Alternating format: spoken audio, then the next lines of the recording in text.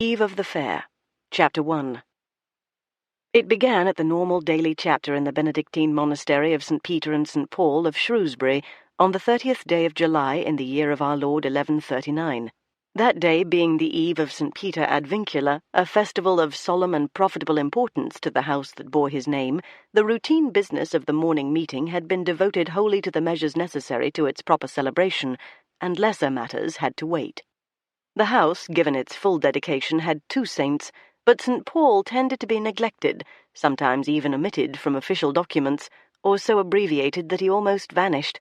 Time is money, and clerks find it tedious to inscribe the entire title, perhaps as many as 20 times in one charter. They had had to amend their ways, however, since Abbot Rodulphus had taken over the rudder of this cloistral vessel, for he was a man who brooked no slipshod dealings, and would have all his crew as meticulous as himself. Brother Cadfael had been out before prime in his enclosed herb garden, observing with approval the blooming of his oriental poppies, and assessing the time when the seed would be due for gathering. The summer season was at its height, and promising rich harvest, for the spring had been mild and moist after plenteous early snows, and June and July hot and sunny, with a few compensatory showers to keep the leafage fresh and the buds fruitful. The hay harvest was in and lavish, the corn looked ripe for the sickle. As soon as the annual fair was over, the reaping would begin. Cadfael's fragrant domain, dewy from the dawn and already warming into drunken sweetness in the rising sun, filled his senses with the kind of pleasure on which an ascetic church sometimes frowns, finding something uneasily sinful in pure delight. There were times when young Brother Mark, who worked with him this delectable field, felt that he ought to confess his joy among his sins, and meekly accept some appropriate penance. He was still very young, there were excuses to be found for him. Brother Cadfael had more sense, and no such scruples. The manifold gifts of God are there to be delighted in. To fall short of joy would be ingratitude. Having put in 2 hours of work before prime, and having no office in connection with the Abbey Fair, which was engaging all attention, Cadfael was nodding, as was his habit, behind his protective pillar in the dimmest corner of the chapter-house, perfectly ready to snap into wakefulness if some unexpected query should be aimed in his direction, and perfectly capable of answering coherently what he had only partially heard. He had been 16 years a monk, by his own considered choice, which he had never regretted, after a very adventurous life which he had never regretted either, and he was virtually out of reach of surprise. He was 59 years old, with a world of experience stored away within him, and still as tough as a badger, according to Brother Mark almost as bandy-legged into the bargain, but Brother Mark was a privileged being. Cadfael dozed as silently as a closed flower at night, and hardly ever snored. Within the Benedictine rule, and in genial companionship with it, he had perfected a daily discipline of his own that suited his needs admirably. It is probable that he was fast asleep when the steward of the Grange Court, with an appropriate apology, ventured into the chapter-house and stood waiting the abbot's permission to speak. He was certainly awake when the steward reported, "My lord, here in the great court is the provost of the town, with a delegation from the guild merchant, asking leave to speak with you. They say the matter is important." Abbot Rodulphus allowed his steely, level brows to rise a little, and indicated graciously that the fathers of the borough should be admitted at once. Relations between the town of Shrewsbury on one side of the river and the abbey on the other, if never exactly cordial, that was too much to expect where their interests so often collided, were always correct, and their skirmishes conducted with wary courtesy. If the abbot scented battle, he gave no sign. But for all that, thought Cadfael, watching the shrewd, lean hatchet face, he has a pretty accurate idea of what they're here for. The worthies of the guild entered the chapter-house in a solid phalanx, no less than 10 of them, from half the crafts in the town, and led by the provost. Master Geoffrey Corvisor, named for his trade, was a big, portly, vigorous man not yet 50, clean-shaven, brisk, and dignified. He made some of the finest shoes and riding boots in England, and was well aware of their excellence and his own worth. For this occasion he had put on his best, and even without the long gown that would have been purgatory in this summer weather, he made an impressive figure, as clearly he meant to do. Several of those grouped at his back were well known to Cadfael. Eric Flesher, chief of the butchers of Shrewsbury, Martin Belcote, Master Carpenter, Reginald of Aston, the silversmith, men of substance, every one. Abbot Rodolphus did not know them, not yet. He had been only half a year in office, sent from London to trim an easy-going provincial house into more zealous shape, and he had much to learn about the men of the borders, as he himself, being no man's fool, was well aware. "You are welcome, gentlemen," said the abbot mildly. "Speak freely. You shall have attentive hearing." The 10 made their reverences gravely, spread sturdy feet, and stood planted like a battle square, all eyes alert, all judgments held in reserve. The abbot was concentrating courteous attention upon them with much the same effect. In his interludes of duty as shepherd, Cadfael had once watched 2 rams level just such looks before they clashed foreheads.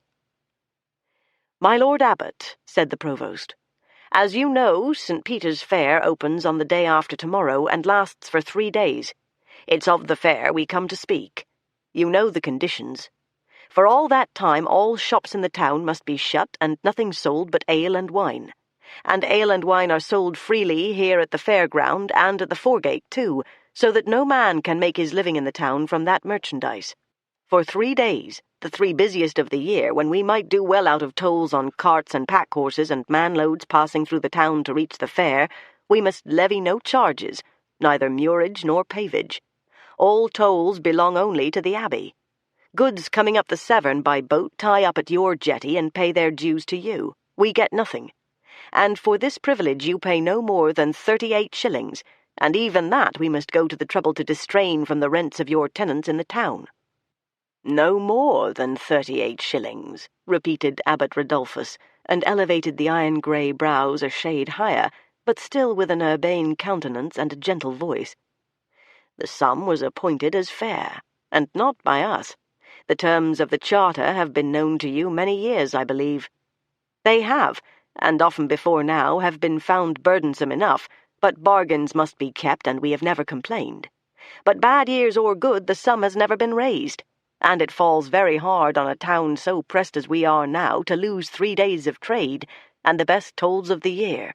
Last summer, as you must know, though you were not then among us, Shrewsbury was under siege above a month, and stormed at last with great damage to the town walls and great neglect of the streets, and for all our efforts there's still great need of work on them, and it's costly labour after all last summer's losses.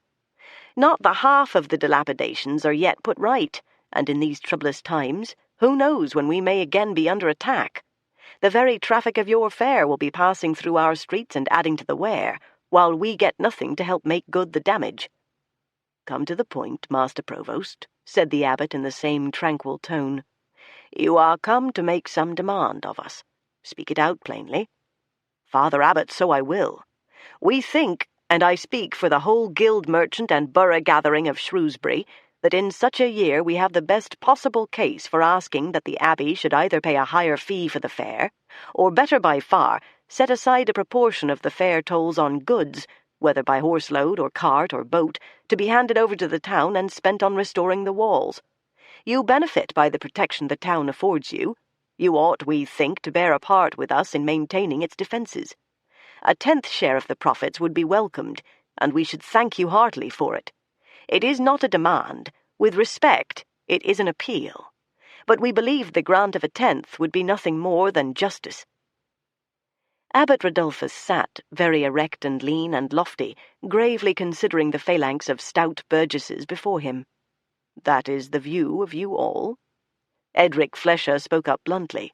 "It is, and of all our townsmen, too. There are many who would voice the matter more forcibly than Master Corvisor has done, but we trust in your fellow-feeling and wait your answer." The faint stir that went round the chapter-house was like a great cautious sigh. Most of the brothers looked on wide-eyed and anxious. The younger ones shifted and whispered, but very warily. Prior Robert Pennant, who had looked to be an abbot by this time and been sorely disappointed at having a stranger promoted over his head, maintained a silvery, ascetic calm, appeared to move his lips in prayer, and shot sidelong looks at his superior between narrowed ivory lids, wishing him irredeemable error while appearing to compassionate and bless. Old Brother Heribert, recently abbot of this house and now degraded to its ranks, dozed in a quiet corner, smiling gently, thankful to be at rest. "We are considering, are we not," said Rodolphus at length, gently and without haste, "what you pose as a dispute between the rights of the town and the rights of this house. In such a balance should the judgment rest with you or with me? Surely not. Some disinterested judge is needed. But, gentlemen, I would remind you, there has been such a decision now within the past half-year, since the siege of which you complain. At the beginning of this year His Grace King Stephen confirmed to us our ancient charter, with all its grants in lands, rights, and privileges, just as we held them aforetime. He confirmed also our right to this 3-day fair on the feast of our patron St. Peter, at the same fee we have paid before and on the same conditions. Do you suppose he would have countenanced such a grant if he had not held it to be just?" "To say outright what I suppose," said the provost warmly, "I never supposed for a moment that the thought of justice entered into it. I make no murmur against what his grace chose to do, but it's plain he held Shrewsbury to be a hostile town, and most like still does hold it so, because Fitzallen, who is fled to France now, garrisoned the castle and kept it over a month against him. But small say we of the town ever had in the matter, and little we could have done about it. The castle declared for the Empress Maud, and we must put up with the consequences, while Fitzallen's away, safe out of reach. My Lord Abbot, is that justice?" "Are you making the claim that his grace, by confirming the abbey in its rights, is taking revenge on the town?" asked the abbot, with soft and perilous gentleness. "I am saying that he never so much as gave the town a thought, or its injuries a look, or he might have made some concession." "Ah!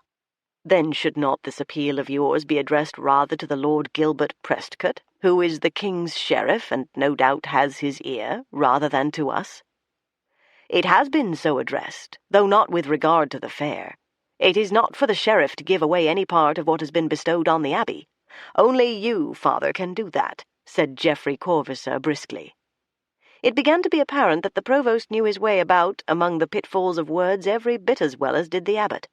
"And what answer did you get from the sheriff?" "He will do nothing for us until his own walls at the castle are made good. He promises us the loan of labour when work there is finished, but labour we could supply. It's money and materials we need, and it will be a year or more before he's ready to turn over even a handful of men to our needs. In such a case, father, do you wonder that we find the fair a burden?" "Yet we have our needs too, as urgent to us as yours to you," said the abbot, after a thoughtful moment of silence. "And I would remind you our lands and possessions here lie outside the town walls, even outside the loop of the river, 2 protections you enjoy that we do not. Should we then be asked to pay tolls for what cannot apply to us?" "Not all your possessions," said the provost promptly. "There are within the town some 30 or more messuages in your hold, and your tenants within them, and their children have to wade in the kennels of broken streets as ours do, and their horses break legs where the paving is shattered, as ours do. Our tenants enjoy fair treatment from us, and considerate rents, and for such matters we are responsible.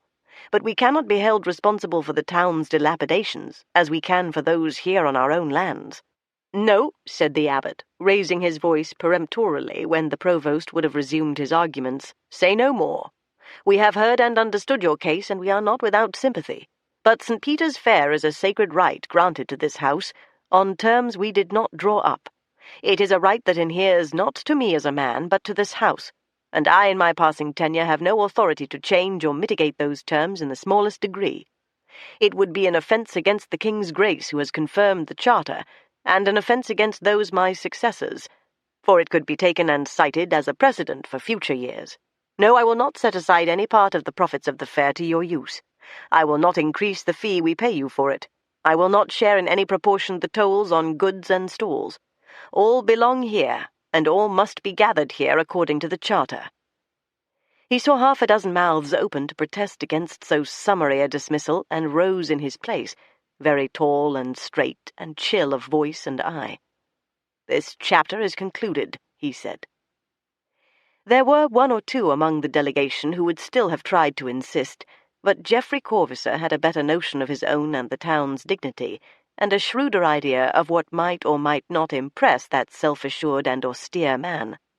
He made the abbot a deep, abrupt reverence, turned on his heel and strode out of the chapter house, and his defeated company recovered their wits and marched as haughtily after him. There were booths already going up in the great triangle of the horse fair, and all along the foregate from the bridge to the corner of the enclosure where the road veered right towards St. Giles and the King's Highway to London. There was a newly erected wooden jetty downstream from the bridge, where the long riverside stretch of the main abbey gardens and orchards began, the rich lowland known as the Gay. By river, by road, afoot through the forests and over the border from Wales, traders of all kind began to make their way to Shrewsbury, and into the great court of the abbey flocked all the gentry of the shire, and of neighbouring shires too, lordlings, knights, yeomen, with their wives and daughters, to take up residence in the overflowing guest halls for the 3 days of the annual fair. Subsistence goods they grew or bred or brewed or wove or span for themselves the year round, but once a year they came to buy the luxury cloths, the fine wines, the rare preserved fruits, the gold and silver work, all the treasures that appeared on the feast of St. Peter ad Vincula and vanished 3 days later. To these great fairs came merchants even from Flanders and Germany, shippers with French wines, shearers with the wool clip from Wales, and clothiers with the finished goods, gowns, jerkins, hose, town fashions come to the country. Not many of the vendors had yet arrived. Most would appear next day on the eve of the feast, and set up their booths during the long summer evening, ready to begin selling early on the morrow. But the buyers were arriving in purposeful numbers already, bent on securing good beds for their stay. When Brother Cadfael came up from the Meal Brook and his vegetable fields for vespers after a hard and happy afternoon's work, the great court was seething with visitors, servants, and grooms, and the traffic in and out of the stables flowed without cease. He stood for a few minutes to watch the pageant, and Brother Mark at his elbow glowed as he gazed, dazzled by the play of colours and shimmer of movement in the sunlight. "Yes," said Cadfael, viewing with philosophical detachment what Brother Mark contemplated with excitement and wonder.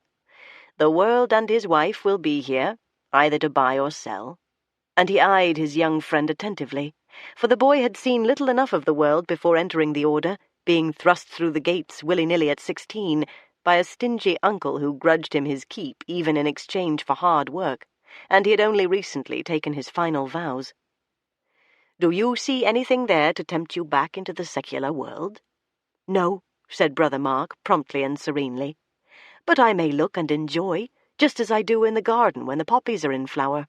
It's no blame to men if they try to put into their own artifacts all the colours and shapes God put into his."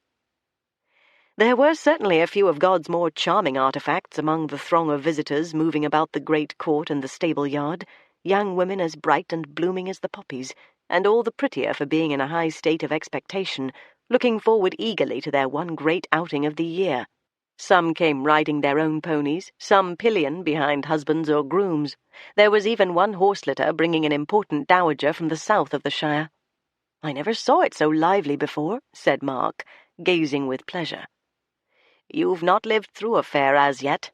Last year the town was under siege all through July and into August. Small hope of getting either buyers or sellers into Shrewsbury for any such business. I had my doubts even about this year, but it seems trade's well on the move again, and our gentlefolk are hungrier than ever for what they missed a year ago. It will be a profitable fair, I fancy." "Then could we not have spared a tithe to help put the town in order?" demanded Mark. "You have a way, child, of asking the most awkward questions. I can read very well what was in the provost's mind since he spoke it out in full, but I'm by no means so sure I know what was in the abbot's, nor that he uttered the half of it. A hard man to read." Mark had stopped listening. His eyes were on a rider who had just entered at the gatehouse and was walking his horse delicately through the moving throng towards the stables. 3 retainers on rough-coated ponies followed at his heels, one of them with a crossbow slung at his saddle. In these perilous times, even here in regions summarily pacified so short a time ago, no gentleman would undertake a longer journey without provision for his own defence, and an arbalist reaches further than a sword. This young man both wore a sword and looked as if he could use it, but he had also brought an archer with him for security. It was the master who held Mark's eyes. He was perhaps a year or two short of 30, past the uncertainties of first youth, if indeed he had ever suffered them, and at his resplendent best. Handsomely appointed, elegantly mounted on a glistening dark bay, he rode with the negligent ease of one accustomed to horses almost from birth. In the summer heat he had shed his short riding cot and had it slung over his lap, and rode with his shirt open over a spare, muscular chest, hung with a cross on a golden chain. The body thus displayed to view in simple linen shirt and dark hose was long and lissom, and proud of its comeliness, and the head that crowned it was bared to the light, a smiling, animated face nicely fashioned about large, commanding dark eyes, and haloed in a cropped cap of dark gold hair that would have curled had it been allowed to grow a little longer. He came and passed, and Mark's eyes followed him, at once tranquil and wistful, quite without any shade of envy. "It must be a pleasant thing," he said thoughtfully, "to be so made as to give pleasure to those who behold you. Do you suppose he realizes his blessings?" Mark was rather small himself, from undernourishment from childhood, and plain of face, with spiky, straw-coloured hair round his tonsure. Not that he ever viewed himself much in the glass, or realized that he had a pair of great grey eyes of such immaculate clarity that common beauty faltered before them. Nor was Cadfael going to remind him of any such assets. "As the world usually goes," he said cheerfully. "He probably has a mind that looks no further ahead or behind than the length of his own fine eyelashes. But I grant you he's a pleasure to look at. Yet the mind lasts longer. Be glad you have one that will wear well. Come on now, all this will keep till after supper." The word diverted Brother Mark's thoughts very agreeably. He had been hungry all his life until he entered this house, and still he preserved the habit of hunger, so that food no less than beauty was unflawed pleasure. He went willingly at Cadfael's side towards vespers, and the supper that would follow. It was Cadfael who suddenly halted, hailed by name in a high, delighted voice that plucked his head about towards the summons gladly. A lady, a slender, young, graceful lady with a heavy sheaf of gold hair and a bright oval face, and eyes like irises in twilight, purple and clear. Her body, as Brother Mark saw in his first startled glance, though scarcely swollen as yet and proudly carried, was girdled high and rounded below the girdle. There was a life there within. He was not so innocent that he did not know the signs. He should have lowered his eyes and willed to do so, and could not. She shone so that it was like all the pictures of the visiting Virgin that he had ever seen, and this vision held out both hands to Brother Cadfael and called him by his name. Brother Mark, though unwillingly, bent his head and went on his way alone.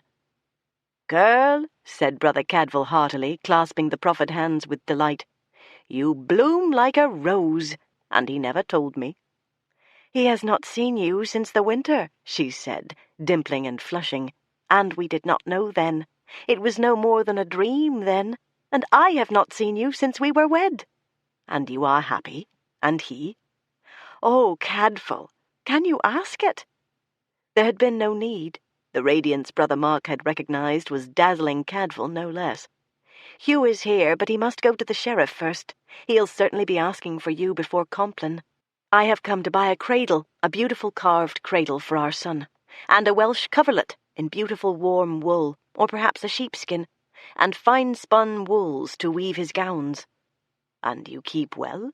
The child gives you no distress?" "Distress?" she said, wide-eyed and smiling. "I have not had a moment's sickness, only joy. Oh, Brother Cadfael," she said, breaking into laughter, "how does it come that a brother of this house can ask such wise questions? Have you not somewhere a son of your own? I could believe it. You know far too much about us women." "As I suppose," said Cadfael cautiously. "I was born of one, like the rest of us. Even abbots and archbishops come into the world the same way." "But I'm keeping you," she said, remorseful. "It's time for vespers, and I'm coming too. I have so many thanks to pour out there's never enough time. Say a prayer for our child." She pressed him by both hands and floated away through the press towards the guest hall. Born Aline Seward, now Aline Berengar, wife to the Deputy Sheriff of Shropshire, Hugh Berengar of Maesbury, near Oswestry. A year married, and Cadfael had been close friend to that marriage and felt himself enlarged and fulfilled by its happiness. He went on towards the church in high content with the evening, his own mood, and the prospects for the coming days. When he emerged from the refectory after supper into an evening still, all rose and amber light, the court was as animated as at noon, and new arrivals still entering at the gatehouse. In the cloister Hugh Berengar sat sprawled at ease, waiting for him, a lightweight, limber, dark young man, lean of feature and quizzical of eyebrow, a formidable face, impossible to read unless a man knew the language. Happily Cadfael did, and read with confidence. "If you have not lost your cunning," said the young man, lazily rising, "or met your overmatch in this new abbot of yours, you can surely find a sound excuse for missing collations, and a drop of good wine to share with a friend." "Better than an excuse," said Cadfael readily. "I have an acknowledged reason. They're having trouble in the Grange court with scour among the calves, and want a brewing of my cure in a hurry, and I dare say I can find you a draught of something better than small ale. We can sit outside the workshop, such a warm evening." "But are you not a neglectful husband?" he reproved as they fell companionably into step on their way into the gardens. "To abandon your lady for an old drinking crony?" "My lady," said Hugh ruefully, "has altogether abandoned me. A breeding girl has only to show her nose in the guest hall, and she's instantly swept away by a swarm of older dames, all cooing like doves and loading her with advice on everything from diet to midwife's magic. Aline is holding conference with all of them, hearing details of all their confinements and taking note of all their recommendations. And since I can neither spin nor weave nor sew, I'm banished." He sounded remarkably complacent about it, and being well aware of it himself, laughed aloud. "But she told me she had seen you, and you needed no telling. How do you think she is looking?" "Radiant," said Cadfael. "In full bloom, and prettier than ever." In the herb garden, shaded along one side by its high hedge from the declining sun, the heavy fragrances of the day hung like a spell. They settled on a bench under the eaves of Cadfael's workshop, with a jug of wine between them. "But I must start my draught brewing," said Cadfael. "You may talk to me while I do it. I shall hear you within, and I'll be with you as soon as I have it stirring. What's the news from the great world? Is King Stephen secure on his throne now, do you think?" Berengar considered that in silence for a few moments, listening contentedly to the soft sounds of Cadfael's movements within the hut.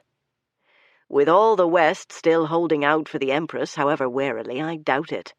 Nothing is moving now, but it's an ominous stillness. You know that Earl Robert of Gloucester is in Normandy with the Empress. So we'd heard. It's not to be wondered at. He is her half-brother, and fond of her, so they say, and not an envious man." "A good man," agreed Hugh, doing an opponent generous justice. "One of the few on either side not grasping for what he himself can get. The West, however quiet now, will do what Robert says. I can't believe he'll hold off forever. And even out of the West he has kinsmen and influence. The word runs that he and Maud, from their refuge in France, are working away quietly to enlist powerful allies wherever they see a hope. If that's true, this civil war is by no means over. Promised enough support, there'll be a bid for the lady's cause soon or late." "Robert has daughters married about the land," said Cadfael thoughtfully, "and all of them to men of might. One of them to the Earl of Chester, I recall. If a few of that measure declared for the Empress, you might well have a war on your hands to some purpose." Berengar drew a long face, and then shrugged off the thought. Earl Ranulph of Chester was certainly one of the most powerful men in the kingdom, virtually king himself, of an immense palatine where his writ ran and no other. But for that very reason he was less likely to feel the need to declare for either side in the contention for the throne. Himself supreme, and unlikely ever to be threatened in his own possessions by either Maud or Stephen, he could afford to sit back and watch his own borders, not merely with a view to preserving them intact, rather to extending them. A land at odds with itself offers opportunities as well as threats. "Ranulph will need a lot of persuading, kinsman or no.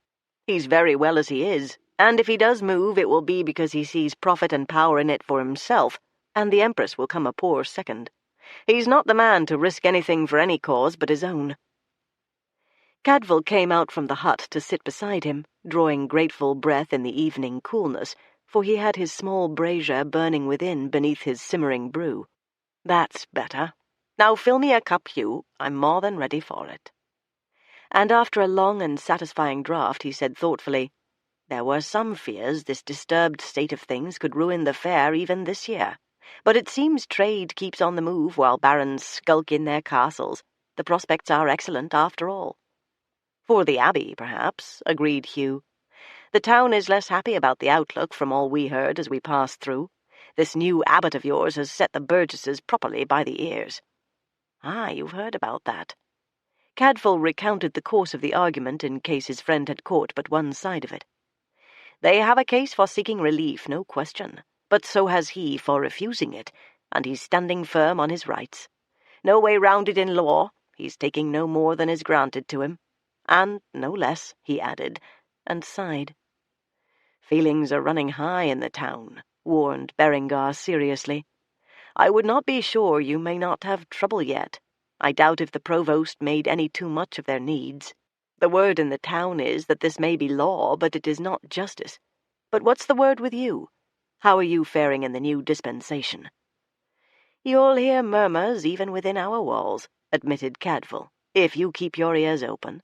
But for my part I have no complaint. He's a hard man, but fair, and at least as hard on himself as on others.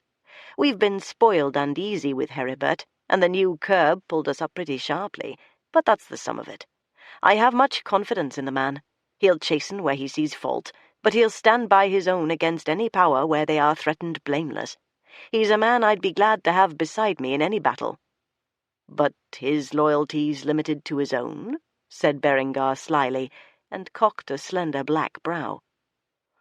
"We live in a contentious world," said Brother Cadfael, who had lived more than half his life in the thick of the battles. "Who says peace would be good for us? I don't know the man well enough yet to know what's in his mind.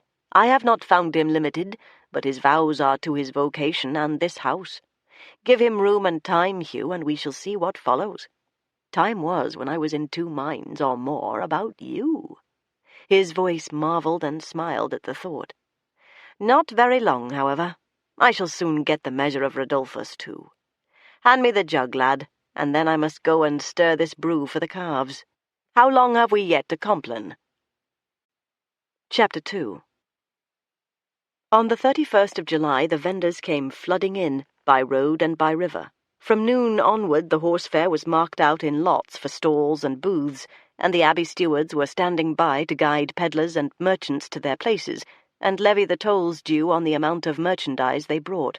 A halfpenny for a modest man-load, a penny for a horse-load, from twopence to fourpence for a cart-load, depending on the size and capacity, and higher fees in proportion for the goods unloaded from the river barges that tied up at the temporary landing stage along the Gay.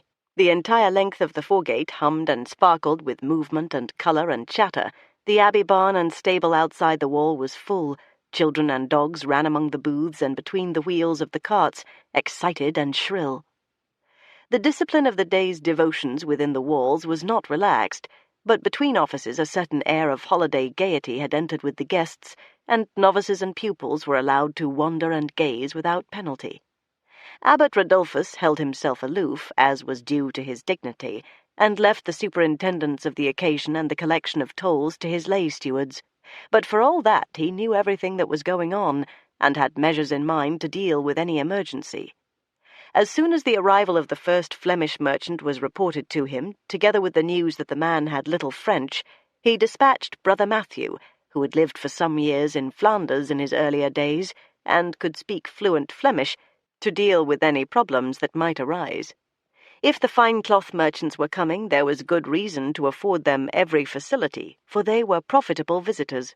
It was a mark of the significance of the Shrewsbury Fair that they should undertake so long a journey from the East Anglian ports where they put in, and find it worth their while to hire carts or horses for the overland pilgrimage. The Welsh, of course, would certainly be present in some numbers, but for the most part they would be the local people who had a foot on either side the border, and knew enough English to need no interpreters. It came as a surprise to Brother Cadfael to be intercepted once again as he left the refectory after supper, this time by the steward of the Grange Court, preoccupied and breathless with business, and told that he was needed at the jetty to take care of one who spoke nothing but Welsh, and a man of consequence, indeed of self-importance, who would not be fobbed off with the suspect aid of a local Welshman who might well be in competition with him on the morrow. "Prior Robert gives you leave for as long as you're needed. It's a fellow by the name of Rodri ap Hugh, from Mould. He's brought a great load up the Dee and ported it over to Vernwy and Severn, which must have cost him plenty." "What manner of goods?" asked Cadfael, as they made for the gatehouse together. His interest was immediate and hearty. Nothing could have suited him better than a sound excuse to be out among the noise and bustle along the foregate. "What looks like a very fine wool clip, mainly, and also honey and mead. And I thought I saw some bundles of hides, maybe from Ireland if he trades out of the Dee, and there's the man himself." Rodri ap Hugh stood solid as a rock on the wooden planking of the jetty beside his moored barge, and let the tides of human activity flow round him. The river ran green and still, at a good level for high summer. Even boats of deeper draught than usual had made the passage without mishap, and were unloading and unbailing on all sides. The Welshman watched, measuring other men's bales with shrewd, narrow, dark eyes, and pricing what he saw. He looked about 50 years old, and so assured and experienced that it seemed strange he had never picked up English. Not a tall man, but square-built and powerful, fierce Welsh bones islanded in a thick growth of thorny black hair and beard. His dress, though plain and workmanlike, was of excellent material and well-fitted. He saw the steward hurrying towards him, evidently having carried out his wishes to the letter, and large white teeth gleamed contentedly from the thicket of the black beard. "Here I am, Master Rodri," said Cadfael cheerfully, "to keep you company in your own tongue, and my name is Cadfael, at your service for all your present needs." "And very welcome, brother Cadfael," said Rodri ap Hugh heartily. "I hope you'll pardon my fetching you away from your devotions. I'll do better. I'll thank you. A pity to have to miss all this bustle. I can do with a glimpse of the world now and again." Sharp, twinkling eyes surveyed him from head to toe in one swift glance. "You'll be from the north yourself, I fancy. Mould is where I come from. Close by Trevriw I was born. A Gwynedd man, but one who's been a sight further through the world than Trevriw by the look of you, brother, as I have. Well, here are my two fellows ready to unload and porter for me before I send on part of my cargo down river to Bridgenorth, where I have a sail for Mead. Shall we have the goods ashore first?" The steward bade them choose a stand at whatever point Master Rodri thought fit when he had viewed the ground, and left them to supervise the unloading.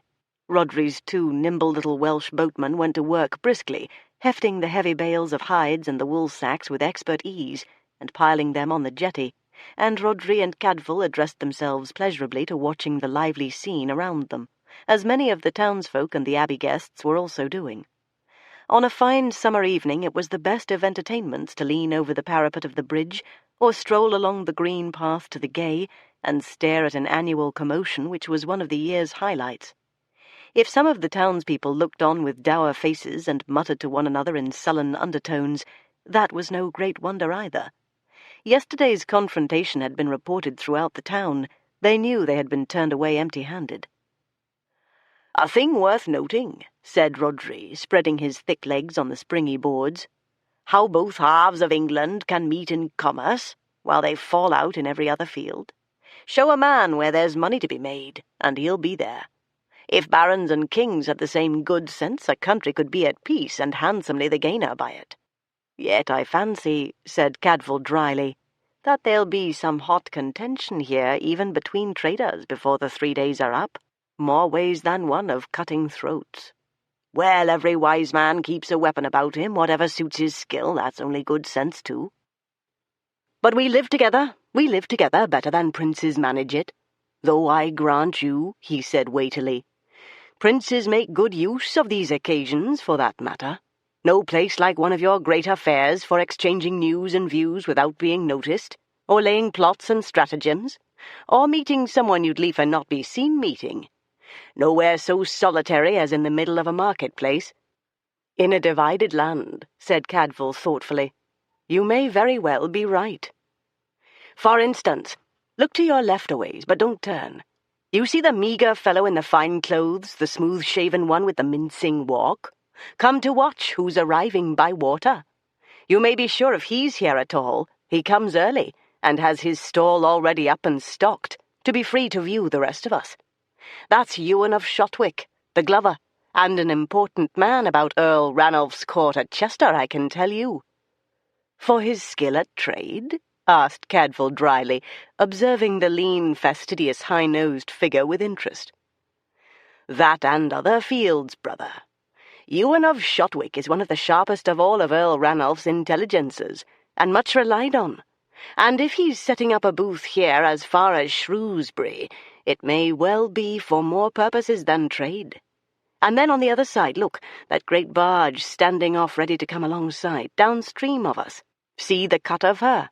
Bristol built for 1,000 marks, straight out of the West Country, and the city the king failed to take last year, and has let well alone ever since." Above the softly flowing surface of Severn, its green silvered now with slanting evening sunlight, the barge sidled along the grassy shore towards the end of the jetty. She loomed impressively opulent and graceful, cunningly built to draw hardly more water than boats half her capacity, and yet steer well and ride steadily. She had a single mast and what seemed to be a neat closed cabin aft, and 3 crewmen were poling her inshore with easy light touches, and waiting to moor her alongside as soon as there was room. 20 pence, as like as not, thought Cadfael, before she gets her load ashore and cleared. "Made to carry wine, and carry it steady," said Rodri ap Hugh, narrowing his sharply calculating eyes on the boat. "Some of the best wines of France come into Bristol. They should have a ready sail as far north as this. I should know that rig."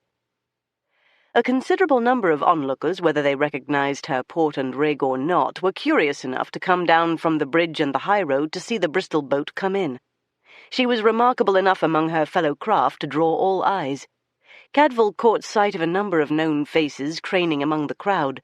Edric Flesher's wife, Petronilla, Aline Berengar's maid, Constance, leaning over the bridge, one of the abbey stewards forgetting his duties to stare, and suddenly sunlight on a head of dark gold hair cropped short, and a young man came running lightly down from the highway to halt on the grass slope above the jetty, and watched admiringly as the Bristol boat slid alongside, ready to be made fast. The lordling whose assured beauty had aroused Mark's wistful admiration was evidently just as inquisitive as the raggedest barefoot urchin from the foregate. The 2 Welshmen had completed their unloading by this time and were waiting for orders, and Rodri ap Hugh was not the man to let his interest in other men's business interfere with his own. "They'll be a fair while unloading," he said briskly. "Shall we go and choose a good place for my stall while the field's open?" Cadfael led the way along the foregate, where several booths had already been set up. "You'll prefer a site on the horse fair itself, I fancy, where all the roads meet."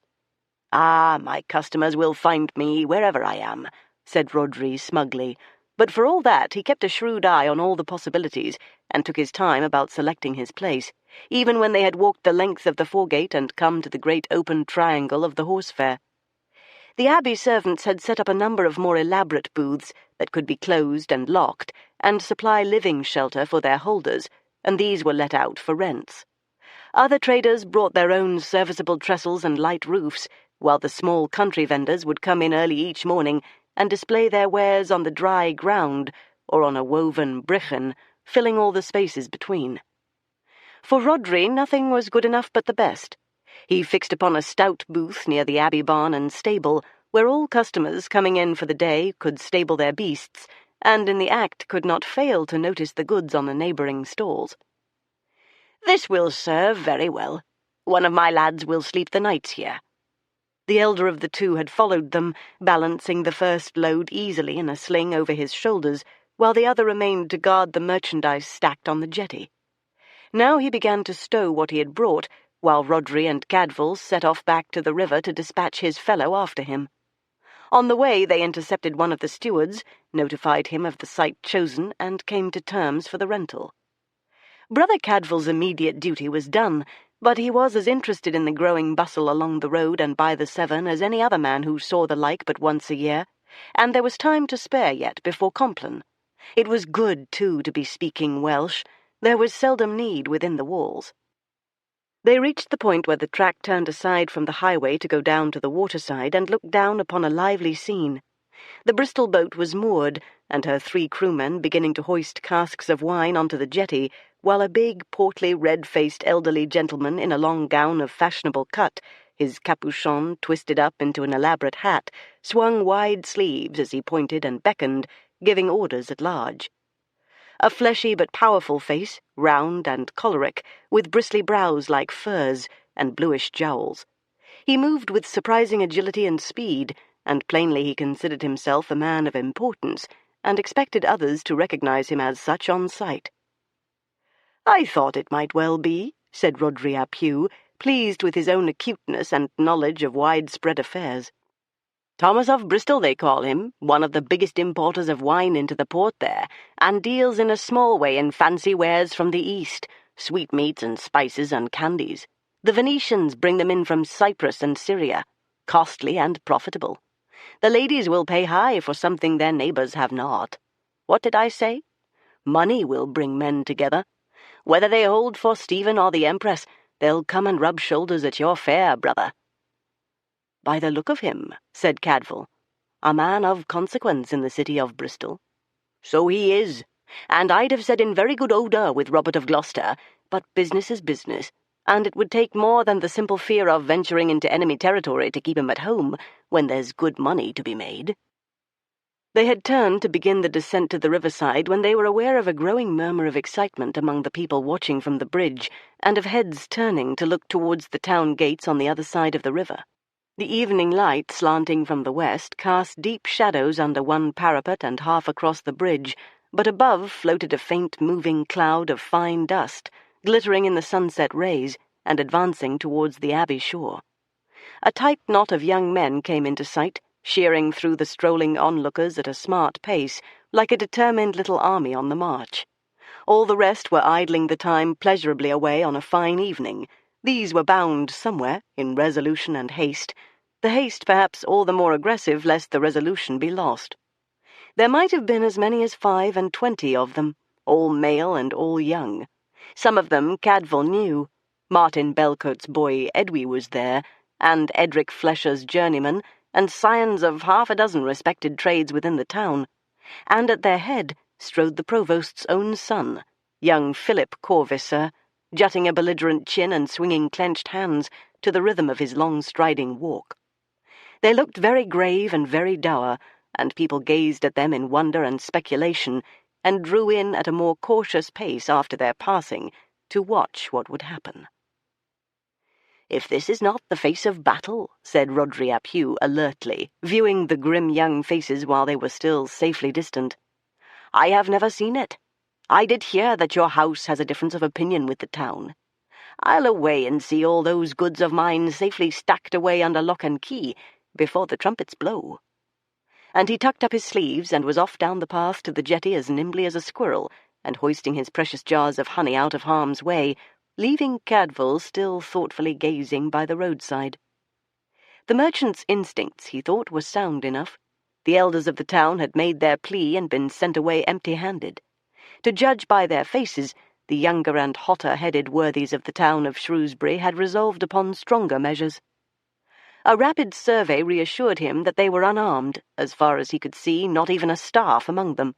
But the face, no question, was the face of battle, and the trumpets were about to blow. Chapter 3. The advancing phalanx reached the end of the bridge, and checked for no more than a moment while their leader cast calculating glances forward along the foregate, now populous with smaller stalls, and down at the jetty, and gave some brisk order. Then he, with perhaps 10 of his stalwarts on his heels, turned and plunged down the path to the river, while the rest marched vehemently ahead. The interested townspeople, equally mutely and promptly, split into partisan groups, and pursued both contingents. Not one of them would willingly miss what was to come. Cadfael, more soberly, eyed the passing ranks, and was confirmed in believing that they came with the most austere intentions. There was not a bludgeon among them, and he doubted if any of them ever carried knives. Nothing about them was warlike except their faces. Besides, he knew most of them. There was no wilful harm in any. All the same, he turned down the path after them, not quite easy in his mind. The Corvisser sprig was known for a wild one, clever, bursting with hot and suspect ideas, locked in combat with his elders half his time, and occasionally liable to drink rather more than at this stage he could carry. Though this evening he had certainly not been drinking, he had far more urgent matters on his mind. Brother Cadfael sighed, descending the path to the waterside half reluctantly. The earnest young are so dangerously given to venturing beyond the point where experience turns back, and the sharper they are, the more likely to come by wounds. He was not at all surprised to find that Rodri ap Hugh, that most experienced of travellers, had vanished from the jetty, together with his second porter and all his goods. Rodri himself would not be far, once he had seen all his merchandise well on its way to being locked in the booth on the horse fair. He would want to watch all that passed, and make his own dispositions accordingly, but he would be out of sight, and somewhere where he could make his departure freely whenever he deemed it wise. But there were half a dozen boats of various sizes busy unloading, dominated by Thomas of Bristol's noble barge. Its owner heard the sudden surge of urgent feet on the downhill track and turned to level an imperious glance that way, before returning to his business of supervising the landing of his goods. The array of casks and bales on the boards was impressive. The young men surging down to the river could not fail to make an accurate estimate of the powers they faced. "Gentlemen!" Philip Corvisser hailed them all loudly, coming to a halt with feet spread, confronting Thomas of Bristol. He had a good ringing voice. It carried, and lesser dealers dropped what they were doing to listen. "Gentlemen, I beg a hearing, as you are citizens all of whatever town as I am of Shrewsbury, and as you care for your own town as I do for mine. You are here paying rents and tolls to the Abbey, while the Abbey denies any aid to the town, and we have greater need than ever the Abbey has of some part of what you bring." He drew breath hard, having spent his first wind. He was a gangling lad, not yet quite in command of his long limbs, being barely 20 and only just at the end of his growing. Spruce in his dress, but down at the heel, Cadfael noticed, proof of the old saying that the shoemaker's son is always the one who goes barefoot. He had a thick thatch of reddish-dark hair, and a decent homely face now pale with passion under his summer tan. A good deft workman, they say, when he could be stopped from flying off after some angry cause or other. Certainly he had a cause now, bless the lad. He was pouring out to these hard-headed businessmen all the arguments his father had used to the abbot at Chapter, in dead earnest, and, heaven teach him better sense, even with hopes of convincing them. If the Abbey turns a cold eye on the town's troubles, should you side with them? We are here to tell you our side of the story, and appeal to you as men who also have to bear the burdens of your own boroughs and may well have seen at home what war and siege can do to your own walls and pavings. Is it unreasonable that we should ask for a share in the profits of the fair? The Abbey came by no damage last year as the town did. If they will not bear their part for the common good, we address ourselves to you, who have no such protection from the hardships of the world, and will have fellow feeling with those who share the like burdens." They were beginning to lose interest in him, to shrug and turn back to their unloading. He raised his voice sharply in appeal. "All we ask is that you will hold back a tithe of the dues you pay to the Abbey, and pay them instead to the town for murage and pavage. If all hold together, what can the Abbey stewards do against you? There need be no cost to you above what you would be paying in any event, and we should have something nearer to justice. What do you say? Will you help us?" They would not. The growl of indifference and derision hardly needed words. What, set up a challenge to what was laid down by charter when they had nothing to gain by it? Why should they take the risk? They turned to their work, shrugging him off. The young men grouped at his back set up among themselves a counter-murmur, still controlled but growing angry. And Thomas of Bristol, massive and contemptuous, waved a fist in their spokesman's face and said impatiently, "Stand out of the way, boy. You are hindering your betters. Pay a tithe to the town indeed. Are not the Abbey rights set down according to law? And dare you tell me they do not pay the fee demanded of them by charter? If you have a complaint that they are failing to keep the law, take it to the sheriff where it belongs, but don't come here with your nonsense. Now be off, and let honest men get on with their work." The young man took fire. "The men of Shrewsbury are as honest as you, sir, though something less boastful about it. We take honesty for granted here. And it is not nonsense that our town goes with broken walls and broken streets, while Abbey and Foregate have escaped all such damage. No, but listen!" The merchant turned a broad, hunched back with disdainful effect, and stalked away to pick up the staff he had laid against his piled barrels, and motion his men to continue their labours. Philip started indignantly after him, for the act was stingingly deliberate, as though a gnat, a mere persistent nuisance, had been brushed aside. "Master Merchant," he called hotly, "one word more," and he laid an arresting hand to Thomas's fine draped sleeve. They were two choleric people, and it might have come to it even at the best, sooner or later, but Cadfael's impression was that Thomas had been genuinely startled by the grasp at his arm, and believed he was about to be attacked. Whatever the cause, he swung round and struck out blindly with the staff he held. The boy flung up his arm, but too late thoroughly to protect his head. The blow fell heavily on his forearms and temple, and laid him flat on the planking of the jetty with blood oozing from a cut above his ear. That was the end of all peaceful and dignified protest and the declaration of war. Many things happened on the instant. Philip had fallen without a cry and lay half-stunned, but someone had certainly cried out, a small protesting shriek, instantly swallowed up in the roar of anger from the young men of the town. Two of them rushed to their fallen leader, but the rest, bellowing for vengeance, lunged to confront the equally roused traders, and closed with them merrily. In a moment the goods newly disembarked were being hoisted and flung into the river, and one of the raiders soon followed them with a bigger splash. Fortunately, those who lived all their lives by Severn usually learned to swim even before they learned to walk, and the youngster was in no danger of drowning. By the time he had hauled himself out and returned to the fray, there was a fully-fledged riot in progress all along the riverside. Several of the cooler-headed citizens had moved in, though cautiously, to try to separate the combatants and talk a little sense into the furious young, and one or two, not cautious enough, had come in for blows meant for the foe, the common fate of those who try to make peace where no one is inclined for it. Cadfael, among the rest, had rushed down to the jetty, intent on preventing what might well be a second and fatal blow, to judge by the merchant's congested countenance and brandished staff. But someone else was before him. A girl had clambered frantically up out of the tiny cabin of the barge, kilted her skirts and leaped ashore, in time to cling with all her weight to the quivering arm, and plead in agitated tones, "Uncle, don't, please, don't! He did no violence. You've hurt him badly." Philip Corvisser's brown eyes, all this time open but unseeing, blinked furiously at the sound of so unexpected a voice. He heaved himself shakily to his knees, remembered his injury and his grievance, and gathered sprawled limbs and faculties to surge to his feet and do battle. Not that his efforts would have been very effective. His legs gave under him as he tried to rise, and he gripped his head between steadying hands as though it might fall off if he shook it. But it was the sight of the girl that stopped him short. There she stood, clinging to the merchant's arm and pleading angelically into his ear, in tones that could have cooled a dragon, her eyes all the time dilated and anxious and pitying on Philip, and calling the old demon Uncle.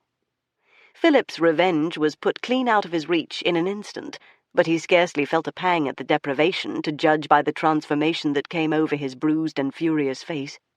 Swaying on one knee, still dazed, he stared at the girl as pilgrims might stare at miraculous visions, or lost wanderers at the pole star. She was well worth looking at, a young thing of about 18 or 19 years, bare-armed and bare-headed, with two great braids of blue-black hair swinging to her waist, and framed between them a round, childish face all roses and snow, lit by two long-lashed dark blue eyes, at this moment huge with alarm and concern. No wonder the mere sound of her voice could tame her formidable uncle, as surely as the sight of her had checked and held at gaze the two young men who had rushed to salvage and avenge their leader, and who now stood abashed, gaping and harmless. It was at that moment that the fight on the jetty, which had become a melee hopelessly tangled, reeled their way, thudding along the planks, knocked over the stack of small barrels, and sent them rolling thunderously in all directions.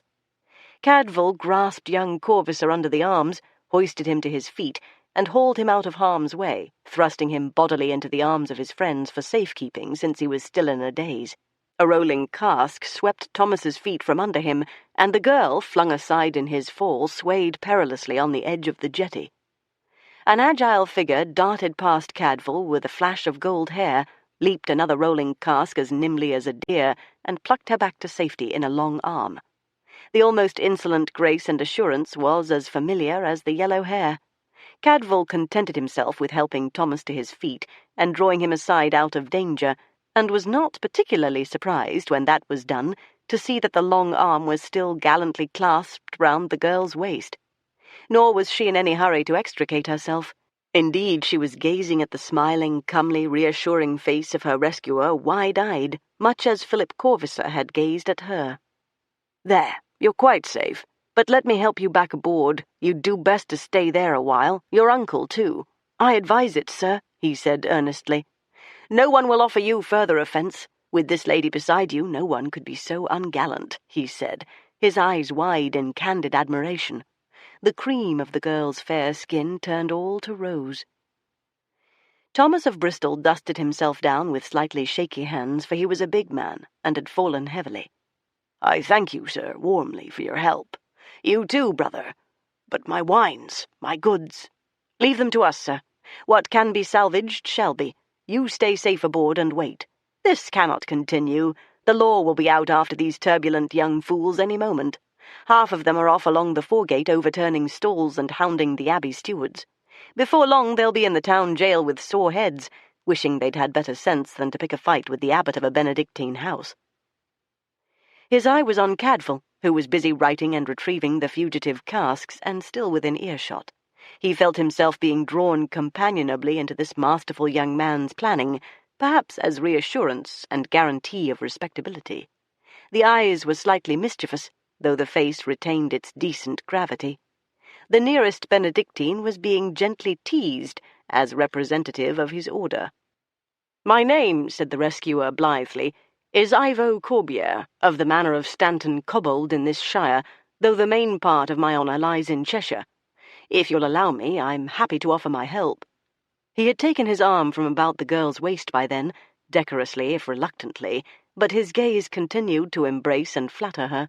She was well aware of it, and it did not displease her. "There!" cried Corbiere triumphantly, as a shrill whistle resounded from a youth hanging over the parapet of the bridge above them. "Now watch them dive to cover. Their lookout sees the sheriff's men turning out to quell the riot." His judgment was accurate enough. Half a dozen heads snapped up sharply at the sound, noted the urgently waving arm, and half a dozen dishevelled youths extricated themselves hastily from the fight, dropped whatever they were holding, and made off at speed in several directions, some along the Gay towards the covers by the riverside, some up the slope into the tangle of narrow lanes behind the foregate, one under the arch of the bridge, to emerge on the upstream side with no worse harm than wet feet. In a few moments the sharp clatter of hooves drummed over the bridge, and half a dozen of the sheriff's men came trotting down to the jetty, while the rest of the company swept on towards the horse fair. "As good as over," said Ivo Corbiere gaily. "Brother, will you lend an oar? I fancy you know this river better than I, and there's many a man's hard-won living afloat out there, and much of it may yet be saved." He asked no leave. He had selected already the smallest and most manageable boat that swung beside the jetty, and he was across the boards and down into it almost before the sheriff's men had driven their mounts in among the still locked combatants and begun to pluck the known natives out by the hair. Brother Cadfael followed. With Compline but 10 minutes away by his mental clock, he should have made his escape and left the salvage to this confident and commanding young man. But he had been sent out here to aid a client of the Abbey Fair, and could he not argue that he was still about the very same business? He was in the borrowed boat, an oar in his hand, and his eye upon the nearest cask bobbing on the bright sunset waters before he had found an answer, which was answer enough. The noise receded soon.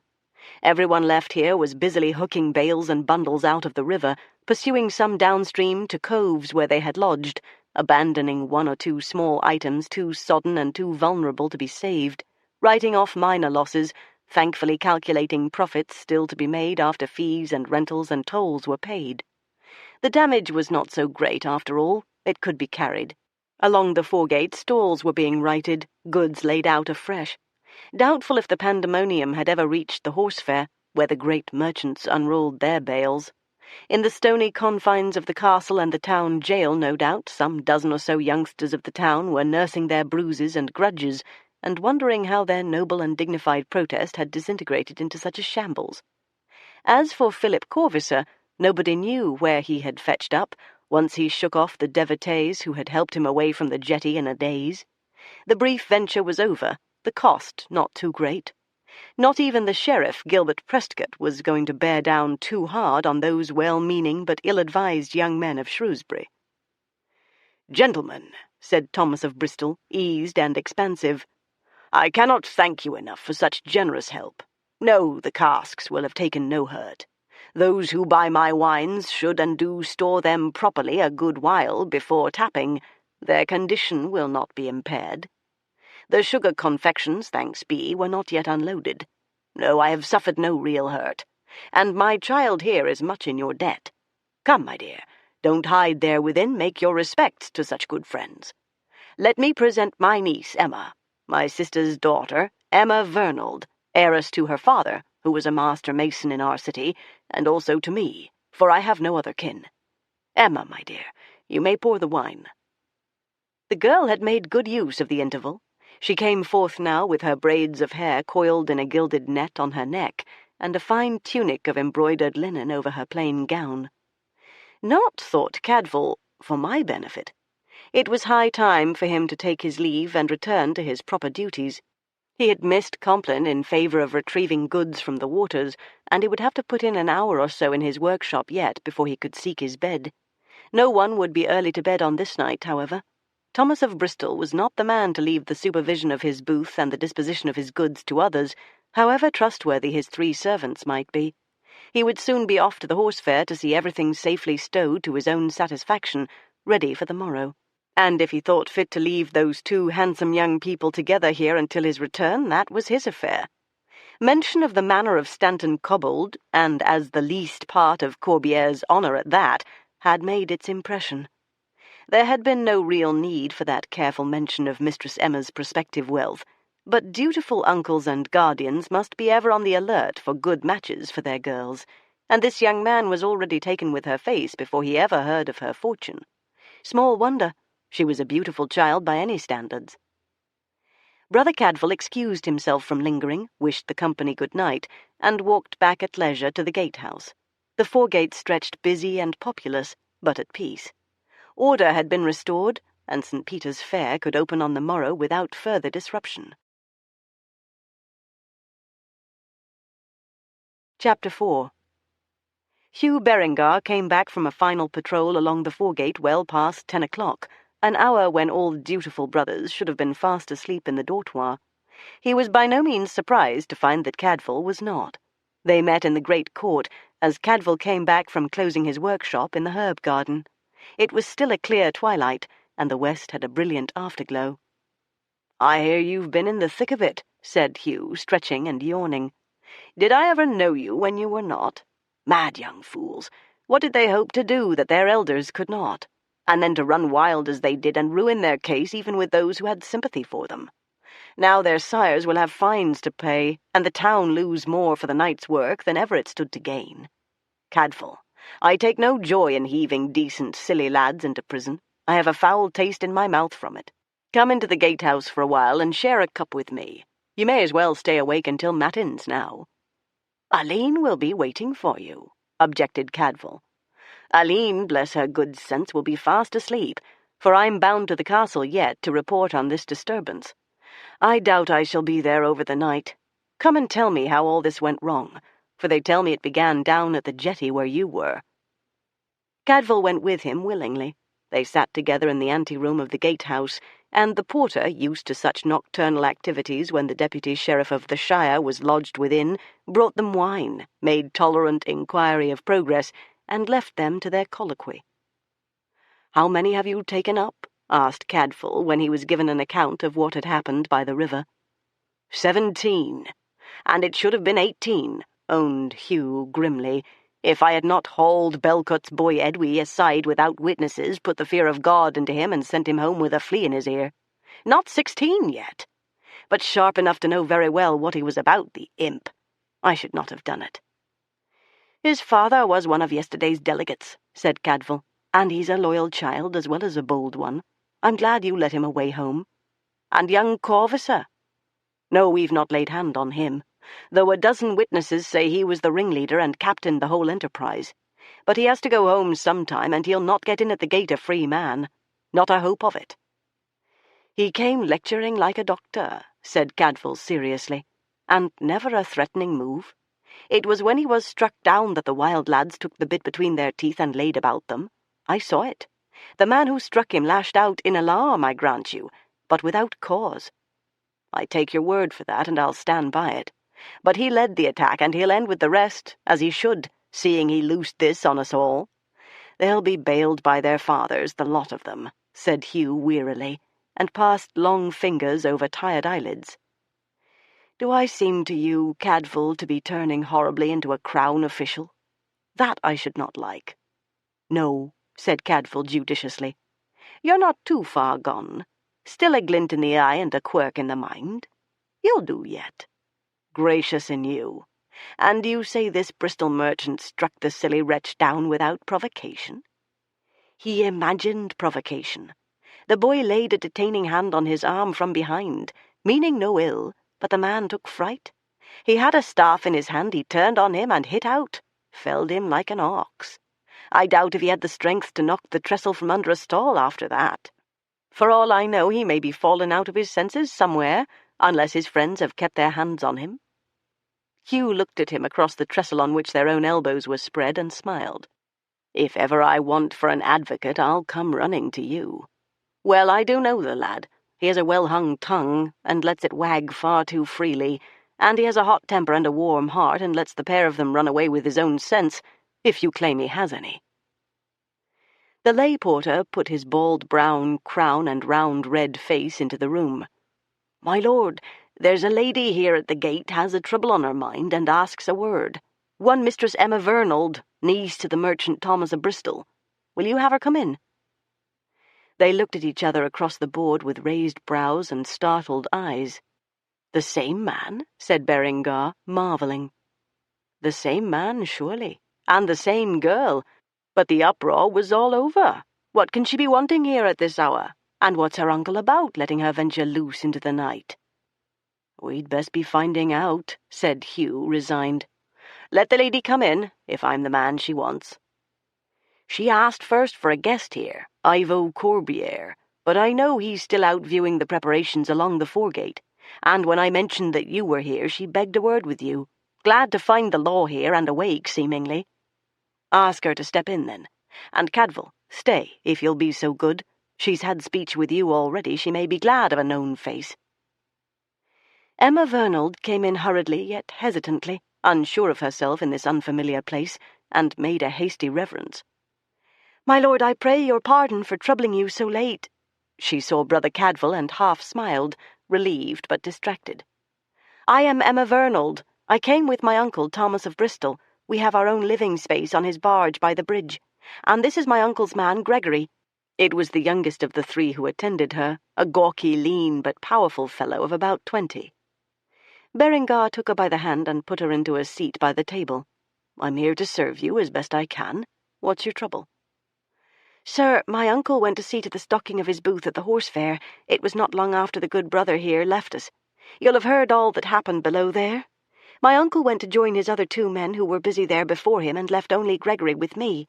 But that's nearly 2 hours ago, and he has not come back." "He will have brought a great deal of merchandise with him," suggested Hugh reasonably. "It takes time to arrange things to the best vantage, and I imagine your uncle will have things done well." "Oh, yes, indeed he will. But it isn't just that he is so long.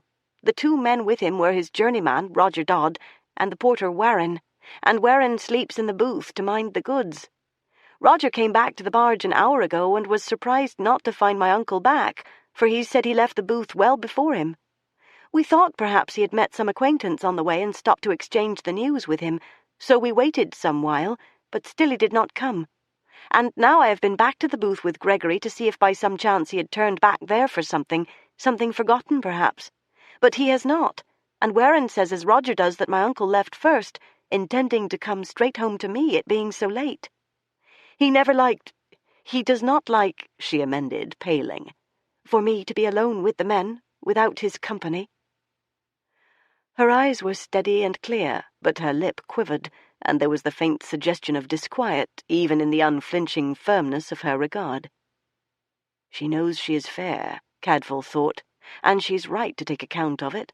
It may even be that one of them, Roger Dodd, the most privileged of the three, perhaps, has a fancy for her, and she knows that too, and has no fancy for him, and whether justly or not, is uneasy about being close to him without her guardian by.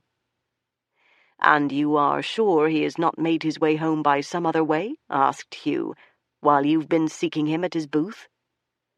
"We went back. Roger waited there for that very case, but no, he has not come. I asked those still working in the foregate if they had seen such a man, but I could get no news. And then I thought that perhaps—" She turned in appeal to Cadfael. "The young gentleman who was so kind this evening, he is staying here in the guest hall, so he told us. I wondered if perhaps my uncle had met him again on his way home and lingered, and he at least knows his looks and could tell me if he has seen him, but he is not yet back, they tell me." "He left the jetty earlier than your uncle, then?" asked Cadfael. The young man had looked very well settled to spend a pleasant hour or two in the lady's company, but perhaps her formidable uncle had ways of conveying, even to lords of respectable honours, that his niece was to be approached only when he was present to watch over her. Emma flushed, but without averting her eyes which were seen to be thoughtful, resolute, and intelligent, for all her milk-and-roses baby face. "Very soon after you, brother. He was at all points correct and kind. I thought to come and ask for him as someone on whom I could rely." "I'll ask the porter to keep a watch for him," offered Cadfael, "and have him step in here when he returns. Even the horse fair should be on its way to bed by now, and he'll be needing his own sleep if he's to hunt the best bargains tomorrow, which is what I take it he's here for. What do you say, Hugh?" "A good thought," said Hugh. "Do it, and we'll make provision to look for Master Thomas, though I trust all's well with him for all this delay. The eve of a fair," he said, smiling reassurance at the girl, "and there are contacts to be made, customers already looking over the ground. A man can forget about his sleep with his mind on business." Brother Cadfael heard her sigh, "Oh, yes," with genuine hope and gratitude, as he went to bid the porter intercept Ivo Corbiere when he came in. His errand could hardly have been better timed, for the man himself appeared in the gateway. The main gate was already closed, only the wicket stood open, and the dip of the gold head stepping through caught the light from the torch overhead and burned like a miner's sun. Bareheaded, with his cot slung on one shoulder in the warm last night of July, Ivo Corbiere strolled towards his bed almost rebelliously, with a reserve of energy still unspent.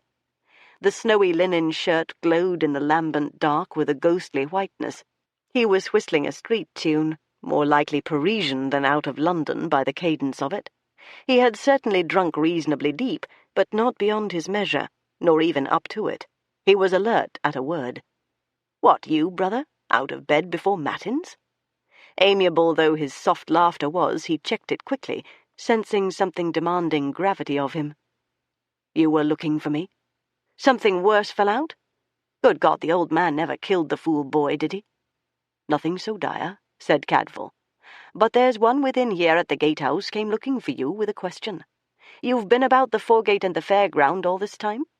"The whole round," said Ivo, his attention sharpening. "I have a new and draughty manor to furnish in Cheshire. I'm looking for woollens and Flemish tapestries. Why?"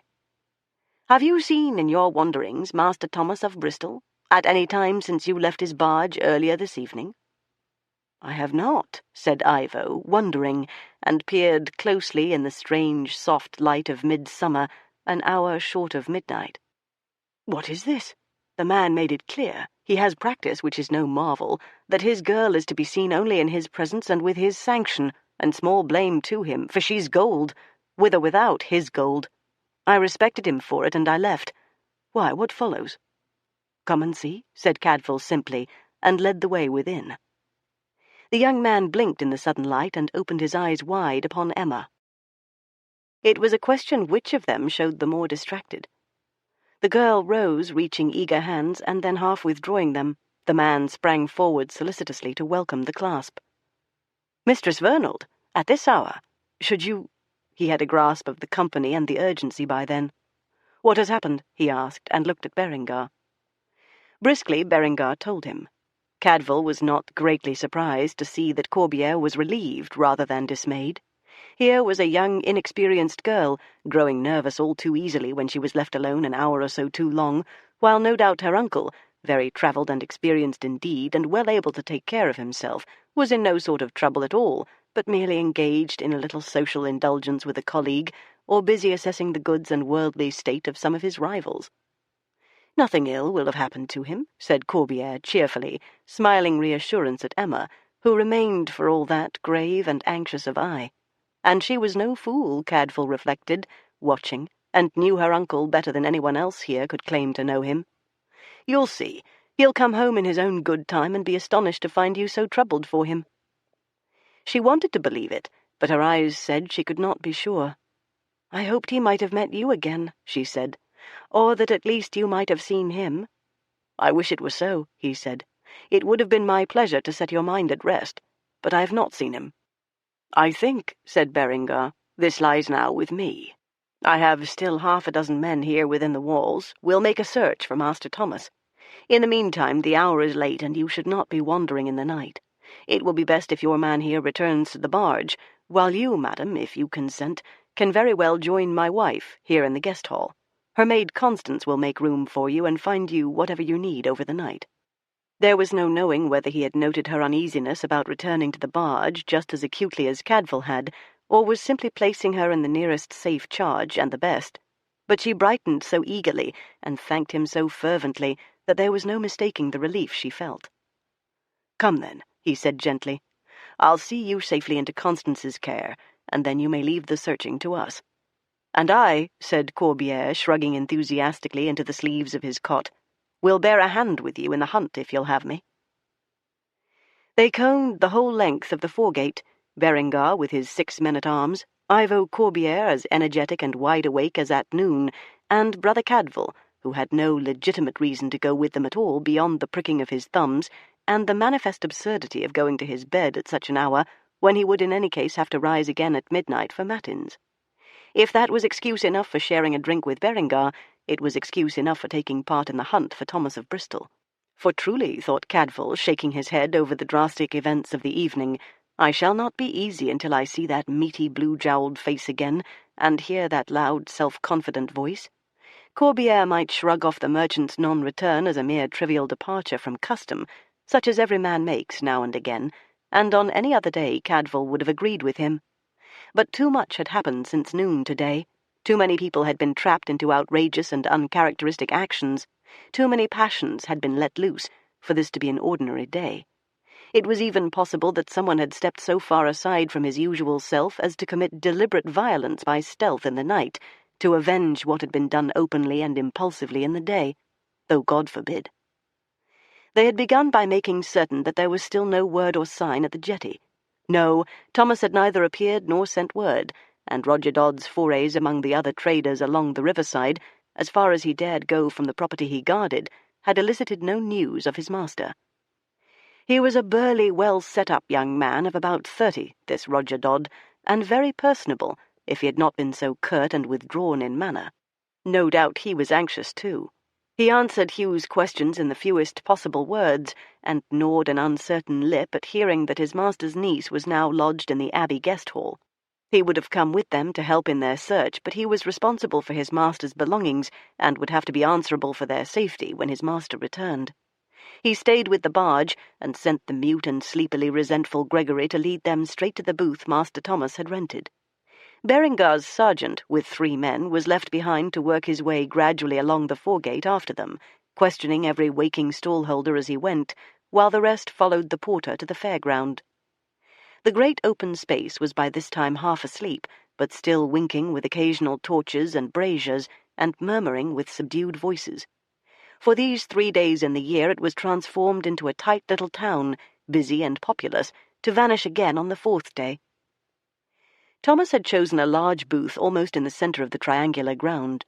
His goods were neatly stacked within, and his watchman was awake and prowling the ground uneasily to welcome the arrival of authority with relief.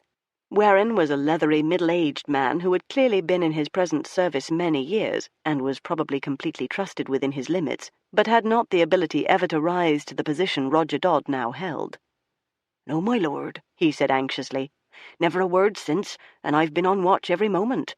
He set off for his barge a good quarter of an hour before Roger left. We had everything stowed to his liking. He was well content. And he'd had a fall not so long before, you'd know of that, and was glad enough, I'd say, to be off home to his bed. For after all, he's none so young, no more than I am, and he carried more weight." "And he set off from here? Which way?" "Why, straight to the high road, close by here. I suppose he'd keep along the foregate." Behind Cadfael's shoulder, a familiar voice, rich and full and merrily knowing, said in Welsh, "Well, well, brother, out so late, and keeping the law company? What would the Deputy Sheriff of the Shire want with Thomas of Bristol's watchman at this hour? Are they on the scent of all Gloucester's familiars after all? And I claimed commerce was above the anarchy." Narrowed eyes twinkled at Cadfael in the light of the dispersed torches and the far-distant stars in a perfect midsummer sky. Rhodri ap Hugh was chuckling softly and fatly at his own teasing wit and menacing sharpness of apprehension. "You keep a friendly eye out for your neighbours," said Cadfael, innocently approving. "I see you brought off all your own goods without scathe." "I have a nose for trouble, and the good sense to step out of its way," said Rhodri ap Hugh smugly. "What's come to Thomas of Bristol? He was not so quick on the scent, it seems. He could have loosed his mooring and poled out into the river till the flurry was over, and been as safe as in the West Country." "Did you see him struck down?" asked Cadfael deceitfully, but Rhodri was not to be caught. "I saw him strike down the other young fool," he said, and grinned. "Why, did he come to grief after I left? And which of them is it you're looking for, Thomas or the lad?" And he stared with marked interest to see the sheriff's men probing at the backs of stalls and under the trestles, and followed inquisitively on their heels as they worked their way back along the high road. Evidently nothing of moment was to be allowed to happen at this fair without Rhodri ap Hugh being present at it, or very quickly and minutely informed of it. And why not make use of his perspicacity? "Thomas's niece is in a taking because he has not come back to his barge. That might mean anything or nothing, but now it's gone on so long, his men are getting uneasy too. Did you see him leave his booth?" "I did. It might be as much as 2 hours ago. And his journeyman some little while after him. A fair size of a man to be lost between here and the river, and no word of him anywhere since then. Not that we've found, or likely to find, without questioning every trader and every idler in all this array, and the wiser half of them getting their sleep in, ready for the morning." They had reached the foregate and turned towards the town, and still Rhodri strode companionably beside Cadfael, and had taken to peering into the dark spaces between stalls just as the sheriff's men were doing. Lights and braziers were fewer here, and the stalls more modest, and the quiet of the night closed in drowsily. On their left, under the abbey wall, a few compact but secure booths were arrayed. The first of them, though completely closed in and barred for the night, showed through a chink the light of a candle within. Rhodri dug a weighty elbow into Cadfael's ribs. "Ewan of Shotwick. No one is ever going to get at him from the rear. He likes a corner backed into 2 walls if he can get it. Travels alone with a pack-pony and wears a weapon and can use it too. A solitary soul because he trusts nobody. His own porter. Luckily his wares weigh light for their value, and his own watchman." Ivo Corbier had loitered to go aside between the stalls, some of which in this stretch were still unoccupied, waiting for the local traders who would come with the dawn. The consequent darkness slowed their search, and the young man, not at all averse to spending the night without sleep, and probably encouraged by the memory of Emma's bright eyes, was tireless and thorough. Even Cadfael and Rhodri ap Hugh were some yards ahead of him when they heard him cry after them, high and urgently, "Good God! What's here? Berengar, come back here!" The tone was enough to bring them running. Corbier had left the highway, probing between stacked trestles and leaning canvas awnings into darkness, but when they peered close, there was lambent light enough from the stars for accustomed eyes to see what he had seen. From beneath a light wooden frame and stretched canvas jutted 2 booted feet, motionless, toes pointed skywards. For a moment they all stared in silence, dumbstruck, for truth to tell, not one of them had believed that the merchant could have come to any harm, as they all agreed afterwards. Then Berengar took hold of the frame and hoisted it away from the trestles against which it leaned, and dim and large in the darkness they saw a man's long shape, from the knees up, rolled in a cloak that hid the face. There was no movement, and no noticeable sound. The sergeant leaned in with the one torch they had brought with them, and Berengar reached a hand to the folds of the cloak and began to draw them back from the shrouded head and shoulders. The movement of the cloth released a powerful wave of an odour that made him halt and draw suspicious breath. It also disturbed the body, which emitted an enormous snore and a further gust of spirituous breath. "Dead, drunk, and helpless," said Berengar, relieved. "And not, I fancy, the man we're looking for. The state he's in, this fellow must have been here some hours already, and if he comes round in time to crawl away before dawn, it will be a miracle. Let's have a look at him." He was less gingerly now in dragging the cloak away, but the drunken man let himself be hauled about and dragged forth by the feet with only a few disturbed grunts, and subsided into stertorous sleep again as soon as he was released. The torch shone its yellow resinous light upon a shock head of coarse auburn hair, a pair of wide shoulders in a leather jerkin, and a face that might have been sharp, lively, and even comely when he was awake and sober, but now looked bloated and idiotic, with open, slobbering mouth and reddened eyes. Corbière took one close look at him and let out a gasp and an oath. "Fowler! Devil take the sot!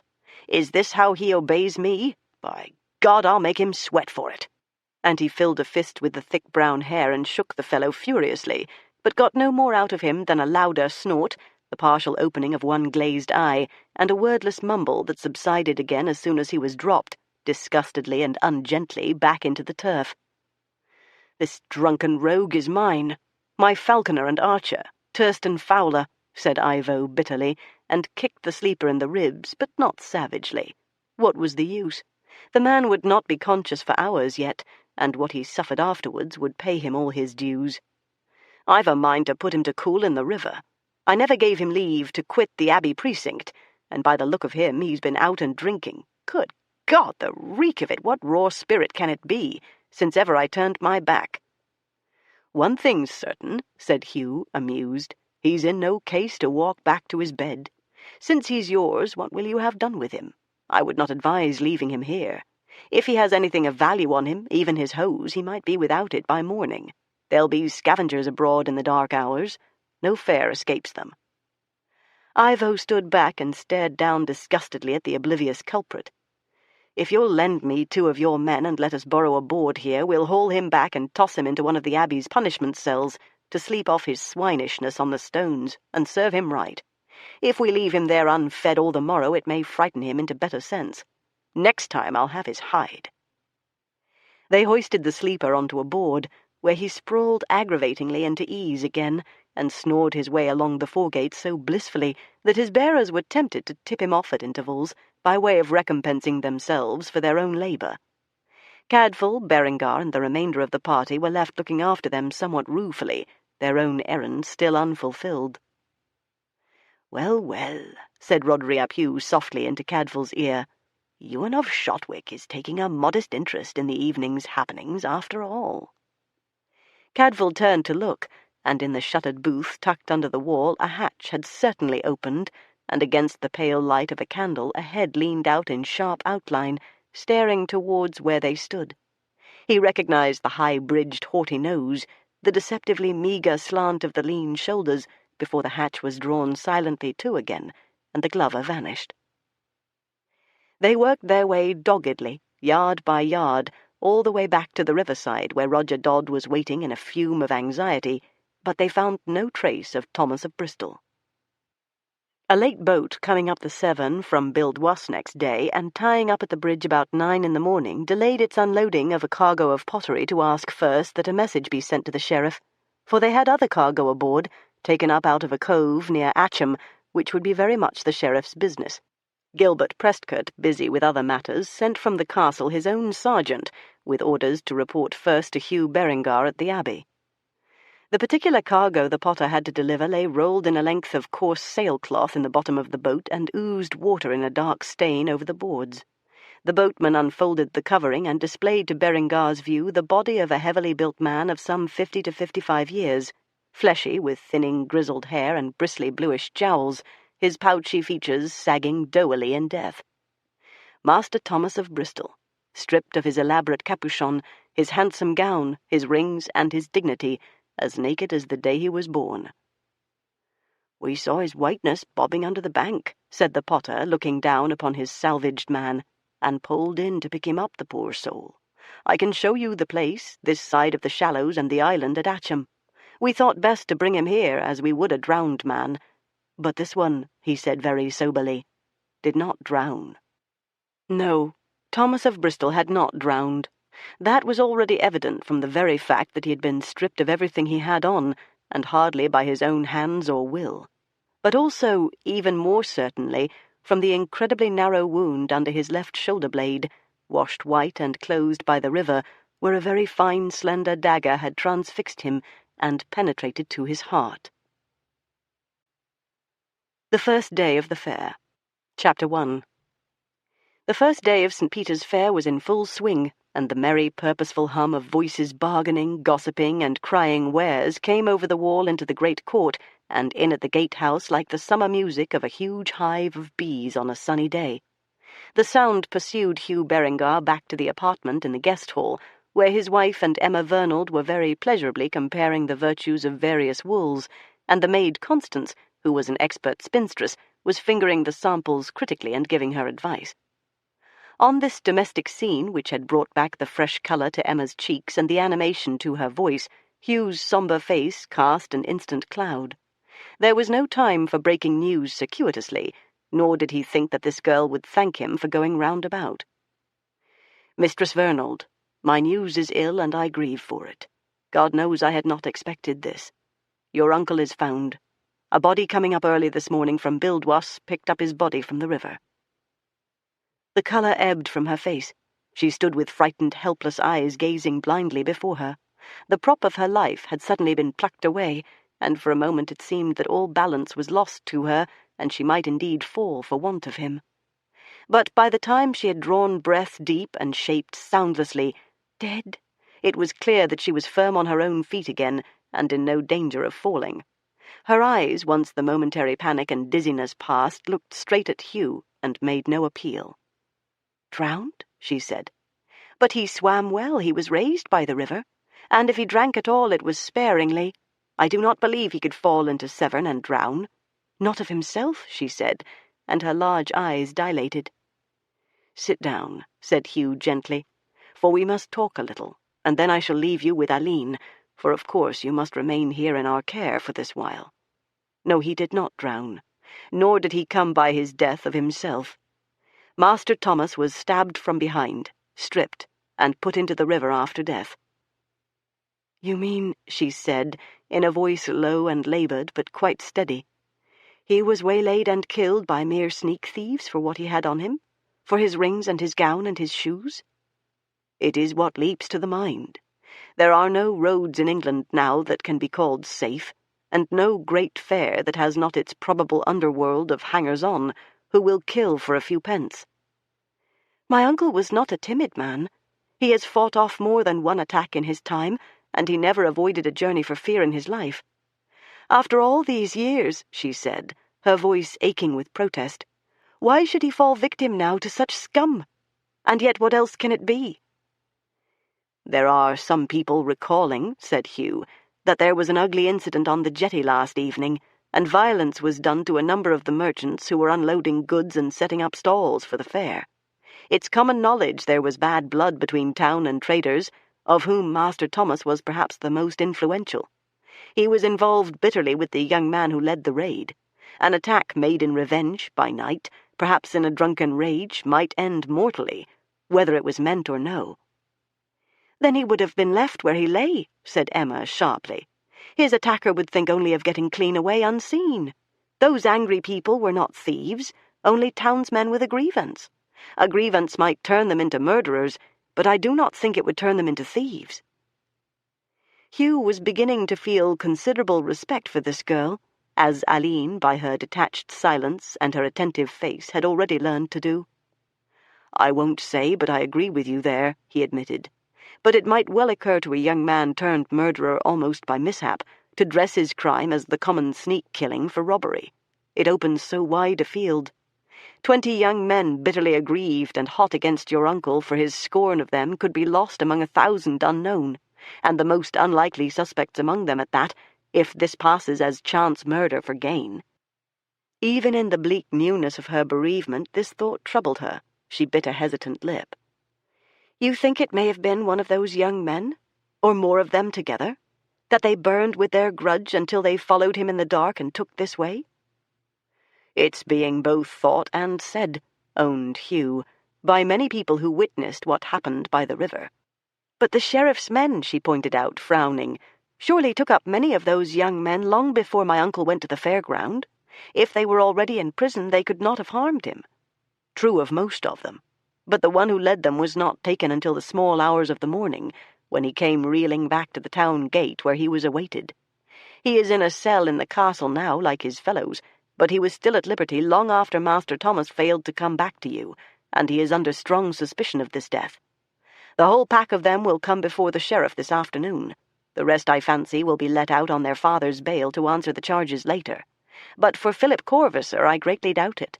He will need to have better answers than he was able to give when they took him." "This afternoon?" echoed Emma. "Then I should also attend. I was a witness when this turmoil began. The sheriff should hear my testimony too, especially if my uncle's death is in question. There were others, Master Corbiere and the brother of the abbey, the one you know well. They will be attending, and others besides. Certainly your witness would be valuable, but to ask it of you at such a time— "I would rather," she said firmly. "I want my uncle's murderer caught, if indeed he was murdered, but I pray no innocent man may be too hurriedly blamed. I don't know. I would not have thought he looked like a murderer. I should like to tell what I do know. It is my duty." Berengar cast a brief glance at his wife for enlightenment, and Aline gave him a smile and the faintest of nods. "If you are resolved on that," he said, reassured, "I will ask Brother Cadfael to escort you. And for the rest, you need have no anxieties about your own situation. It will be necessary for you to stay here until this matter is looked into, but naturally you will remain here in Aline's company, and you shall have every possible help in whatever dispositions you need to make." "I should like," said Emma, "to take my uncle's body back by the barge to Bristol for burial." She had not considered until then that there would be no protector for her on the boat this time, only Roger Dodd, whose mute but watchful and jealous devotion was more than she could bear, Warren, who would take care to notice nothing that might cause him trouble, and poor Gregory, who was strong and able of body but very dull of wit. She drew in breath sharply and bit an uncertain lip, and the shadow came back to her eyes. "At least, to send him back. His man of law there will take care of his affairs and mine." "I have spoken to the prior. Abbot Radulfus sanctions the use of an abbey chapel.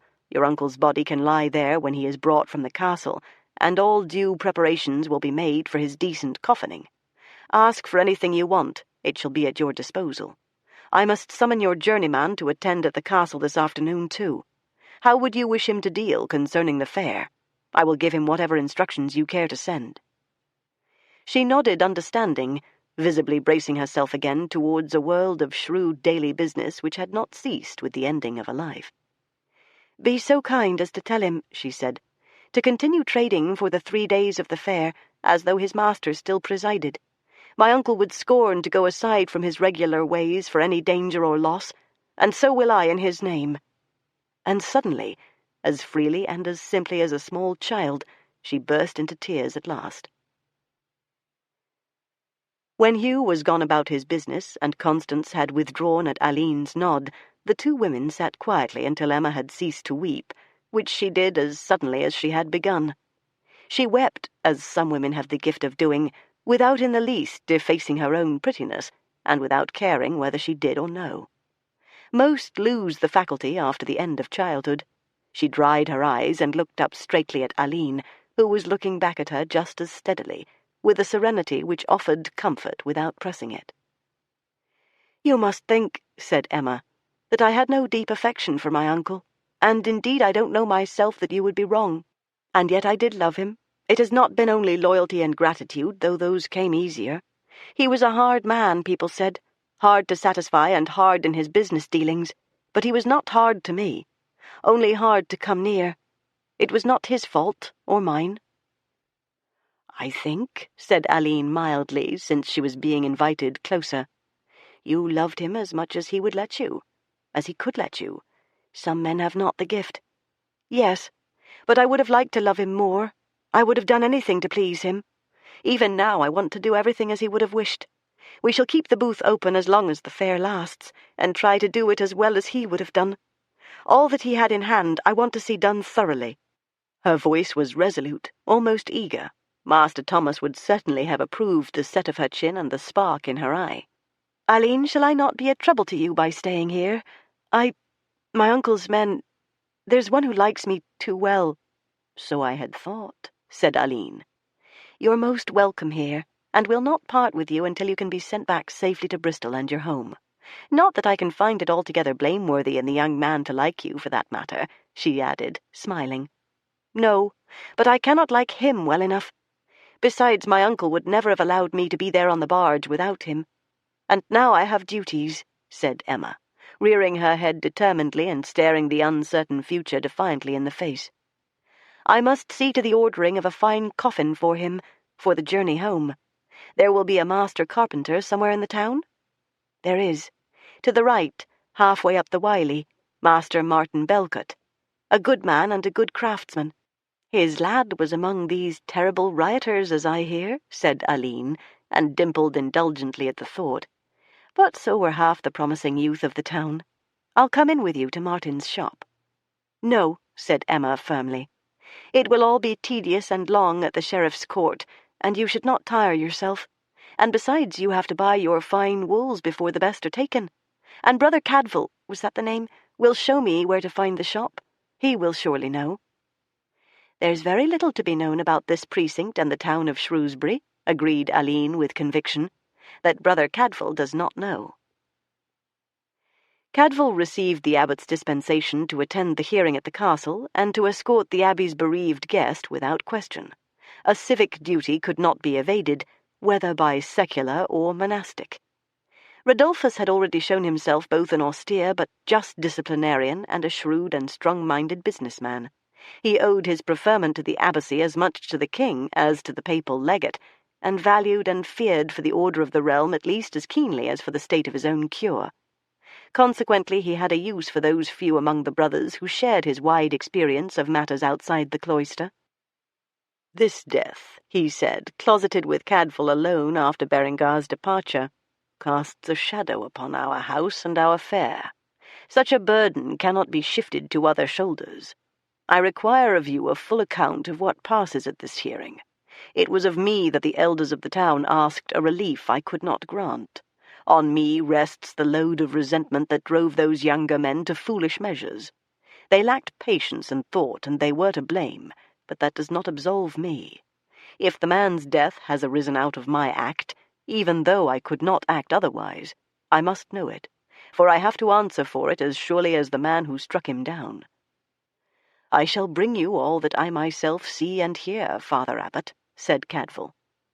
"I require also all that you think, brother. You saw part of what happened yesterday between the dead man and the living youth. Is it possible that it could have brought about such a death as this? Stabbed in the back. It is not commonly the method of anger." "Not commonly." Cadfael had seen many deaths in the open anger of battle, but he knew also of rages that had bred and festered into killings by stealth, with the anger as hot as ever, but turned sour by brooding. Yet it is possible. But there are other possibilities. It may indeed be what it first seems, a mere crude slaughter for the clothes on the body and the rings on the fingers, opportune plunder in the night, when no one chanced to be by. Such things happen, where men are gathered together and there is money changing hands. "It is true," said Rodolphus, coldly and sadly. "The ancient evil is always with us. Also, the man is of great importance in his trade and his region, and he may have enemies. Hate, envy, rivalry are as powerful motives even as gain. And at a great fair such as ours, enemies may be brought together, far from the towns where their quarrels are known, and their acts might be guessed at too accurately. Murder is easier and more tempting away from home." "Again, true," said the abbot. "Is there more?" "There is. There is the matter of the girl, niece and heiress to the dead man. She is of great beauty," said Cadfael plainly, asserting his right to recognize and celebrate even the beauty of women, though their enjoyment he had now voluntarily forsworn. "And there are 3 men in her uncle's service, shut on board a river barge with her. Only one of them old enough, it may be, to value his peace more. One, I think, God's simpleton, but not therefore blind or delivered from the flesh. And one whole, able, every way a man, and enslaved to her. And this one it was who followed his master from the booth on the fair-ground, some say 1/4 of an hour after him, some say a little more. God forbid I should therefore point a finger at an honest man, but we speak of possibilities, and will speak of them no more, until, or unless, they become more than possibilities." "That is my mind also," said Abbot Rodolphus, stirring and almost smiling. He looked at Cadfael steadily and long. "Go and bear witness, brother, as you are charged, and bring me word again. In your report I shall set my trust." Emma had on perforce the same gown and bliaut she had worn the evening before, the gown dark blue like her eyes, but the tunic embroidered in many colours upon bleached linen. The only concession she could make to mourning was to bind up her great wealth of hair and cover it from sight within a borrowed wimple. Nevertheless, she made a noble mourning figure. In the severe white frame, her rounded, youthful face gained in concentrated force and meaning what it lost in pure grace. She had a look of single-minded gravity, like a lance in rest. Brother Cadfael could not yet see clearly where the lance was aimed. When she caught sight of him approaching, she looked at him with pleased recognition, as the man behind the lance might have looked round at the fixed partisan faces of his friends before the bout, but never shifted the focus of her soul's intent, which reached out where he could not follow. "Brother Cadfael, have I your name right? It's Welsh, is it not? You were kind yesterday. Lady Berengar says you will show me where to find the master carpenter. I have to order my uncle's coffin to take him back to Bristol." She was quite composed, yet still as simple and direct as a child. "Have we time before we must go to the castle?" "It's on the way," said Cadfael comfortably. "You need only tell Martin Belcote whatever you ask of him he'll see done properly." "Everyone is being very kind," she said punctiliously, like a well-brought-up little girl giving due thanks. "Where is my uncle's body now? I should care for it myself. It is my duty." "That you cannot yet," said Cadfael. "The sheriff has him at the castle. He must needs see the body for himself, and have the physician also view it. You need be put to no distress on that account. The abbot has given orders. Your uncle will be brought with all reverence to lie in the church here, and the brothers will make him decent for burial. I think he might well wish, could he tell you so now, that you should leave all to us. His care for you would reach so far, and your obedience could not well deny him." Cadfael had seen the dead man, and felt strongly that she should not have the same experience. Nor was it for her sake entirely that he willed so. The man she had respected and admired in his monumental dignity living had the right to be preserved for her no less decorously in death. He had found the one argument that could deflect her absolute determination to take charge of all and escape nothing. She thought about it seriously as they passed out at the gatehouse side by side, and he knew by her face the moment when she accepted it. "But he did believe that I ought to take my full part, even in his business. He wished me to travel with him and learn the trade as he knew it. This is the 3rd such journey I have made with him." That reminded her that it must also be the last. "At least," she said hesitantly, "I may give money to have masses said for him, here where he died. He was a very devout man. I think he would like that." Well, her reserves of money might now be far longer than her reserves of peace of mind were likely to be. She could afford to buy herself a little consolation, and prayers are never wasted. "That you may surely do." "He died unshriven," she said, with sudden angry grief against the murderer who had deprived him of confession and absolution. "Through no fault of his own. So do many. So have saints, martyred without warning. God knows the record without needing word or gesture. It's for the soul facing death that the want of shriving is pain. The soul gone beyond knows that pain for needless vanity. Penitence is in the heart, not in the words spoken. They were out on the high road then, turning left towards the reflected sparkle that was the river between its green, lush banks and the stone bridge over it that led through the drawbridge turret to the town gate. Emma had raised her head and was looking at Brother Cadfael along her shoulder, with faint colour tinting her creamy cheeks, and a sparkle like a shimmer of light from the river in her eyes. He had not seen her smile until this moment, and even now it was a very wan smile, but none the less beautiful. "He was a good man, you know, Brother Cadfael," she said earnestly. "He was not easy upon fools or bad workmen, or people who cheated, but he was a good man, good to me. And he kept his bargains, and he was loyal to his Lord." She had taken fire. For all the softness of her voice and the simplicity of her plea for him, it was almost as though she had been about to say, "Loyal to his Lord to the death." She had that high, heroic look about her, to be taken very seriously, even on that child's face. "All which," said Cadfael cheerfully, "God knows, and needs not to be told. And never forget you've a life to live, and he'd want you to do him justice by doing yourself justice." "Oh, yes," said Emma, glowing, and for the first time laid her hand confidingly on his sleeve. "That's what I want. That's what I have most in mind." Chapter 2. At Martin Belcott's shop, off the curve of the rising street called the Wiley, which led to the centre of the town, she knew exactly what she wanted for her dead, and ordered it clearly. More, she knew how to value a matching clarity and forthrightness in the master carpenter, and yet had time to be pleasantly distracted by the invasion of his younger children, who liked the look of her, and came boldly to chatter and stare. As for the delinquent Edwy, sent home after night after his tongue-lashing from Hugh Berengar, the youngster worked demurely with a plane in a corner of the shop, and was not too subdued to cast inquisitive glances of bright hazel eyes at the lady, and one impudent wink at Brother Cadfael, when Emma was not noticing. On the way through the town, up the steep street to the high cross and down the gentler slope beyond to the ramp which led up to the castle gateway, she fell into a thoughtful silence, putting in order her recollections. The shadow of the gate falling upon her serious face and cutting off the sunlight caused her eyes to dilate in awe, but the casual traffic of the watch here was no longer reminiscent of siege and battle, but easy and brisk, and the townspeople went in and out freely with their requests and complaints. The sheriff was a strong-minded, taciturn, able knight past 50, and old in experience of both war and office, and while he could be heavy-handed in crushing disorder, he was trusted to be fair in day-to-day matters. If he had not given the good men of the town much help in making good the dilapidations due to the siege, neither had he permitted them to be misused or heavily taxed to restore the damage to the castle. In the great court one tower was still caged in timber scaffolding, one wall shored up with wooden buttresses. Emma gazed, great-eyed.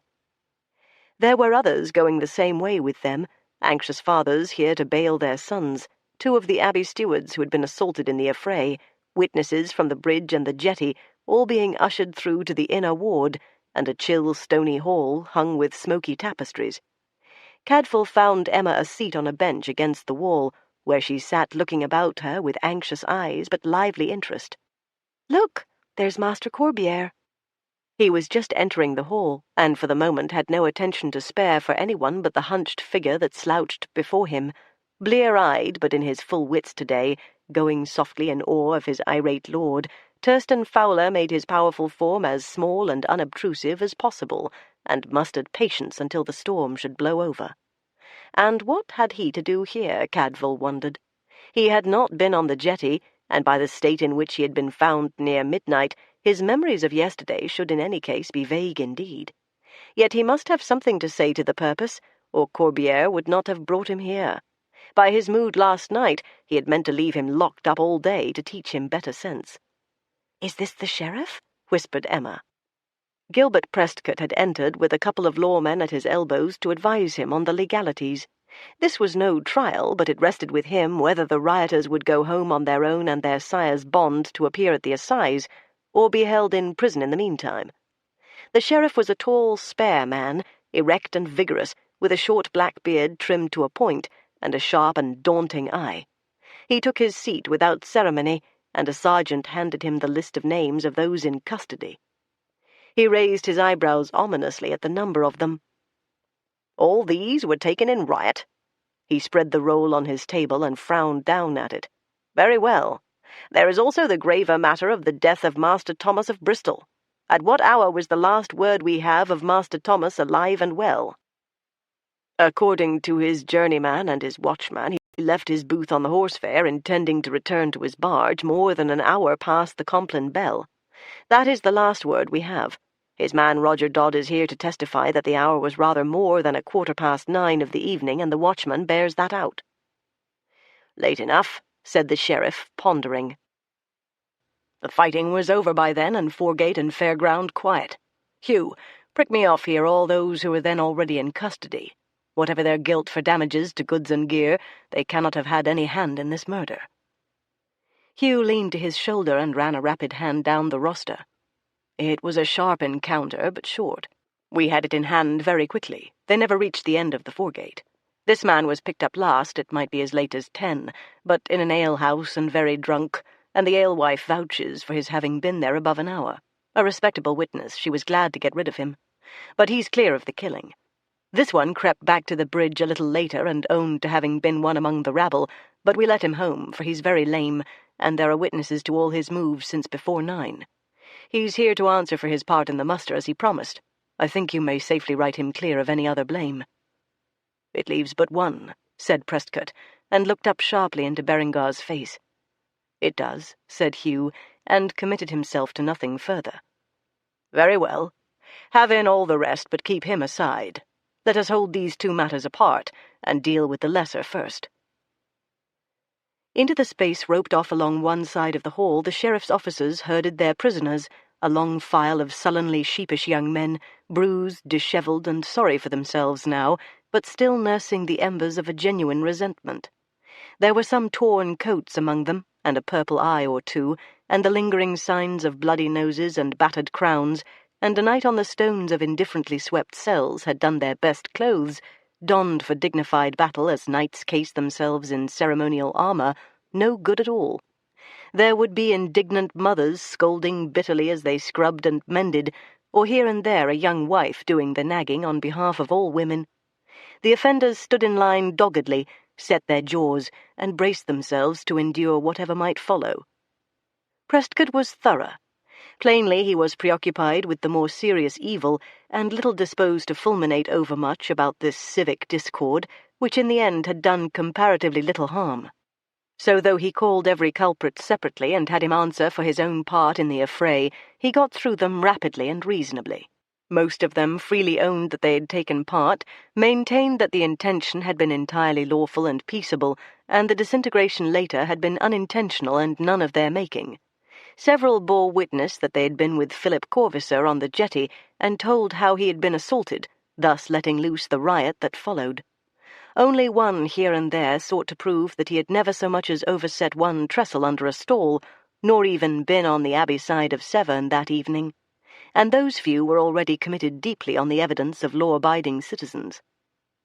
Agitated fathers, vengeful rather than doting, came forward to claim each dejected hero, pledged attendance at the assize, and offered surety for the pledge. The lame lad was lectured perfunctorily, and dismissed without penalty. 2 who had been particularly voluble in asserting that they were elsewhere at the time and unjustly accused, were returned to their prison for a day or 2 to reconsider the nature of truth. Very well, said Prescott, dusting his hands irritably. Clear the hall, but for those who have evidence to give concerning Master Thomas of Bristol, and bring in Philip Corvisor. The line of young men had vanished, hustled out and shepherded away by loyal but exasperated families. At home they would have to sit and nurse sore heads and sore hearts, while fathers hectored and dames wept, pouring out on them all the fear and worry they had suffered on their behalf. Emma looked after the last of them with round, sympathetic eyes, as he was haled away by the ear by a diminutive mother half his size, and shrill as a jay. Poor lad, he needed no other punishment. He was drowning in mortification already. She turned about, and there, where his fellows had been, but monstrously alone in the middle of that stony wall was Philip Corvisor. He gripped the rope with both hands and stood rigidly erect, neck as stiff as a lance, though for the rest he looked as if his flesh might melt and drop off the bone, he was so haggard. His extreme pallor, which Cadfael knew for what raw wine can do to the beginner the day after his indulgence, Emma almost certainly took for the fruit of dire injury and great anguish of mind. She paled in reflection, staring piteously, though he was nothing to her, except that she had seen him struck down, and been afraid he might not rise again. For all his efforts, he was a sorry figure. His best cot was torn and soiled, and worse, speckled with drops of blood under his left ear, and vomit about the skirts. He mustered his gangling limbs gallantly but somewhat uncertainly, and his harmless sunburned face, unshaven now, and ashen under its tan, blushed to an unbecoming and unexpected purple when he caught sight of his father, waiting with laboured patience among the onlookers. He did not look that way again, but kept his bruised brown eyes fixed upon the sheriff. He answered to his name in a voice too loud, from nervous defiance, and agreed to the time and place of his arrest. Yes, he had been very drunk, and hazy about his movements, and even about the circumstances of his arrest, but yes, he would try to answer truthfully to what was charged against him. There were several witnesses to testify that Philip had been the originator and leader of the whole enterprise which had ended so ignominiously. He had been in the forefront when the angry young men crossed the bridge. He had given the signal that sent some of the party ahead along the foregate, while he led a handful down to the riverside, and entered into loud argument with the merchants unloading goods there. Thus far all accounts tallied, but from then on they varied widely. Some had the youths beginning at once to toss merchandise into the river, and were certain that Philip had been in the thick of the battle. One or two of the aggrieved merchants alleged with righteous indignation that he had assaulted Master Thomas, and so began the whole turmoil. Since they would all have their say, Hugh Berengar had held back his preferred witnesses until last. "My lord, as to the scene by the river, we have here the niece of Master Thomas and 2 men who intervened, and afterwards helped to rescue much of what had been cast into the river. Ivo Corbier of Stanton Cobbold, and brother Cadfael of the Abbey, who was assisting a Welsh-speaking trader. There were no others so close to the affair. Will you hear Mistress Vernald?" Philip had not realized until that moment that she was present. The mention of her caused him to look round wildly, and the sight of her stepping shyly forward to stand before the sheriff's table brought out a deep and painful blush that welled out of the young man's torn collar and mounted in a great wave to his red-brown hair. He averted his eyes from her, wishing, thought Cadfael, for the floor to open and swallow him up. It would not have mattered so much looking a piteous object to others, but before her he was furious and ashamed. Not even the thought of his father's mortification could have sunk his spirits so low. Emma, after one rapid glance, sympathetic enough, had also turned her eyes away. She looked only at the sheriff, who returned her straight gaze with concern and compunction.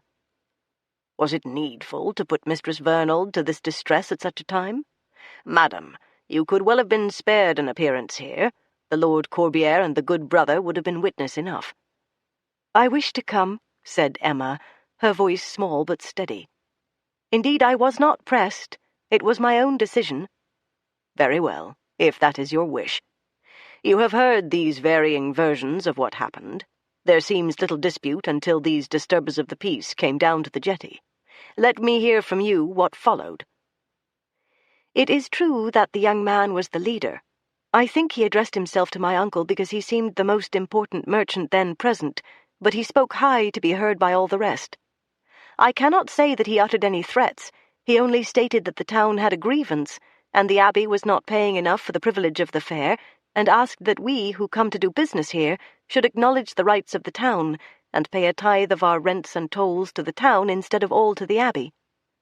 Naturally, my uncle would not listen, but stood firm on the letter of the charter and ordered the young men out of his way. And when he, the prisoner here, would still be arguing, my uncle turned his back and shrugged him off.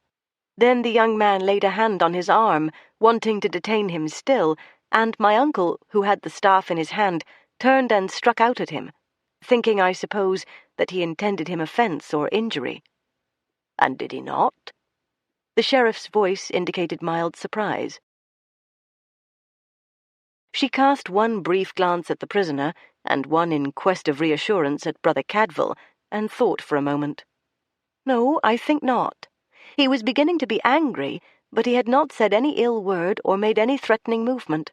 And my uncle, of course in alarm, hit hard. It felled him, and he lay in a daze.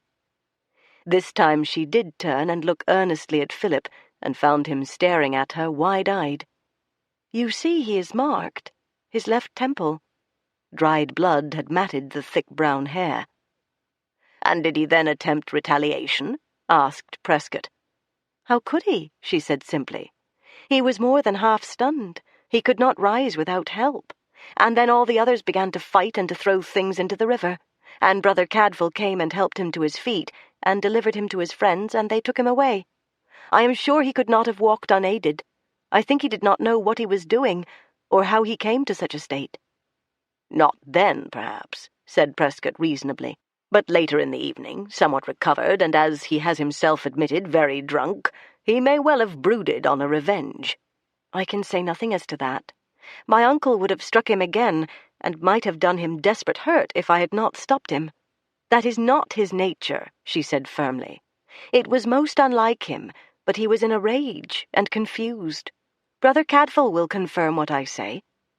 At all points, said Brother Cadfael, it is a perfectly balanced and just account. My Lord Corbiere? I have nothing to add, said Ivo, to what Mistress Vernold has so admirably told you. I saw the prisoner helped away by his fellows, and what became of him after that I have no knowledge. But here is a man of mine, Thurston Fowler, who says he did see him later in the evening, drinking in an alehouse at the corner of the horse fair. I must say, added Ivo with resigned disgust, that his own recollection of the night's events ought to be as hazy as the prisoner's, for we took him up dead drunk past 11, and by the look of him he had been in the same state some time then. I had him put into a cell in the Abbey overnight, but he claims his head is clear now, and he knows what he saw and heard. I thought it best he should speak here for himself. The archer edged forward sullenly, peering up under thick frowning brows as though his head still rang. Well, what is it you claim to know, fellow? Asked Prescott, eyeing him narrowly. My lord, I had no call to be out of the precinct at all last night. My Lord Corbiere had given me orders to stay within. But I knew he would spend the evening looking the ground over, so I ventured. I got my skinful at Watt's Tavern by the north corner of the horse fair, and this fellow was there, drinking fit to beat me, and I'm an old toper and can carry it most times. The place was full. There must be others can tell you the same. He was nursing his sore head and breathing fire against the man that gave it him. He swore he'd be up with him before the night was out, and that's all the meat of it, my lord. At what hour was this? Asked Prescott. Well, my lord, I was still firm on my feet then and clear in my mind, and that I certainly was not later in the evening. It must have been somewhere halfway between 8 and 9. I should have borne my drink well enough if I had not gone from ale to wine, and then to a fierce spirit, and that last was what laid me low, or I'd have been back within the wall before my lord came home and escaped a night on the stones. It was well earned, said Prescott dryly. So you took yourself off to sleep off your load, when? Why, about 9, I suppose, my lord, and was fathoms deep soon after. Truth, I can't recall where, though I remember the inn. They can tell you where I was who found me. At this point it dawned abruptly upon Brother Cadfael that by pure chance this whole interrogation, since Philip had been brought in, had been conducted without once mentioning the fact that Master Thomas at this moment lay dead in the castle chapel. Certainly the sheriff had addressed Emma in tones of sympathy and consideration appropriate to her newly orphaned state, and her uncle's absence might in itself be suggestive, though in view of the importance of his business at the fair, and the fact that Emma had once at least referred to him in the present tense, a person completely ignorant of his death would hardly have drawn any conclusion from these hints, unless he had all his wits about him. And Philip had been all night in a prison cell, and haled out only to face this hearing, and moreover was still sick and dulled with his drinking, his broken head, and his sore heart, and in no case to pick up every inference of what he heard. No one had deliberately laid a trap for him, but for all that the trap was there, and it might be illuminating to spring it. "So these threats you heard against Master Thomas," said Prescott, "can have been uttered only within an hour, probably less, of the time when the merchant left his booth to return alone to his barge, the last report we have of him." That was drawing nearer to the spring, but not near enough. Philip's face was still drawn, resigned, and bewildered, as though they had been talking Welsh over his head. Brother Cadfael struck the prop clean away. It was high time. "The last report we have of him alive," he said clearly. The word might have been a knife going in, the slender kind that is hardly felt for a moment, and then hails after it the pain and the injury. Philip's head came up with a jerk, his mouth fell open, his bruised eyes rounded in horrified comprehension. "But it must be remembered," continued Cadfael quickly, "that we do not know the hour at which he died. A body taken from the water may have entered it at any time during the night, after all the prisoners were in hold, and all honest men in bed." It was done. He had hoped it would settle the issue of guilt and innocence, at least to his satisfaction, but now he still could not be quite sure the boy had not known the truth already. How if he had only held his peace and listened to the ambiguous voices, and been in doubt whether Master Thomas's corpse had yet been found? On the face of it, if he had had any hand in that death, he was a better player than any of the travelling entertainers who would be plying their trade among the crowds this evening. His pallor from underdone dough had frozen into marble. He tried to speak, and swallowed half-formed words.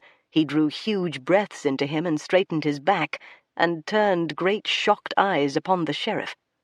On the face of it. But every face can dissemble if the need is great enough.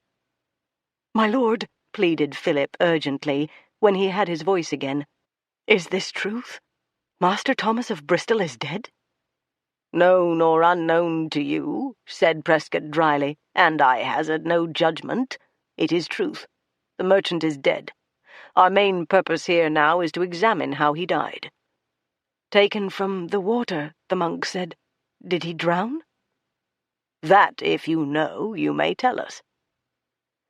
Abruptly the prisoner turned his back upon the sheriff, took another deep breath into him, and looked directly at Emma, and from then on barely took his eyes from her, even when Prescott addressed him. The only judgment he cared about was hers. "Lady, I swear to you I never did your uncle harm. Never saw him again after they hauled me away from the jetty. What befell him I do not know, and God knows I'm sorry for your loss. I would not for the world have touched him, even if we had met and quarrelled afresh, knowing he was your kinsman." "Yet you were heard threatening harm to him," said the sheriff. "It may be so. I cannot drink. I was a fool ever to try that cure. I recall nothing of what I said. I make no doubt it was folly and unworthy. I was sore and bitter. What I set out to do was honest enough, and yet it fell apart. All went to waste. But if I talked violence, I did none. I never saw the man again. When I turned sick from the wine, I left the tavern and went down to the riverside, away from the boats, and lay down there until I made shift to drag myself back to the town. I admit to the trouble that arose out of my acts and all that has been said against me, all but this. As God sees me, I never did your uncle any injury. Speak, and say you believe me." Emma gazed at him with parted lips and dismayed eyes, unable to say yes or no to him. How could she know what was true and what was lies? "Leave her be," said the sheriff sharply. "It is with us you have to deal. This matter must be probed deeper than has been possible yet. Nothing is proven, but you stand in very grave suspicion, and it is for me to determine what is to be done with you." "My lord," ventured the provost, who had kept his mouth tightly shut until now, against great temptation, "I am prepared to stand surety for my son to whatever price you may set, and I guarantee he shall be at your disposal at the assize, and at whatever time between when you may need to question him. My honour has never been in doubt, and my son, whatever else, has been known as a man of his word, and if he gives his bond here, he will keep it, even without my enforcement. I beg your lordship will release him home to my bail." "On no terms," said Prescott decidedly. "The matter is too grave.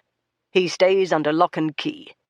"My lord, if you so order, under lock and key he shall be, but let it be in my house. His mother—" "No. Say no more. You must know it is impossible. He stays here in custody. "There is nothing against him in the matter of this death," offered Corbière generously. "As yet, that is, except my rogue's witness of his threats. And thieves do haunt such gatherings as the great fairs, and if they can cut a man out from his fellows, will kill him for the clothes on his back. And surely the fact that the body was stripped accords better with just such a foul chance crime for gain? Vengeance has nothing to feed on in a bundle of clothing. The act is all." "True," agreed Prescott. "But supposing a man had killed in anger, perhaps simply gone too far in an assault meant only to injure, he might be wise enough to strip his victim to make it appear the work of common robbers, and turn attention away from himself. There is much work to be done yet in this case, but meantime Corvassor must remain in hold. I should be failing in my duty if I turned him loose, even to your care, Master Provost." And the sheriff ordered, with a motion of his hand, "Take him away." Philip was slow to move until the butt of a lance prodded him none too gently in the side.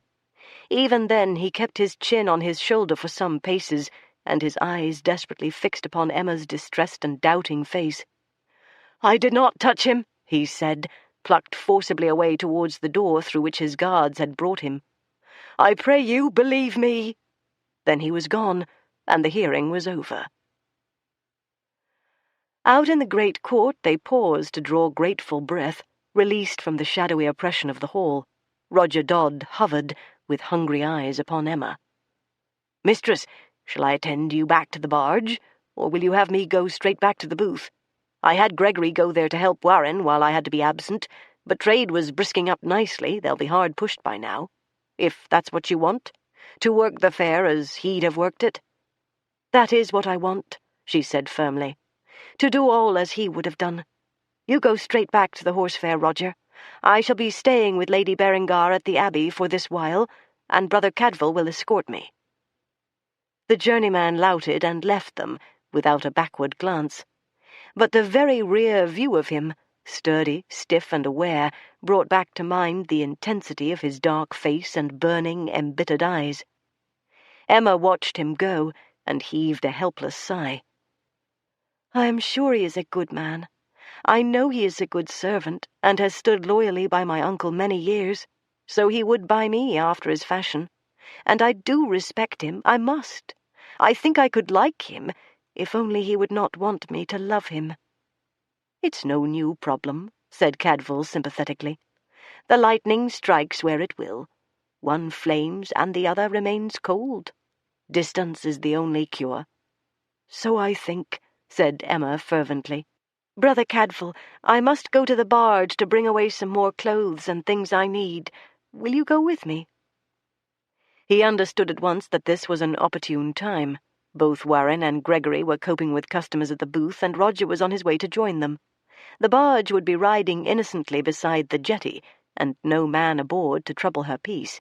Only a monk of the abbey, who did not trouble it at all. "Whatever you wish," he said. "I have leave to assist you in all your needs." He had rather expected that Ivo Corbière would come to join her once they were out of the hall, but he did not. It was in Cadfael's mind that she had expected it too. But perhaps the young man had decided that it was hardly worth while making a threesome with the desired lady and a monastic attendant, who clearly had his mandate and would not consent to be dislodged. Cadfael could sympathize with that view, and admire his discretion and patience.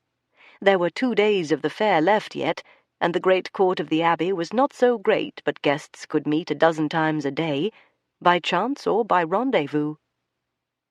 Emma was very silent on the way back through the town. She had nothing to say until they emerged from the shadow of the gate into full sunlight again, above the glittering bow of the river. Then she said suddenly, "It was good of Ivo to speak so reasonably for the young man." And on the instant, as Cadfael flashed a glance to glimpse whatever lay behind the words, she flushed almost as deeply as the unlucky lad Philip had blushed on beholding her a witness to his shame. "It was very sound sense," said Cadfael, amiably blind. "Suspicion there may be, but proof there's none, not yet. And you set him a pace in generosity he could not but admire." The flush did not deepen, but it was already bright as a rose. On her ivory silken face, so young and unused, it was touching and becoming. "Oh, no," she said. "I only told simple truth. I could do no other."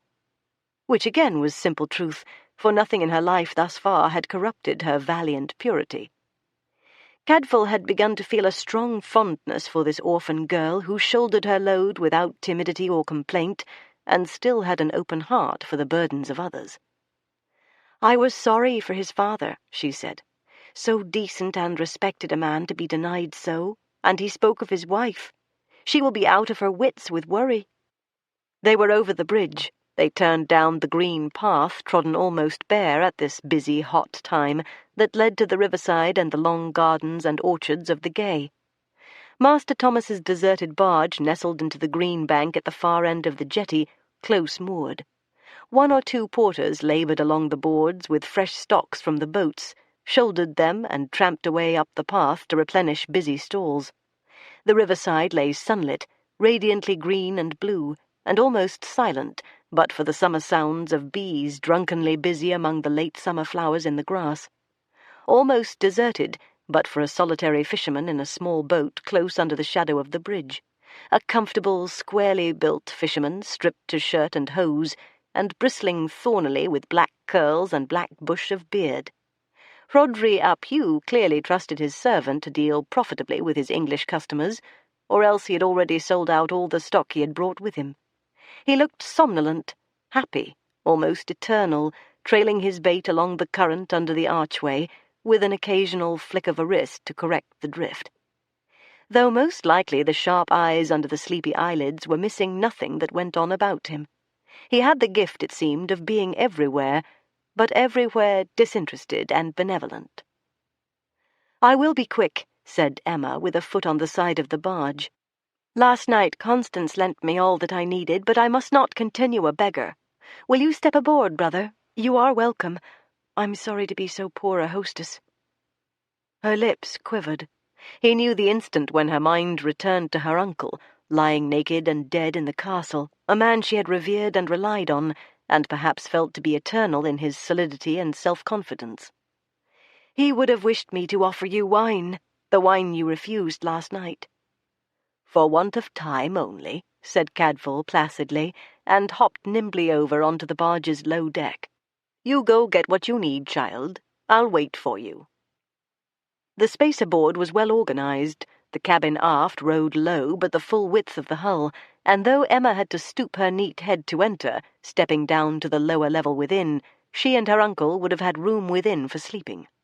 Little to spare, yet enough, where no alien or suspect thing might come. But taut indeed when she was short of her natural protector, with 3 other men closely present on deck outside, and one of them deeply, hopelessly in love. Uncles may not notice such glances as his, where their own underlings are concerned. She was back, springing suddenly to view in the low doorway. Her eyes had again that look of shock and alarm, but now contained and schooled. Her voice was level and low as she said, "Someone has been here, someone strange. Someone has handled everything we left here on board, pawed through my linen and my uncle's too, turned every board or cover. I do not dream, Brother Cadfael. It is true. Our boat has been ransacked while it was left empty. Come and see." It was without guile that he asked her instantly, "Has anything been taken?" Still possessed by her discovery and unguardedly honest, Emma said, "No." Chapter 3. Everything in the boat, and certainly in the small cabin, seemed to Cadfael to be in immaculate order, but he did not therefore doubt her judgment.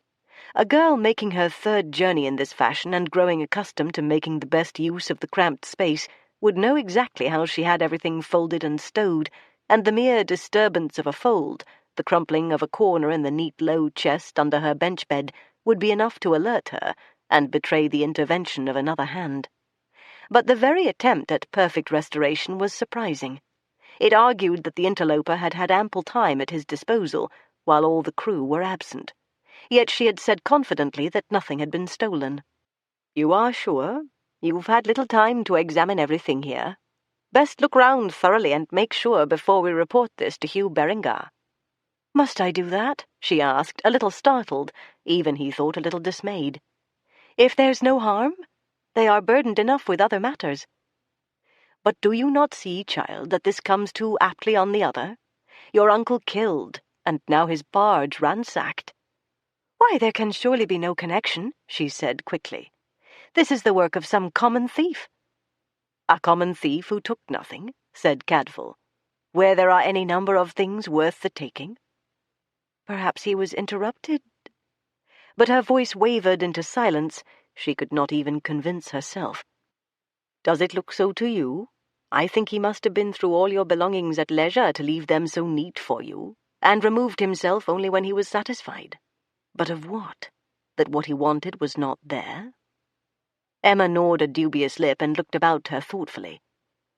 "Well, if we must report it. You're right, I spoke too soon. Perhaps I should go through everything. No use telling him but half a tale." She settled down methodically to take out every item of clothing and equipment from both chests, laying them out on the beds, even unfolding those which showed, to her eyes at least, the most obvious signs of handling, and refolding them to her own satisfaction. At the end of it she sat back on her heels and looked up at Cadfael, thoughtfully frowning. "Yes, there have been some things taken, but so cunningly. Small things that would never have been missed until we got home. There's a girdle of mine missing, one with a gold clasp, and a silver chain, and a pair of gloves with gold embroidery. If my thumbs had not pricked when I came in here, I should not have missed them, for I shouldn't have wanted to wear any of them. What could I want with gloves in August? I bought them all in Gloucester, on the way up the river." "And of your uncle's belongings?" "I think there is nothing missing. If some moneys were left here, certainly none are here now, but his strong-box is at the booth. He never carries valuables on such journeys as this, except the rings he always wore. I should not have had such rich trifles here myself if I had not but newly bought them." "So it seems," said Cadfael. "Whoever took the opportunity of stepping aboard boldly to see what he could pick up had the wit to take only trifles he could slip in his sleeve or his pouch. That makes good sense. However naturally it was done, he'd be likely to cause some curiosity if he stepped ashore with his arms full of your uncle's gowns and shirts." "And we must trouble Hugh Berengar and the sheriff over so trivial a loss?" wondered Emma, jutting a doubtful lip. "It seems a pity when he has so many graver matters on his mind. And you see this is only an ordinary vulgar filching, because the boat was left empty a while. Small creatures of prey have an eye to such chances." "Yes, we must," said Cadfael firmly. "Let the law be the judge whether this has anything to do with your uncle's death or no. That's not for us to say. You find what you need to take with you, and we'll go together and see him, if he's to be found at this hour." Emma put together a fresh gown and tunic, stockings and shift and other such mysteries as girls need, with a composure which Cadfael found at once admirable and baffling. The immediate discovery of the invasion of her possessions had startled and disturbed her, but she had come to terms with it very quickly and calmly, and appeared perfectly indifferent to the loss of her finery. He was just considering how odd it was that she should be so anxious to disconnect this incident from her uncle's death, when she herself, in perverse and unthinking innocence, restored the link. "Well, at any rate," said Emma, gathering her bundle together neatly in the skirt of the gown and rising nimbly from her knees, "no one can dare say that the provost's son was to blame for this. He's safe in a cell in the castle, and the sheriff himself can be his witness this time." Hugh Berengar had shrugged off his duties to enjoy at least the evening meal with his wife. Mercifully, the first day of the fair had passed so far without further incident. No disorders, no quarrels, no accusations of cheating or overcharging, no throat-cutting or price-cutting, as though the uproar of the previous evening and its deadly result had chastened and subdued even the regular offenders. Trade was thriving, rents and tolls bringing in a high revenue for the abbey, and sales seemed set to continue peacefully well into the night. "And I've bought some spun wool," said Aline, delighted with her day's shopping, "and some very fine woolen cloth, so soft, feel it. And Constance chose 2 beautiful fleeces from Cadfael's Welsh merchant. She wants to card and spin them herself for the baby. And I changed my mind about a cradle, for I saw nothing in the fair to match what Martin Belcote can do. I shall go to him." "The girl is not back yet," said Hugh, mildly surprised. She left the castle well before me. She'll have gone to bring some things from the barge. She had nothing with her last night, you know, and she was going to Belcote's shop, too, to bespeak the coffin for her uncle." "That she'd done on the way," said Hugh, "for Martin came to the castle about the business before I left. They'll be bringing the body down to the chapel here before dark." He added appreciatively, "A fair-minded lass, our Emma, as well as a stout-hearted one. She would not have that fool boy of Corvisser's turned into the attacker, even for her uncle's sake. A straight tale as ever was. He opened civilly, was brusquely received, made the mistake of laying hand on the old man, and was felled like a polled ox." "And what does he himself say?" Aline looked up intently from the bolt of soft stuff she was lovingly stroking. "That he never laid eyes on Master Thomas again, and knows no more about his death than you or I. But there's that falconer of Corbier's says he was breathing fire and smoke against the old man in Watt's tavern well into the evening. Who knows? The mildest lamb of the flock. But that's not his reputation. May be driven to clash foreheads when roused. But the knife in the back, somehow, that I doubt. He had no knife on him when he was taken up at the gate. We shall have to ask all his companions if they saw such a thing about him." "Here is Emma," said Aline, looking beyond him to the doorway. The girl came in briskly with her bundle, Brother Cadfael at her shoulder. "I'm sorry to have been so long," said Emma, "but we had reason. Something untoward has happened. Oh, it is not so grave, no great harm, but Brother Cadfael says we must tell you." Cadfael forbore from urging, stood back in silence, and let her tell it in her own way, and a very flat way it was, as though she had no great interest in her reported loss. But for all that she described the bits of finery word for word as she had described them to him, and went into greater detail of their ornaments. "I did not wish to bother you with such trumpery thefts. How can I care about a lost girdle and gloves, when I have lost so much more? But Brother Cadfael insisted, so I have told you." "Brother Cadfael was right," said Hugh sharply. "Would it surprise you, child, to know that we have had not one complaint of mispractice or stealing or any evil all this day touching any other tradesman at the fair? Yet one threat follows another where your uncle's business is concerned. Can that truly be by chance? Is there not someone here who has no interest in any other, but all too much in him?"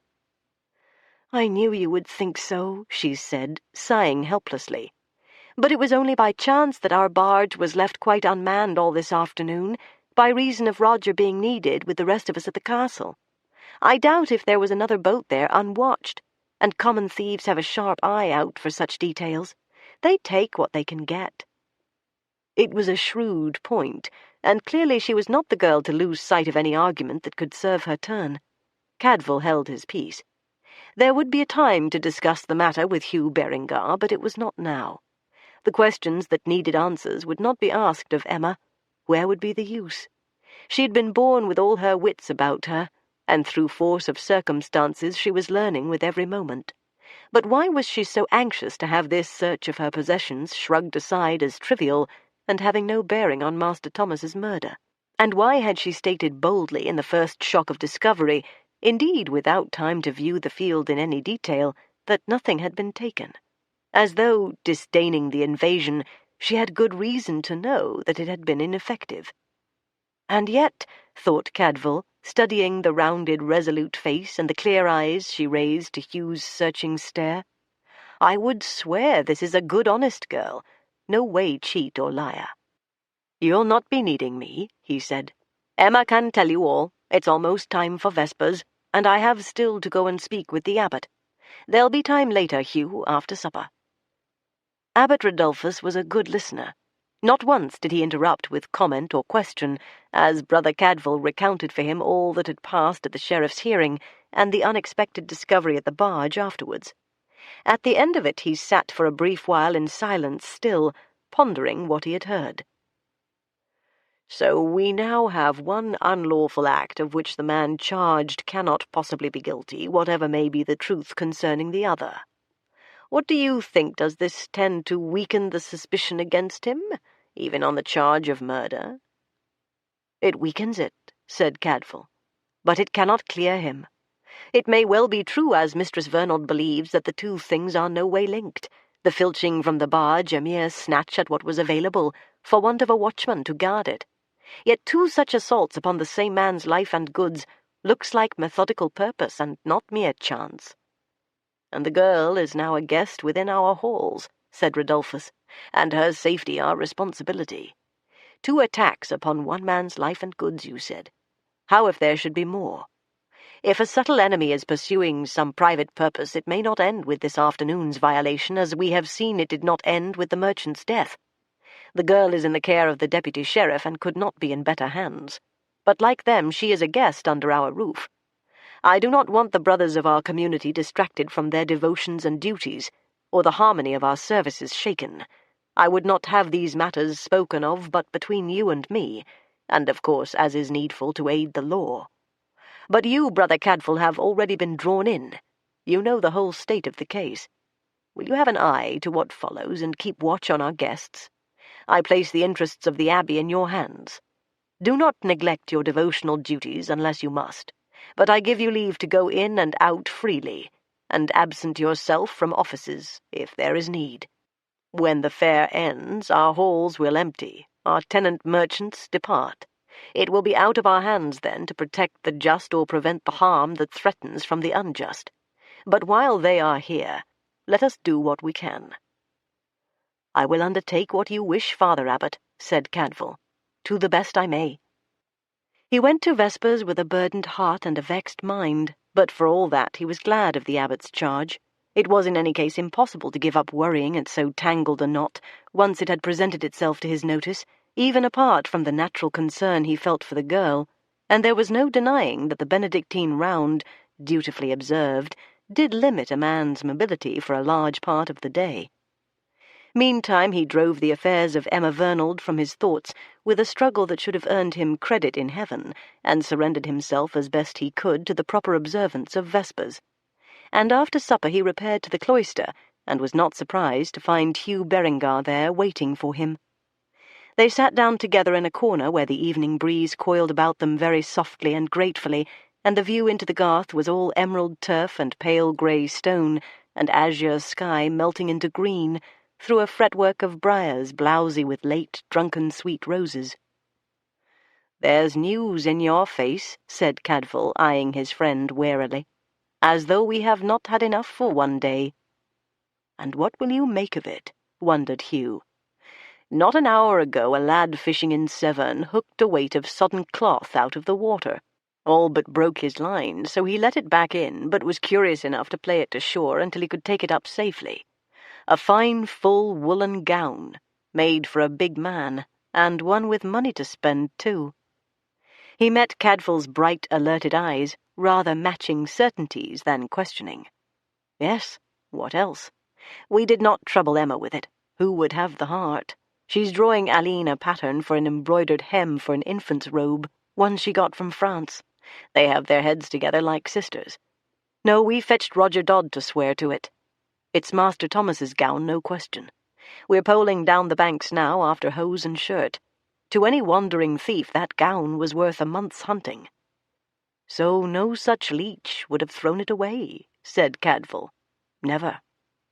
There were also rings taken from his fingers, but rings, I suppose, might be too good to discard, even to prove that this was a murder for hate, not for gain. Rings would sink even if hurled into the Severn. So why hurl them?"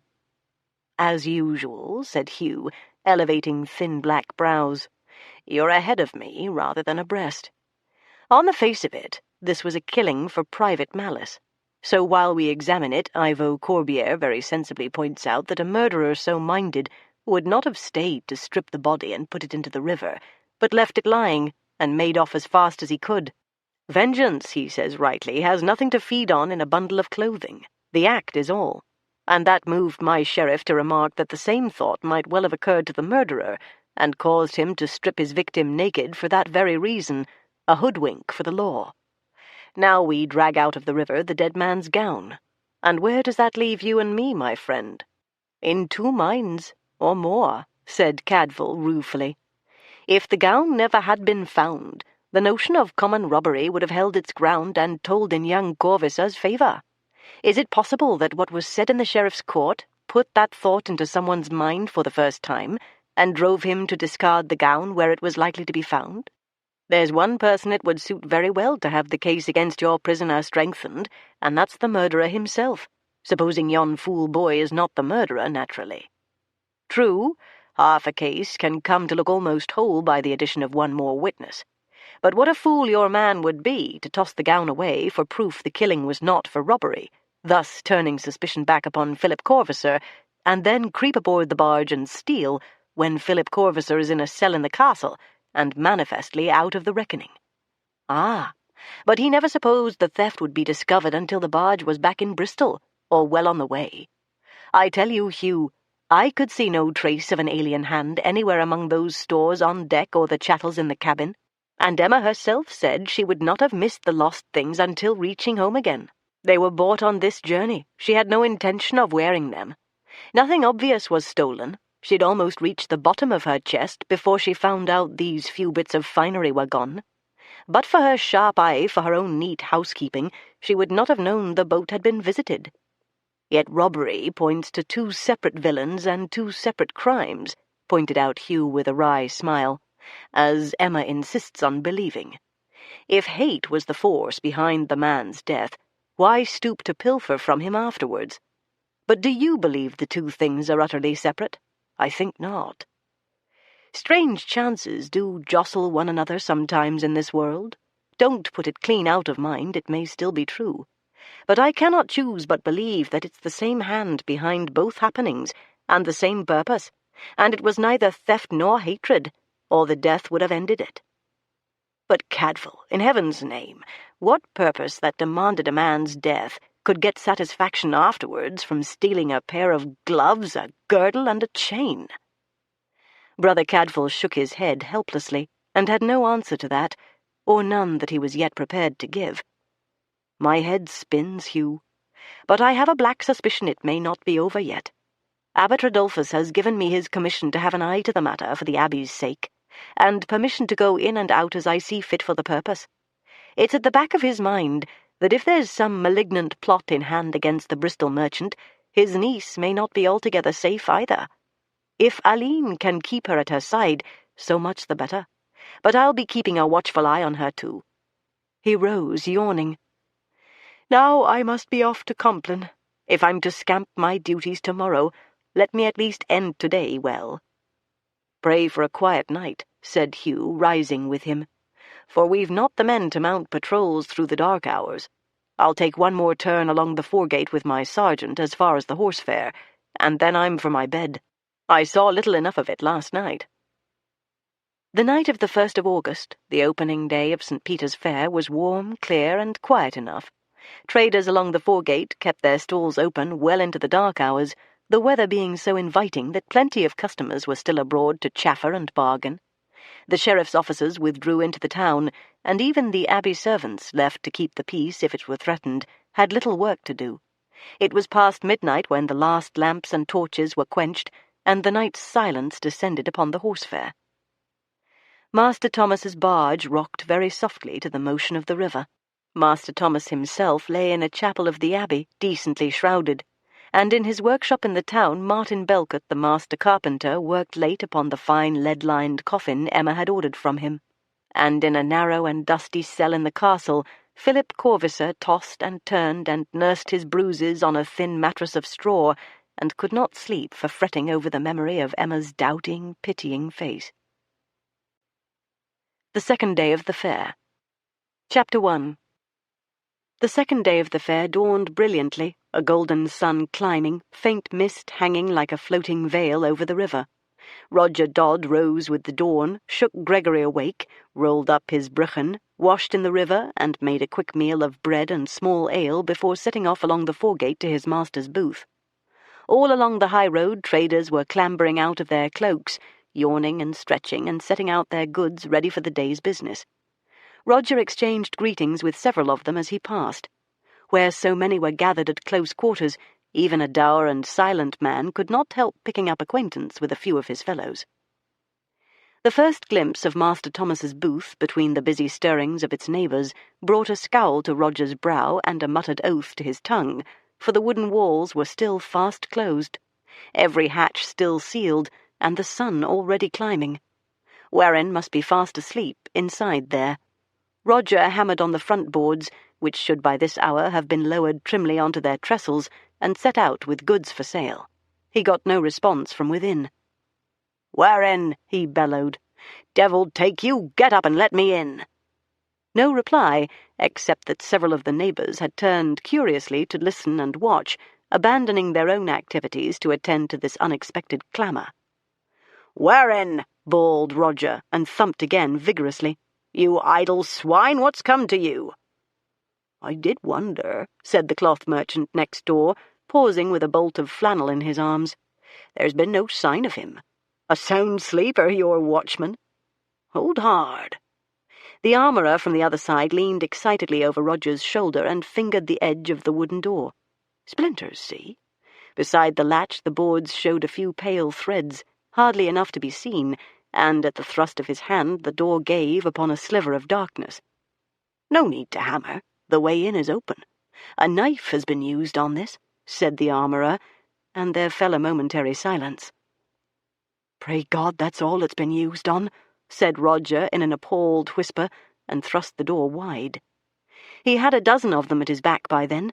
Even the Welshman Rodri ap Hugh had come rolling massively between the stalls to join them, sharp black eyes twinkling out of the thicket of his hair and beard, though what he made of the affair, seeing he spoke no English, no one stopped to consider.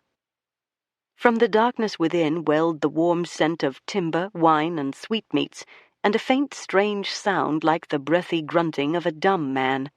Roger was propelled forward into the dimness by the eager helpers crowding at his back, all agape with curiosity. The stacked bales and small casks of wine took shape gradually, after the brief blindness of entering this dark place from sunlight. Everything stood orderly and handy, just as it had been left overnight, and of wherein there was no sign, until Rodri ap Hugh, ever practical, unbolted the front hatch and let it down, and the brightness of the morning came flooding in. Stretched along the foot of the same front wall where Rodri must almost have set foot on him, Warren lay rolled in his own cloak and tied at elbows, knees, and ankles with cords, so tightly that he could barely wriggle enough to make the folds of cloth rustle. There was a sack drawn over his head, and a length of linen dragged the coarse fibres into his mouth and was secured behind his neck. He was doing his best to answer to his name, and at least his limited jerkings and muted grunts made it plain that he was alive. Roger uttered a wordless yell of alarm and indignation and fell on his knees, plucking first at the linen band that held the sack fast. The coarse cloth was wet before with spittle, and the mouth within must be clogged and stung with ropey fibres, but at least the poor wretch could breathe. His strangled grunts were trying to form words long before the linen parted and let him spit out his gag. Still beneath his sack, his hoarse croak demanded aggrievedly, "Where were you so long, and me half killed?" A couple of pairs of willing hands were at work on the other bonds by that time, all the more zealously now they had heard him speak, and indeed complain, in such reassuringly robust tones. Warren emerged gradually from his swaddlings, rolled unceremoniously out of the cloak so that he ended face down on the ground, and still incoherently voluble.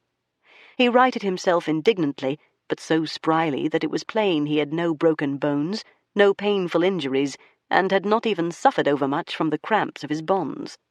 He looked up from under his wild grey thatch of hair, half defensive and half accusing, glaring round the circle of his rescuers, as though they had been responsible for his hours of discomfort. "Late's better than never," he said sourly, and hawked, and spat out fibres of sacking. "What took you so long? Is everybody deaf? I've been kicking here half the night." Half a dozen hands reached pleasurably to hoist him to his feet and sit him down gently on a cask of wine. Roger stood off and let them indulge their curiosity, scowling blackly at his colleague meantime. There was no damage done, not a scratch on the old fool. The first threat, and he had crumpled into a pliable rag. "For God's sake, what happened to you? You had the booth sealed. How could any man break in here and you not know? There are other merchants sleep here with their wares. You had only to call." "Not all," said the cloth merchant fairly. "I myself lie at a tavern. So do many.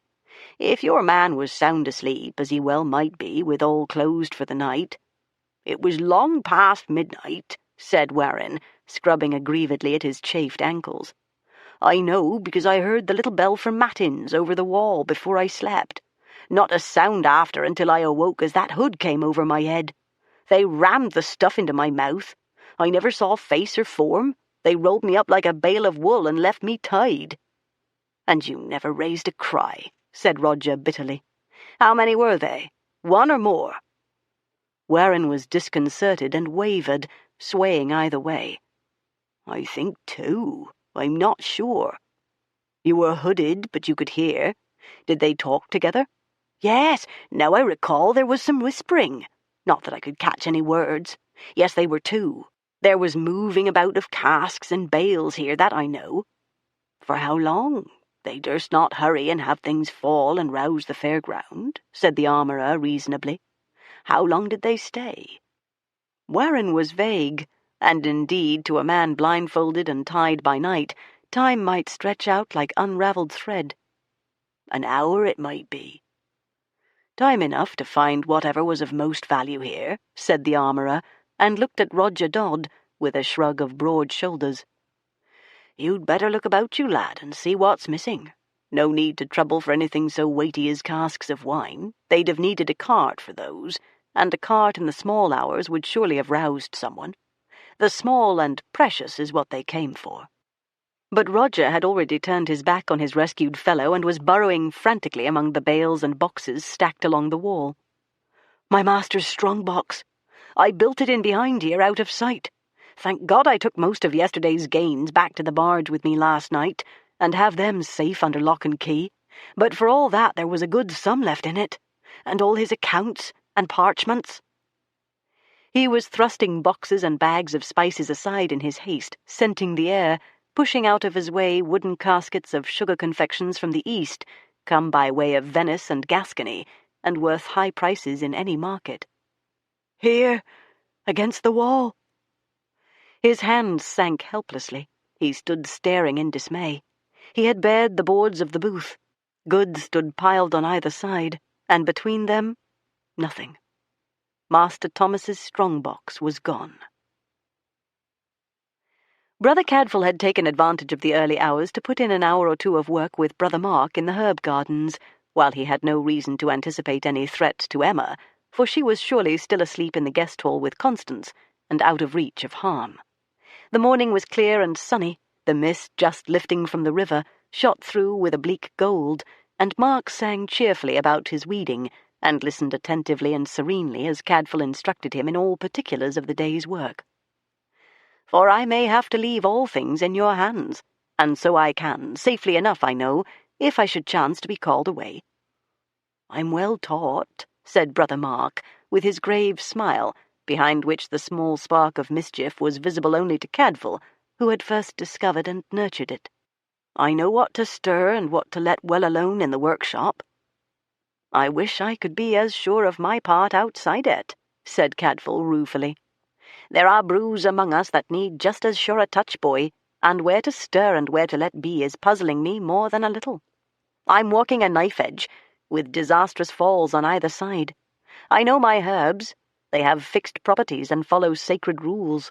Human creatures do not so, and I cannot even wish they did. I would not have one scruple of their complexity done away. It would be lamentable loss."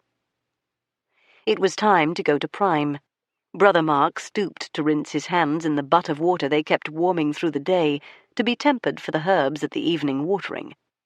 "It was being with you made me know that I want to be a priest," he said, speaking his mind as openly as always in Cadfael's company. "I had never the urge for it," said Cadfael absently, his mind on other matters. "I know. That was the one thing wanting. Shall we go?" They were coming out from prime and the lay servants already mustering for their early mass, when Roger Dodd came trudging in at the gatehouse, out of breath, and with trouble plain to be read in his face. "What, again something new?" sighed Cadfael, and set off to intercept him before he reached the guest hall.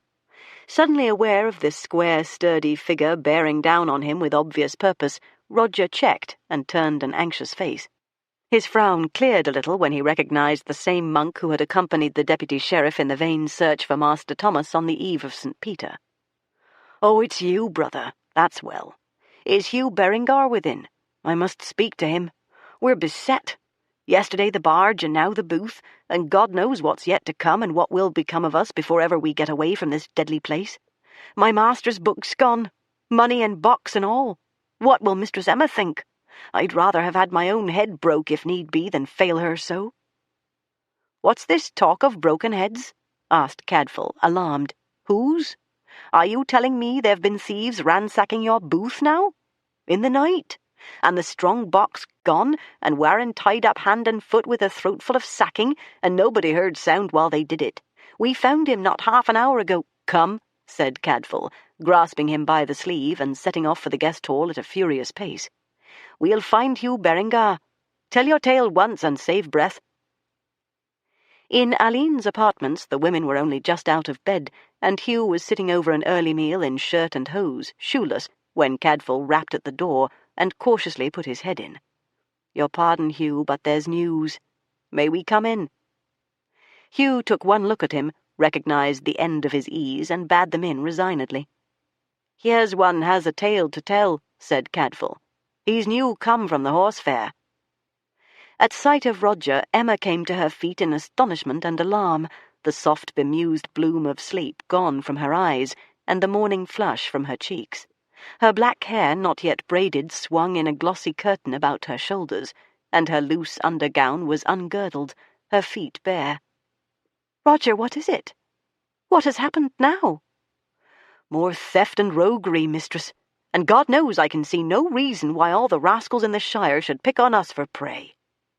Roger heaved in deep breath and launched headlong into his complaint. "This morning I go to the stall as usual and find it all closed and not a sound or a word from within for all my shouting and knocking, and then come some of the neighbours wondering, and one sees that the inside bar has been hoisted with a knife, and a marvellous thin knife it must have been, and we go in and find Warren rolled up like baggage in his own cloak and fast tied and his mouth stuffed with sacking, a bag over his head fit to choke him." "Oh, no," breathed Emma in a horrified whisper, and pressed a fist hard against trembling lips. "Oh, poor Warren! He's not dead." Roger gave vent to a snort of contempt. "Not he! Alive and fit as a flea, barring being stiff from the cords. How he could sleep so sound as not to hear the fumbling with the latch, nor even notice when the door was opened, there's no guessing. But if he did hear, he took good care not to give the robbers any trouble. You know Warren's no hero. He says he was only shook awake when the sack went over his head and never saw face nor form, though he thinks there were two of them, for there was some whispering. But as like as not he heard them come, but chose not to, for fear they'd slip the knife in his ribs." Emma's colour had warmed into rose again. She drew a deep breath of thankfulness. "But he's safe? He's taken no harm at all?" She caught Aline's sympathetic eye and laughed shakily with relief. "I know he is not brave. I'm glad he is not. Nor very clever, nor very industrious either, but I've known him since I was a little girl. He used to make toys for me and willow whistles. Thank God he is not harmed." "Not a graze. I wish," said Roger, his eyes burning jealously upon her childish morning beauty, not yet adorned and needing no adornment. "I wish to God I'd stayed there to be watchman myself. They'd not have broken in there unscathed and found everything handed over on a platter." "But then you might have been killed, Roger. I'm glad you were not there. You'd surely have put up a fight and come to harm. What, against two, and you unarmed? Oh, no, I want no man hurt to protect my possessions." "What followed?" asked Hugh shortly, stamping his feet into his shoes and reaching for his coat. "You've left him there to mind the stall? Is he fit?" "As you or me, my lord. I'll send him to you to tell his own tale when I get back. No need. I'm coming with you to view the place and the damage. Finish your tale. They'll scarcely have left empty-handed. What's gone with them?" Roger turned devoted, humble, apologetic eyes upon Emma. "Sorrow the day, mistress. My master's strong box is gone with them."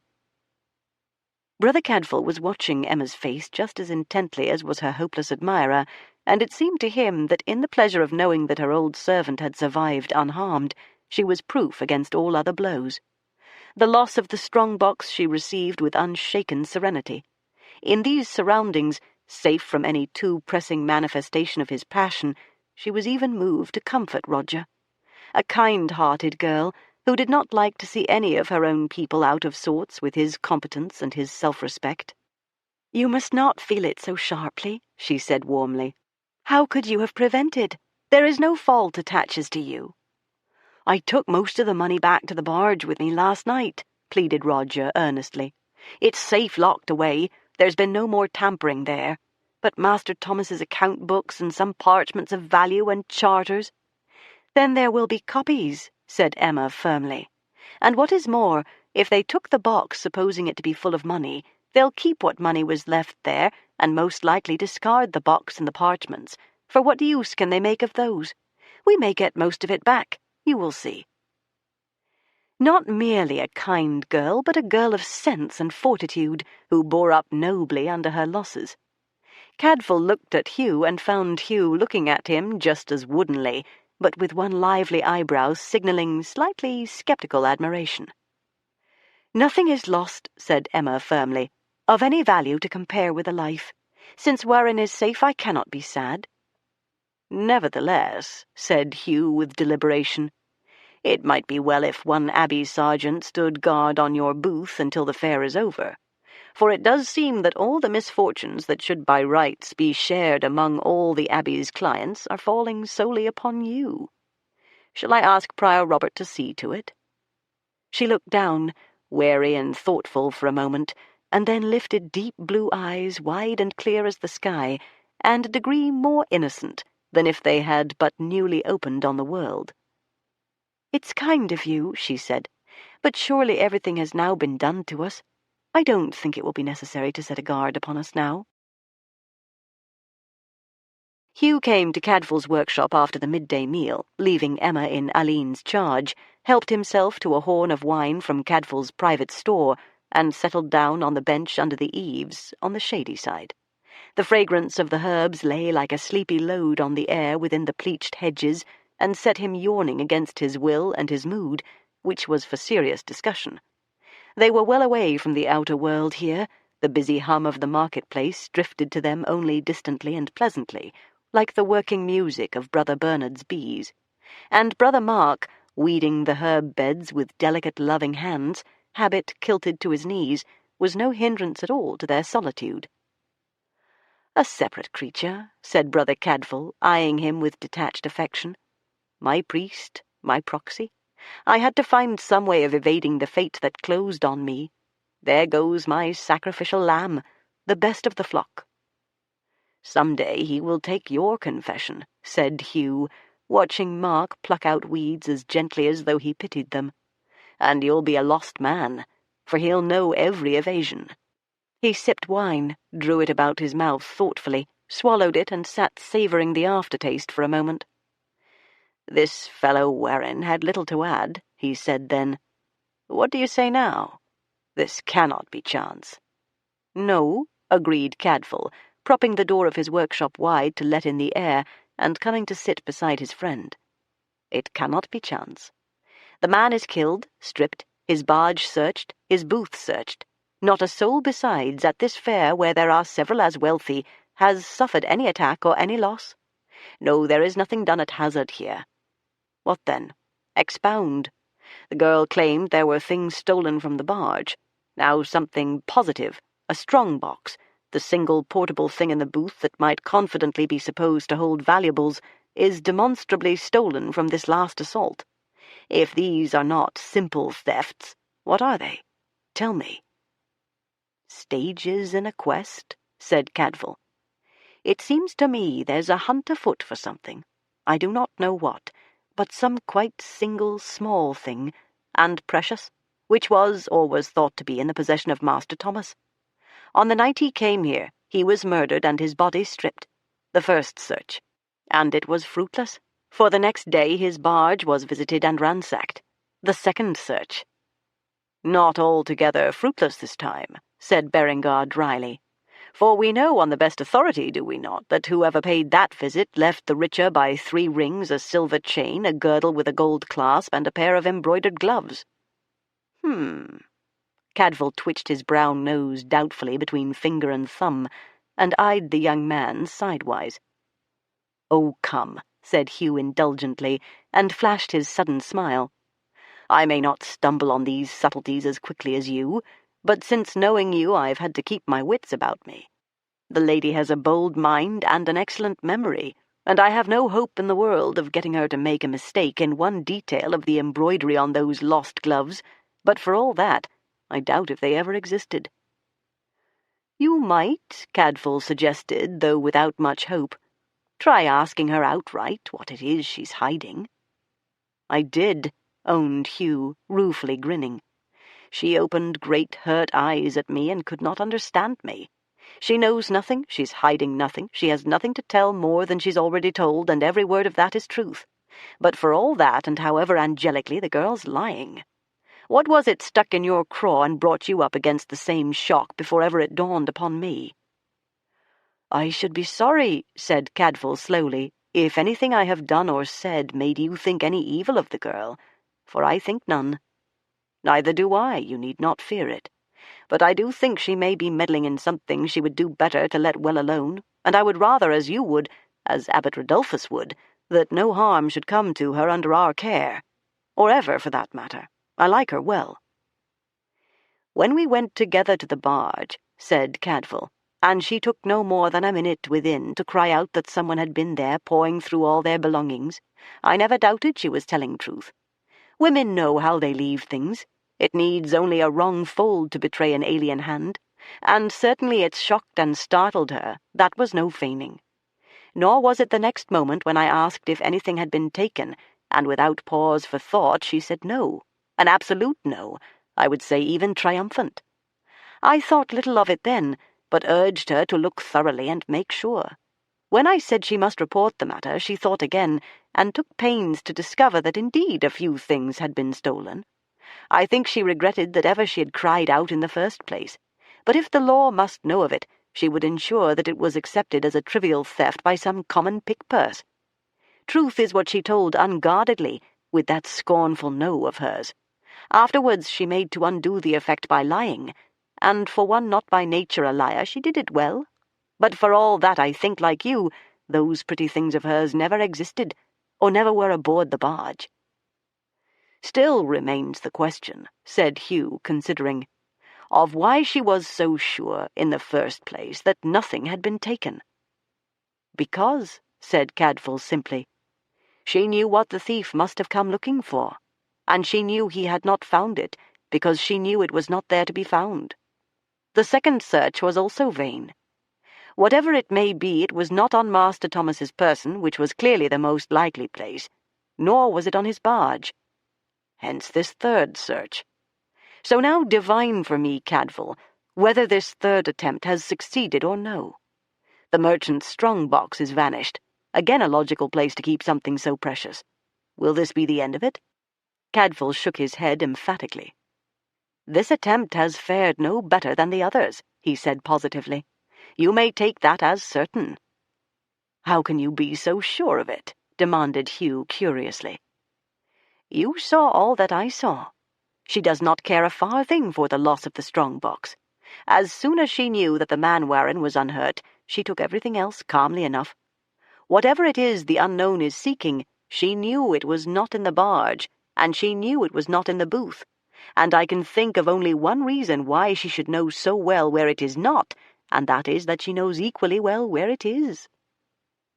"Then the next possibility the enemy will be considering," said Hugh with conviction, "is where she is, on her person, or in some hiding place only she knows of.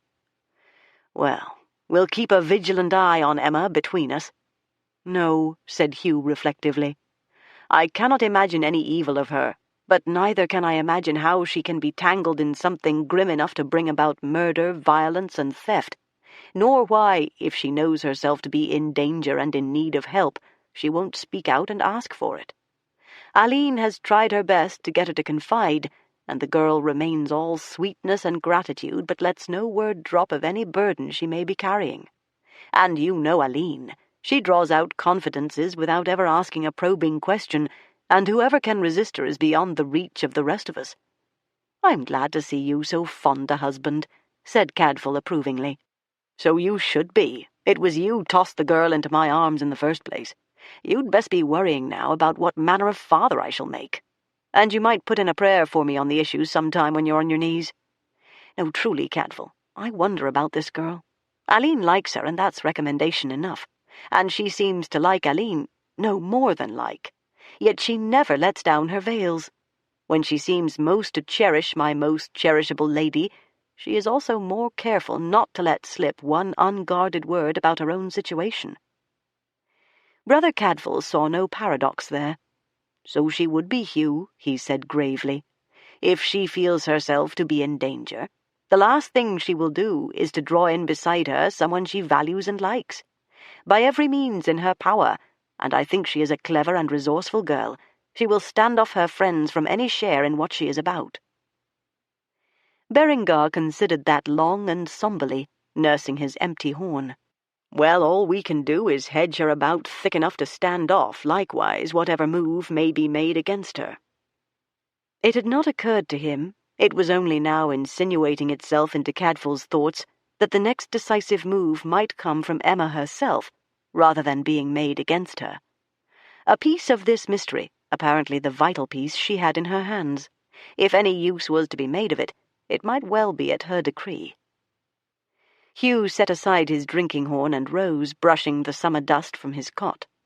Meantime, the sheriff is left with a murder on his hands, and I tell you, Cadfael, that affair now looks less than ever like a drunken revenge by an aggrieved youth of the town, though to tell truth it never did look too convincing, even if we could not discard it out of hand. Surely there's good ground now for letting the provost bail his lad out and take him home, said Cadfael, encouraged. Of all the young men around this town, Philip must be the clearest from any suspicion of this last outrage, or the raid on the barge either. The jailer who turns the key on him can witness where he's been all this while, and swear he never left it. I'm off to the castle now, said Hugh. I can't vouch for the sheriff, but I'll certainly speak a word in his ear, and in the provost's too. It's well worth making the approach. He looked down, flashing out of his preoccupation with a sudden mischievous smile, combed the fingers of one hand through the hedge of bushy greying hair that rimmed Cadfael's sunburned tonsure, leaving it bristling like thorn bushes, snapped a finger painfully against the nut-brown dome between, and took his departure with his usual light stride and insouciant bearing, which the unwary mistook for the mark of a frivolous man. Such small indulgences he was more likely to permit himself, strictly with friends, when he was engaged on something more than usually grave. Cadfael watched him go, absently smoothing down the warlike crest Hugh had erected. He supposed he had better be stirring too, and hand over charge here to Brother Mark until evening. It would not do to take his eyes off Emma for any length of time, and Aline, to please a solicitous husband, consented to doze for an hour or two in the afternoon for the sake of the child. Grandchildren by proxy, Cadfael reflected, might be a rare and pleasurable recompense for a celibate prime. As for old age, he had not yet begun to think about it. No doubt it had its own alleviations. Chapter 2. For all I said, Emma mused aloud, putting fine stitches into a linen band for an infant's cap in the lofty midday light in the window of Aline's bedchamber, I do grieve for those gloves of mine. Such fine leather, supple and black, and a wealth of gold in the embroidery. I never bought such expensive ones before. She reached the end of her seam and snipped off the thread neatly. They say there's a very good glover has a stall in the fair, she said, smoothing her work. I thought I might take a look at his wares and see if he has anything as fine as those I've lost. They tell me he's well known in Chester, and the Countess buys from him. I think perhaps I'll walk along the foregate this afternoon and see what he has. What with all these upsets, I've hardly seen anything of the fair. A good idea, said Aline. Such a fine day, we should not be spending it here within doors. I'll come with you.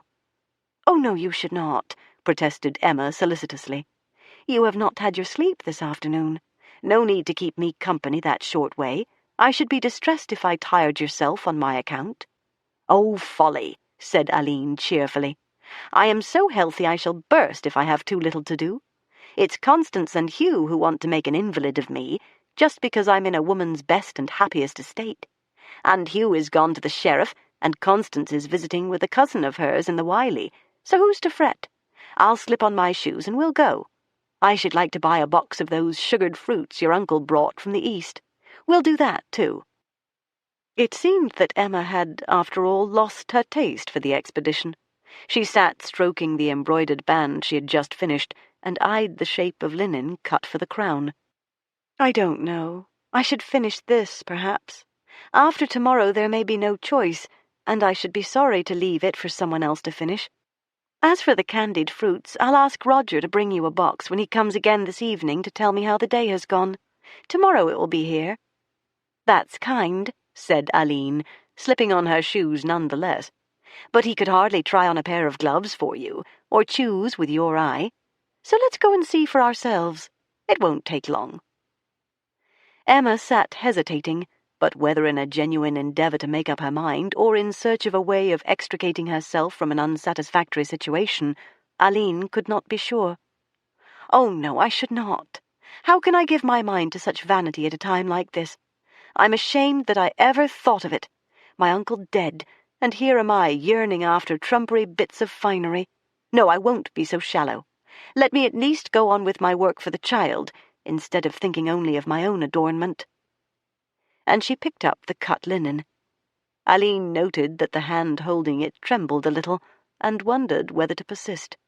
Plainly the girl wanted to go forth for some purpose of her own, but would not go unless it could be alone. And alone, said Aline firmly to herself, she certainly shall not go, if I can prevent. "Well," she said doubtfully, "if you're determined to be so penitential, I won't play the devil and tempt you. And I'm the gainer. Your sewing is so fine I could never match it. Who taught you so well?" She slipped off her soft leather shoes and sat down again. Something at least she had learned, better to let well alone now. Emma welcomed the change of subject eagerly. Of her childhood she would talk freely. "My mother was a famous embroideress. She began to teach me as soon as I could manage a needle, but she died when I was only 8, and Uncle Thomas took me in. We had a housekeeper, a Flemish lady who had married a Bristol seaman and been widowed when his ship was lost, and she taught me everything she knew, though I could never equal her work. She used to make altar cloths and vestments for the church, such beautiful things." So a plain pair of good black gloves, thought Aline, would have done well enough for you at any time, since you could have adorned them to your own fancy. And those who can do such things exquisitely seldom prefer the work of others. It was not difficult to keep Emma talking, but for all that Aline could not help wondering what was going through the girl's mind, and how soon and how cunningly she would make the next bid to slip away solitary about her mysterious business. But as it fell out, she need not have troubled, for late in the afternoon came a lay brother from the gatehouse to announce that Martin Belcott had brought down Master Thomas's coffin and desired permission to proceed with his business. Emma rose instantly, laying down her sewing, her face pale and intent. If there was one thing certain, it was that no other matter, however urgent, would take her away from the church until her uncle was decently coffined and sealed down for his journey home, and prayers said for his repose, as later she would attend the first Mass for him. Whatever he had been to others, he had been uncle and father and friend to his orphaned kinswoman, and no reverence, no tribute, would be omitted from his obsequies. "I will come myself," said Emma. "I must say farewell to him." She had not yet seen him dead, but the brothers, long expert in the gentle arts that reconcile life to death, would have made sure that she would be able to remember him without distress. "Shall I come with you?" offered Aline. "You are very good, but I would rather go alone." Aline followed as far as the great court, and watched the little procession cross to the cloister, Emma walking beside the hand-cart on which Martin and his son wheeled the coffin. When they had lifted the heavy box and carried it in by the south door of the church, with Emma following, Aline stood for some minutes looking about her. At this hour most of the guests and many of the lay servants were out at the fair. Only the brothers went about their business as usual. Through the wide gate of the distant stable-yard she could see Ivo Corbier's young groom rubbing down a pony, and the archer, Thurston Fowler, sitting on a mounting block, whistling as he burnished a saddle. Sober and recovered from his debauch, he was a well-set-up and comely fellow, with the open face of one who has not a care in the world. Evidently he was long since forgiven and back in favour. Brother Cadfael, coming from the gardens, saw her still gazing pensively towards the church. She smiled at sight of him. "Martin has brought the coffin. They are within there. She'll think of nothing else now. But, Cadfael, she intends to give us all the slip when she can. She has tried. She would see, she said, if the Glover at the fair has something to take the place of the ones she lost. But when I said I would go with her, no, that would not do. She gave up the idea." "Gloves?" murmured Brother Cadfael, scrubbing thoughtfully at his chin. "Strange, when you think of it, that it should be gloves she has on her mind, in the middle of summer." Aline was in no position to follow that thought. She took it at its surface meaning. "Why strange? We know there were some stolen from her, and here we are at one of the few fairs where rare goods are to be bought. It follows naturally enough. But of course the Glover is only a handy excuse." Cadfael said no more then, but he went away very thoughtfully towards the cloister. The strange thing was not that a girl should want to replace, while chance offered, a lost piece of finery. It was rather that when she was suddenly confronted by the need to pass off as simple robbery a raid she knew to be something very different, one of the articles she claimed to have lost should be a thing so inappropriate to the season that she felt obliged to account for it by saying she had newly bought it in Gloucester on the journey. Why gloves, unless she had gloves running in her mind already for another reason? Gloves? Or Glovers? In the transept chapel, Martin Belcott and his young son set up the heavy coffin on a draped trestle and reverently laid the body of Master Thomas of Bristol within it. Emma stood looking down at her uncle's dead face for a long time, without tears or words. It would not be painful, she found, to remember him thus, dignified and remote in death, the bones of his cheeks and brow and jaw more strongly outlined than in life, his florid flesh contracted and paled into waxen austerity. Now at the last moment she wanted to give him something to take with him into his grave, and realized that in the buffeting of these 2 days she had not been able to think clearly enough to be ready for the parting. Not the fact of death, but the absolute need of some ceremonial tenderness, separate from the public rites, suddenly seemed to her overwhelmingly important. "Shall I cover him?" asked Martin Belcott gently. Even so soft a sound startled her. She looked round almost wonderingly. The man, large, comely, and calm, waited her orders without impatience. The boy, grave and silent, watched her with huge hazel eyes. From her 4 years' superiority over him she pondered whether so young a creature should be doing this office, and then she understood that those eyes were preoccupied rather with her living self than with the dead, and the vigorous flowing sap in him reached up towards light and life as to the sun, and recognized shadow only by virtue of its neighbouring brightness. That was right and good. "No, wait just a moment," she said. "I'll come back." She went quickly out into the sunlight and looked about her for the path that led into the gardens. The green lines of a hedge and the crowns of trees within drew her.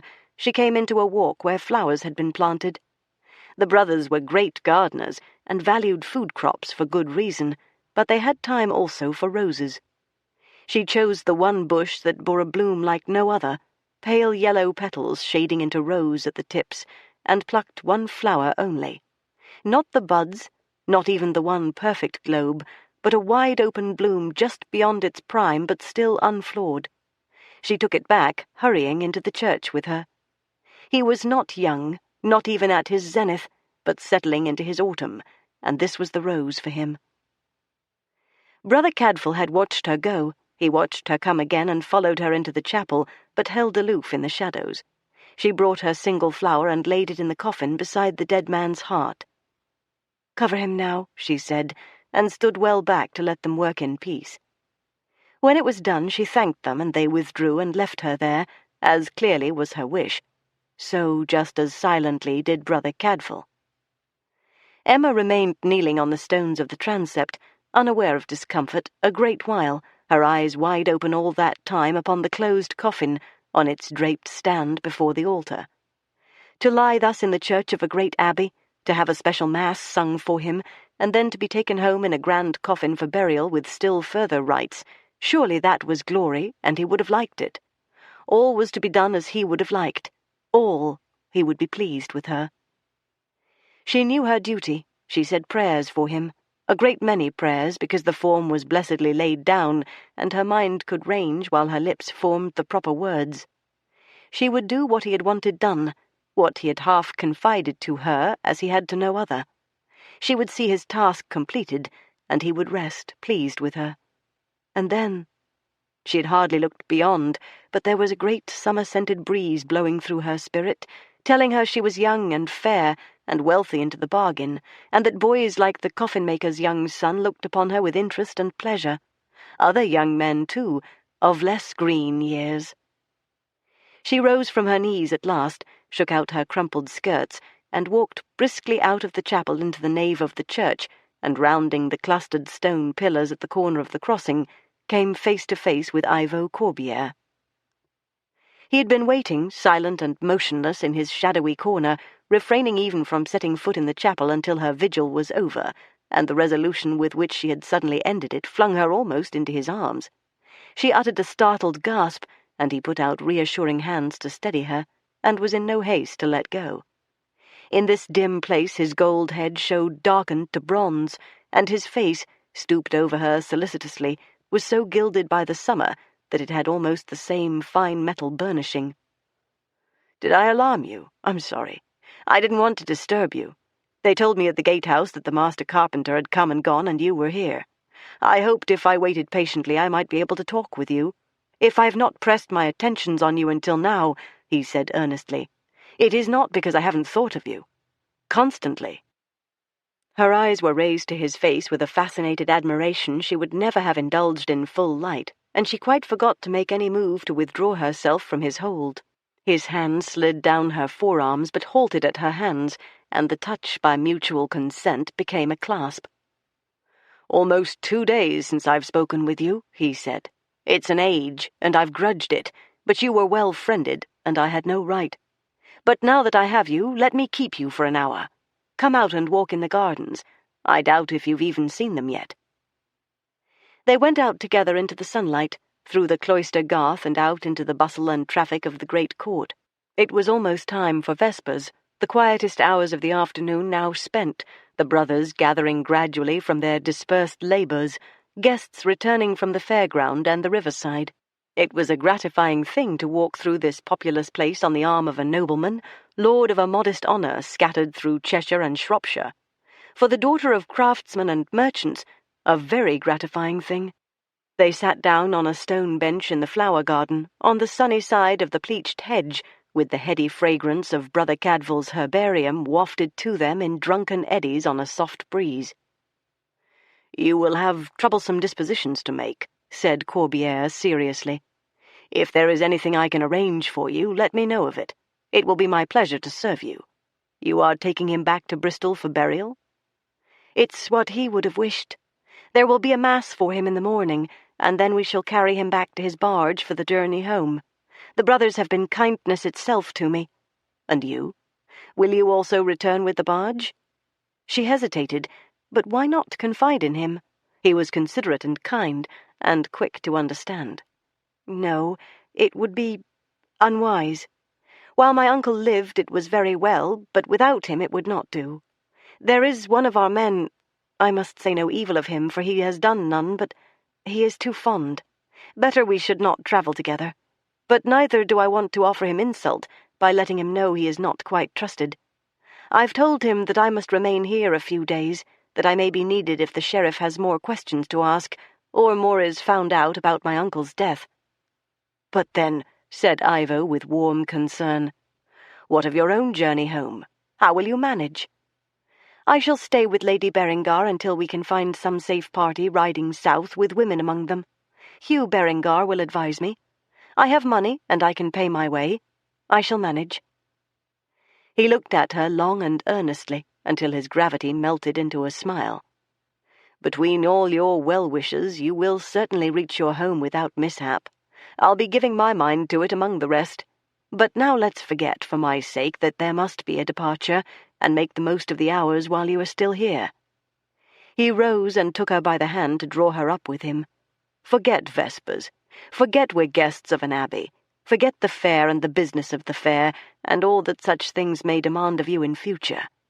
Think only that it's summer, and a glorious evening, and you're young and have friends. Come down with me past the fish ponds as far as the brook. That is all Abbey land. I wouldn't take you beyond." She went with him gratefully, his hand cool and vital in hers. By the brook below the Abbey fields it was cool and fresh and bright, full of scintillating light along the water, and birds dabbling and singing, and in the pleasure of the moment she almost forgot all that lay upon her, so sacred and so burdensome.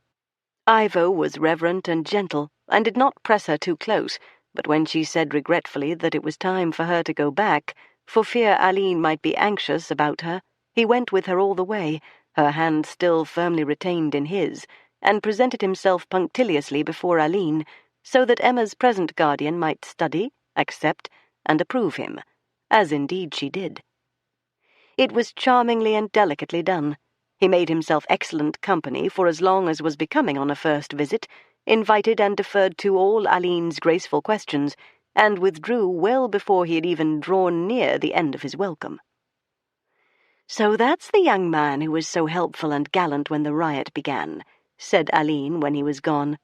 "Do you know, Emma, I do believe you have a serious admirer there." A wooer gained, she thought, might come as a blessed counter-interest to a guardian lost. "He comes of good blood and family," said the Aline steward, who had brought 2 manners to her husband in her own right, but saw no difference between her guest and herself, and innocently ignored the equally proud and honourable standards of those born to craft and commerce instead of land. "The Corbières are distant kin of Earl Ranulph of Chester himself, and he does seem a most estimable young man." "But not of my kind," said Emma, as shrewd and wary as she sounded regretful. "I am a stonemason's daughter, and niece to a merchant. No landed lord is likely to become a suitor for someone like me." "But it's not someone like you in question," said Aline reasonably. "It is you." Brother Cadfael looked about him late in the evening after Compline, saw all things in cautious balance, Emma securely settled in the guest hall, Berengar already home. He went thankfully to bed with his brothers for once at the proper time, and slept blissfully until the bell rang to wake him for matins. Down the night stairs and into the church the brothers filed in the midnight silence to begin the new day's worship. In the faint light of the altar candles they took their places, and the 3rd day of St. Peter's Fair had begun, the 3rd and last. Cadfael always rose for matins and lauds, not sleepy and unwilling, but a degree more awake than at any other time, as though his senses quickened the sense of separateness of the community gathered here to a degree impossible by daylight. The dimness of the light, the solidity of the enclosing shadows, the muted voices, the absence of lay worshippers, all contributed to his sense of being enfolded in a sealed haven, where all those who shared in it were his own flesh and blood and spirit, responsible for him as he for them, even some for whom, in the active and arduous day, he could feel no love and pretended none. The burden of his vows became also his privilege, and the night's first worship was the fuel of the next day's energy. So the shadows had sharp edges for him, the shapes of pillar and capital and arch clamoured like vibrant notes of music, both vision and hearing observed with heightened sensitivity, details had a quivering insistence.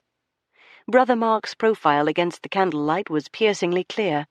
A note sung off-key by a sleepy elder stung like a bee, and the single pale speck, lying under the trestle that supported Master Thomas's coffin, was like a hole in reality, something that could not be there.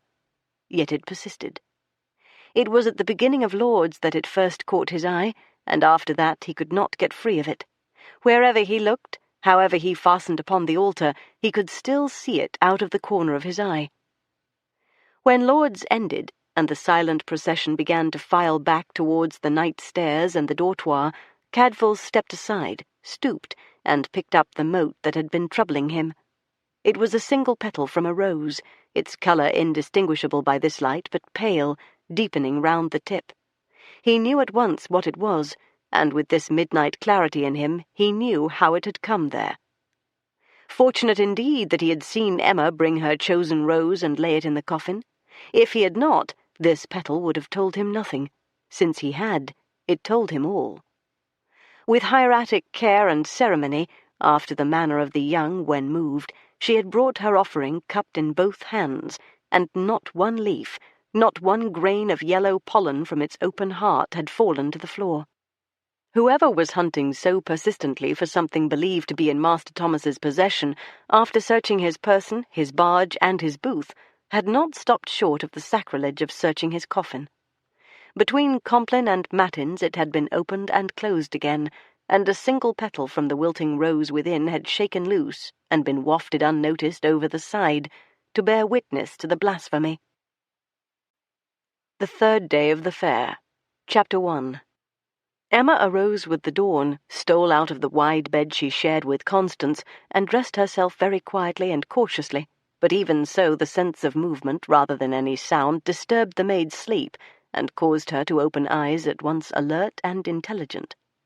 Emma laid a finger to her lips and cast a meaning glance towards the door beyond which Hugh and Aline were still sleeping. "Hush," she whispered. "I'm only going to church for Prime. I don't want to wake anyone else." Constance shrugged against her pillow, raised her brows a little, and nodded.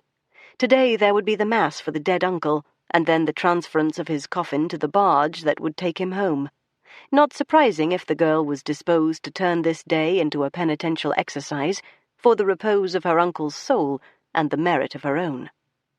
"You won't go out alone, will you?" "I'm going straight to the church," promised Emma earnestly. Constance nodded again, and her eyelids began to close. She was asleep before Emma had drawn the door to very softly and slipped away towards the great court. Brother Cadfael rose for Prime like the rest, but left his cell before his companions and went to take counsel with the only authority in whom he could repose his latest discovery. Such a violation was the province of the abbot, and only he had the right to hear of it first. With the door of the abbot's austere cell closed upon them, they were notably at ease together, two men who knew their own minds and spoke clearly what they had to say.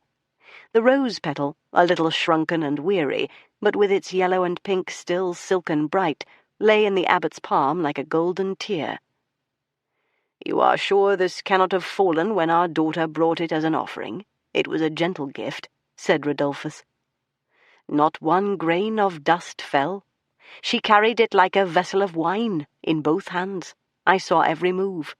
I have not yet seen the coffin by daylight, but I doubt not it has been dealt with competently, and looks as it looked when the master carpenter firmed it down. Nevertheless it has been opened and closed again." "I take your word," said the abbot simply. "This is vile." "It is," said Cadfael, and waited. "And you cannot put name to the man who would do this thing?" "Not yet. Nor say if he has gained by it, as God forbid." "No, father, but God will forbid." "Give your might to it," said Rodolphus, and brooded for a while in silence. Then he said, "We have a duty to the law. Do what is best there, for I hear you have the deputy sheriff's ear. As for the affront to the church, to our house, to our dead son and his heiress, I am left to read between rubrics. There will be a mass this morning for the dead man. The holy rite will cleanse all foulness from his passing and his coffin. As for the child, let her be at peace, for so she may. Her dead is in the hand of God. There has been no violence done to his soul." Brother Cadfael said, with hearty gratitude, "She will rest the better if she knows nothing. She is a good girl. Her grief should have every consolation. See to it, brother, as you may. It is almost time for Prime." Cadfael was hurrying from the abbot's lodging towards the cloister when he saw Emma turn in there ahead of him, and slowed his steps to be unnoticed himself while he watched what she would do.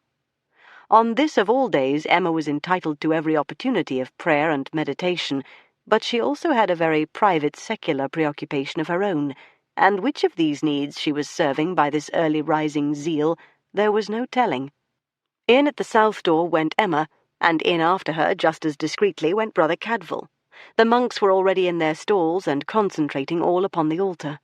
The girl slipped silently round into the nave as though she would find herself a retired spot there in privacy. But instead of turning aside, she continued her rapid, silent passage towards the west door, the parish door that opened onto the foregate, outside the convent walls. Except during times of stress, such as the siege of Shrewsbury the previous year, it was never closed. In at one door and out at another, and she was free, for a little while, to go where she would, and could return by the same way, an innocent coming back from church. Brother Cadfael's sandals padded soundlessly over the tiled floor after her, keeping well back in case she should look round, though here within he was reasonably sure she would not. The great parish door was unlatched. She had only to draw it open a little way. Her slenderness slipped through easily, and since this was facing due west, no betraying radiance flooded in. Cadfael gave her a moment to turn right or left outside the door, though surely it would be to the right, towards the fairground. What should she have to do in the direction of the river and the town? She was well in sight when he slid through the doorway and round the corner of the west front and looked along the foregate. She did not hurry now, but curbed her pace to that of the early buyers who were sauntering along the high road, halting at stalls already busy, handling goods, arguing over prices. The last day of the fair was commonly the busiest. There were bargains to be snapped up at the close, and lowered prices. There was bustle everywhere, even at this hour, but the pace of the ambulant shoppers was leisurely. Emma matched hers to it as though she belonged among them, but for all that she was making her way somewhere with a purpose. Cadfael followed at a respectful distance. Only once did she speak to anyone, and then she chose the holder of one of the larger stalls, and it seemed that she was asking him for directions, for he turned and pointed ahead along the street and towards the abbey wall. She thanked him and went on in the direction he had indicated, and now she quickened her pace. Small doubt that she had known all along to whom she was bound. Apparently she had not known precisely where to find him. Now she knew. By this time all the chief merchants gathered here knew where to find one another. Emma had come to a halt almost at the end of the foregate, where a half-dozen booths were backed into the abbey wall. It seemed that she had arrived at her destination, yet now stood hesitant, gazing a little helplessly, as if what she confronted surprised and baffled her.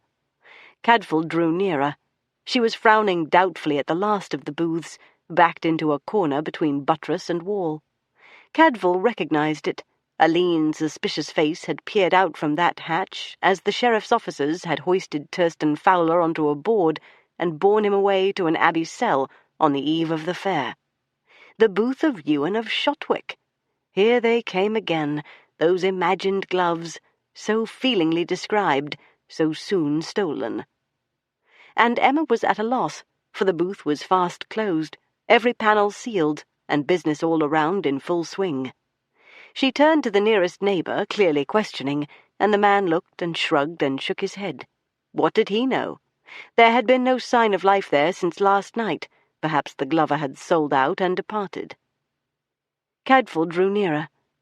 Beneath the austere white wimple, so sharp a change from the frame of blue-black hair, Emma's young profile looked even more tender and vulnerable. She did not know what to do. She advanced a few steps and raised a hand as though she would knock at the closed shutter, but then she wavered and drew back. From across the street a brawny butcher left his stall, patted her amiably on the shoulder and did the knocking for her lustily, then stood to listen. But there was no move from within.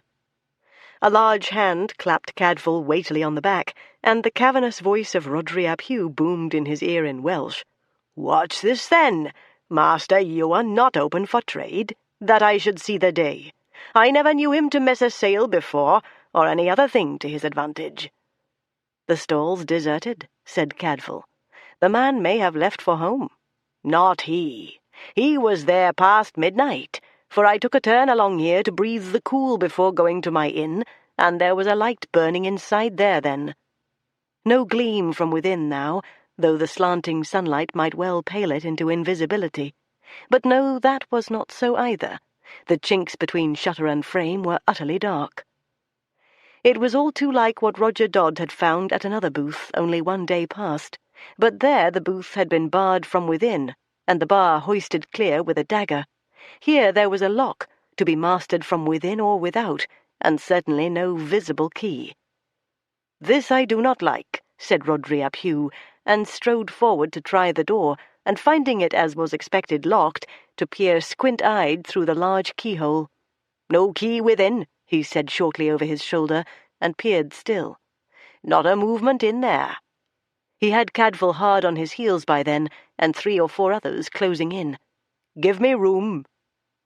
Rodri clenched the fingers of both hands in the edge of the door, set a broad foot against the timber wall, and hauled mightily, square shoulders gathered in one great heave. Wood splintered about the lock, small flinders flying like motes of dust, and the door burst open. Rodri swayed and recovered in recoil and was first through the opening, but Cadfael was after him fast enough to ensure that the Welshman touched nothing within. They craned into the gloom together, cheek by jowl. The glover's stall was in chaos, shelves swept clear, goods scattered like grain over the floor. On a straw palliasse along the rear wall his cloak lay sprawled, and on an iron stand beside a quenched candle sagged in folds of tallow. It took them a few seconds to accustom their eyes to the dimness and see clearly. Tangled in his spilled stock of belts, baldricks, gloves, purses, and saddlebags, Ewan of Shotwick lay on his back, knees drawn up, a coarse sacking bag drawn half over his lean face and greying head. Beneath the hem of the hood, his thin-lipped mouth grinned open in a painful rictus, large white teeth staring, and the angle at which his head lay had the horrible suggestion of a broken wooden puppet. Cadfael turned and flung up the shutter of the booth, letting in the morning light. He stooped to touch the contorted neck and hollow cheek. "Cold," said Rodri behind him, not attempting to verify his judgment, which for all that was accurate enough. Ewan's flesh was chilling. "He's dead," said Rodri flatly. "Some hours," said Cadfael. In the stress of the moment he had forgotten Emma, but the shriek she gave caused him to swing round in haste and dismay.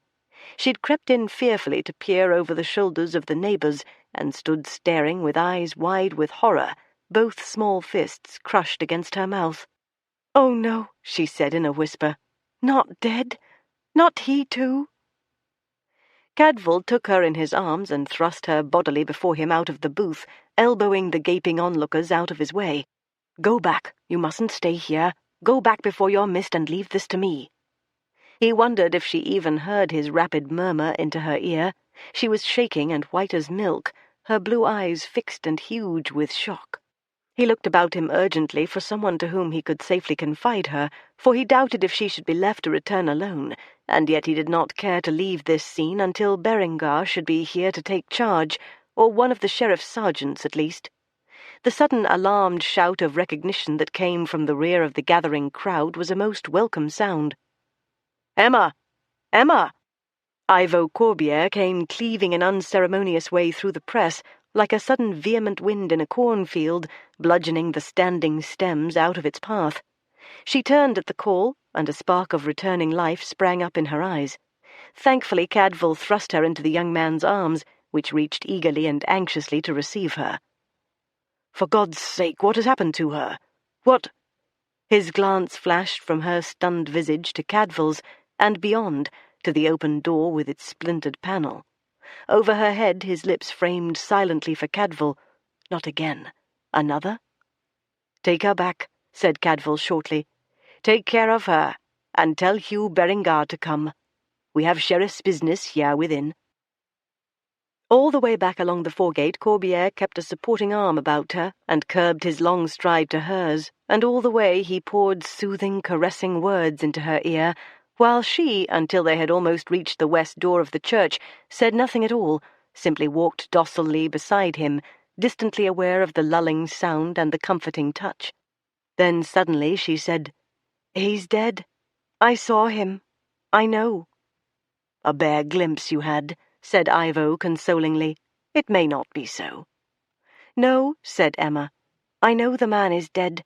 How could it happen? Why?" There are always such acts, somewhere, robberies, violence, and evil. It is sad, but it is not new. His fingers pressed her hand warmly. It is no fault of yours, and alas, there is nothing you or I can do about it. I wish I could make you forget it. In time you will forget. No, she said, I shall never forget this. She had meant to return by the church as she had left, but now it no longer mattered. As far as he or any other was concerned, she had simply set out early to buy some gloves, or at least to view what the glover had to offer. She went in with Ivo by the gatehouse. By the time he had brought her tenderly on his arm to the guest hall, she had regained her composure. There was a little colour in her face again, and her voice was alive, even if its tone indicated that life was painful. "I'm recovered now, Ivo," she said. "You need not trouble for me further. I will tell Hugh Berengar that he is needed." "Brother Cadfael entrusted you to me," said Ivo with gentle and confident authority. "And you did not reject me. I shall fulfill my errand exactly. As I hope," he said, smiling, "I may perform any other missions you may care to entrust to me hereafter." Hugh Berengar came with 4 of the sheriff's men, dispersed the crowd that hung expectantly round the booth of Ewan of Shotwick, and listened to the accounts rendered by the neighbouring stall-holders, by the butcher from over the road, and by Rodri ap Hugh, for whom Cadfael interpreted sentence by sentence. In no haste to go, for as he said, his best lad was back with the boat from Bridgenorth, and competent to take charge of what stock he still had to sell, the Welshman nonetheless showed no unbecoming desire to linger, once his witness was taken. Imperturbable and all-beholding, he ambled away at the first indication that the law had done with him. Others, more persistent, hung about the booth in a silent, watchful circle, but were kept well away from earshot. Berengar drew the door, too. The opened hatches gave light enough. "Can I take the man's account for fair and true?" asked Hugh, casting a glance after Rodri's retreating back. There was no backward glance from the Welshman. His assurance was absolute. "To the letter, for all that happened here from the time I came on the scene. He's an excellent observer. There's little he misses of what concerns him or may concern him, and what does not. He does business, too. His trade here is no pretext, but it may be only half his business that we see." There were only the 2 of them within there now, 2 living and the dead man. They stood one either side of him, drawn back to avoid disturbing either his body or the litter of leatherwork scattered about and over him. "He says there was a light showing through the chinks here past midnight," said Berengar. "The light is quenched now, not burned out, and if he locked his door after closing the booth for the night—" "As he would," said Cadfael. "Rodri's account of him rings true. A man complete in himself, trusting no one, able to take care of himself, until now. He would have locked his door. Then he also unlocked it, to let in his murderer. The lock never was forced until now, as you saw. Why should a wary man unlock his door to anyone in the small hours?" "Because he was expecting someone," said Cadfael, "though not the someone who came. Because it may be he had been expecting someone all these 3 days, and was relieved when the expected message came at last. So relieved that he ceased to be cautious. Given your Welshman's estimate of him, I should doubt it." "So should I," agreed Cadfael, "unless there was a private word he was waiting for, and it was known and given. A name, perhaps. For you see, Hugh, I think he was already well aware that the one he had expected to deliver the message was never going to tap at his door by night, or stop in the foregate to pass the time with him." "You mean," said Hugh, "Thomas of Bristol, who is dead." "Who else? How many strange chances can come together, all against what is likely or even possible? A merchant is killed, his barge searched, his booth searched, then, dear God, his coffin. I have not yet had time, Hugh, to tell you of that." He told it now. He had the rose petal in the breast of his habit, wrapped in a scrap of linen. It still spoke as eloquently as before.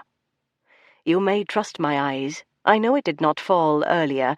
I know it has been in the coffin with him. Now that same man's niece makes occasion to come by stealth to this glover's stall, only to find the glover dead like her uncle. It is a long list of assaults upon all things connected with Thomas of Bristol. Now, since this unknown treasure was not found even in his coffin for safe conduct back to Bristol in default of delivery, the next point of search has been here, where Master Thomas should have delivered it. They would have need to have foreknowledge of that, or good reason to guess aright. By your witness, said Hugh, pondering, the coffin was opened and closed between Compline and Matins, before midnight. When would you say, Cadfael, your experience is longer than mine, when would you say this man died? In the small hours. By the second hour after midnight, I judge he was dead. After the coffin, it seems, they were forced to the conclusion that somehow, for all they had a watch on Master Thomas from his arrival and disposed of him before ever the fair started, yet somehow he, or someone else on his behalf, must have slipped through their net and delivered the precious charge. This poor soul certainly opened his door last night to someone he believed had business with him. The mention of a privileged name, a password. He let in his murderer, but what he had expected was the thing promised. Then even now, said Hugh sharply, with 2 murders on their souls, they have not what they wanted. He thought they were bringing it. They trusted to find it here, and neither of them had it. Both were deceived. He brooded, with a brown fist clamping his jaw, and his black brows down-drawn in unaccustomed solemnity. And Emma came here by stealth. She did. Not every man, said Cadfael, has your view of women, or mine. Most of your kind, most of mine, would never dream of looking in a woman's direction to find anything of importance in hand, especially a mere child, barely grown. Not until every other road was closed, and they were forced to notice a woman there in the thick of the matter, who just might be what they sought. And who has now betrayed herself, said Hugh grimly. Well, at least she reached the guest hall safely, thanks to Corbière. I have left her with Aline, very shaken for all her strength of will, and she will not stir a step this day unguarded. That I can promise. Between us, I think we can take care of Emma. Now let's see if this poor wretch has anything to tell us that we don't yet know. He stooped and drew back the coarse sack that covered half the glover's narrow face, from eyebrow on one side to jaw on the other. A broken bruise in the greying hair above the left temple indicated a right-handed blow as soon as the door was opened to his visitor, meant to stun him, probably, until he could be muffled in the sack and gagged like Warren. Here it was a case of gaining entry and confronting a wide-awake man, not a timid sleeper. Much the same manner as the other one, said Cadfael, and I doubt if they ever meant to kill. But he was not so easily put out of the reckoning. He put up a fight, and his neck is broken. By the look of it, one made round behind him to secure this blindfold, and in the struggle he gave them tried all too hard to haul him backwards by it. He was wiry and agile, but his bones were aging, and too brittle to sustain it. I don't think it was intended. We should have found him neatly bound and still alive, like Warren, if he had not fought them. Once they knew he was dead, they made their search in haste and left all as it fell. Berengar brushed aside the light tangle of girdles and straps and gloves that littered the floor and lay over the body. Ewan's right arm was covered from the elbow down by the skirts of his own gown, kicked out of the way of the searchers in their hunt. When the folds were drawn down, Hugh let out a sharp whistle of surprise, for in the dead man's hand was a long poniard, the naked blade grooved and ornamented with gilding near the hilt. At his belt, half hidden now under his right hip, the scabbard lay empty. A man of his hands. And see, he's marked one of them for us. There was blood on the point of the blade, and drawn up by the grooving for some 3 fingers' breadth in 2 thin crimson lines, now drying to black. Rodri ap Hugh said of him, Cadfael remembered, that he was a solitary soul who trusted nobody, his own porter and his own watchman. He said he wore a weapon and knew how to use it. He went on his knees beside the body and cleared away the debris that still lay about it, eyeing and handling from head to foot. You'll have him away to the castle, I suppose, or the abbey, and look him over more carefully, but I do believe the only blood he's lost is this smear on his brow. This on the dagger is not his. If only we could as easily say whose it is, said Hugh dryly, sitting on his heels with the nimbleness of the young on the other side of the body. Brother Cadfael eased creaky elderly knees on the hard boards and briefly envied him. The young man lifted the stiffening arm and tested the grip of the clenched fingers. He holds fast. It took him some effort to loosen the convulsive grip enough to slip the hilt of the dagger free. In the slanting light from the open hatch, something gleamed briefly, waving at the tip of the blade, and again vanished, as motes of dust come and go in gold in bright sunlight. There was also what seemed at first to be a thin incrustation of blood fringing the steel on one edge. Cadfael exclaimed, leaning to point. "A yellow hair! There it shows again!" The flashing gleam curled and twisted as Hugh turned the dagger in his hand. Not a hair, a fine yellowish thread. Thread of flax, not bleached. This grooving has ripped out a shred of cloth, and the blood has stuck it fast. See. A mere wisp of brown material it was, a fringe along the groove that had held it, narrow as a blade of grass, but when Cadfael carefully took hold of a thread at the end and drew it out straight, it stretched to the length of his hand. The colour, though fouled by dried blood, showed plain at one edge, a light russet brown, and at the end of the sliver floated gaily the long fine flax thread, scalloped like a curly hair. "A slice, tear a hand long," said Cadfael, "and ending at a hem, for surely this thread sewed the edging, and the dagger ripped out a length of the stitching." He narrowed his eyes and considered, imagining Ewan facing the door as he opened it, the instant blow that failed to tame him, and then his rapid drawing of his poniard and striking with it. Almost brow to brow and breast to breast, a man good with his right hand, and his attacker's heart an open target. "He struck for the heart," said Cadfael with conviction. "So would I, or so would I have done once. The other man surely slipped behind him and spoiled the stroke, but that is where he aimed.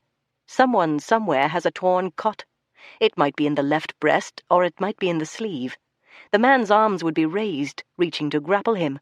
I should say the left sleeve, ripping from the hem halfway to the elbow. The sewing thread was caught first, and pulled out a length of stitches." Hugh considered that respectfully and found no fault with it. "Much of a scratch, would you guess? He did not drip blood to the doorway. It could not have been enough to need much stanching. The sleeve would hold it. Likely only a graze, but a long graze. It will be there to be seen. If we knew where to look." Hugh gave a short bark of laughter at the thought of sending sergeants about this teeming marketplace to ask every man to roll up his left sleeve and show his arm. A simple matter. Still, no reason why you and I and all the men I can spare and trust should not be keeping our eyes open all the rest of this day for a torn sleeve, or a newly cobbled one. He rose and turned to beckon his nearest man from the open hatch. "Well, we'll have him away from here and do what we can. A word with your Rodri ap Hugh wouldn't come amiss, and I fancy you might get more out of him in his own tongue than ever I should at second hand. If he knows this man so well, prick him on to talk, and bring me what you learn." "That I'll do," said Cadfael, clambering stiffly from his knees. "I must go first to the castle and report what we've found. One thing I'll make certain of this time," said Hugh. "The sheriff was in no mood to listen too carefully last night, but after this he'll have to turn young Corvaser loose on his father's warranty like the rest of them.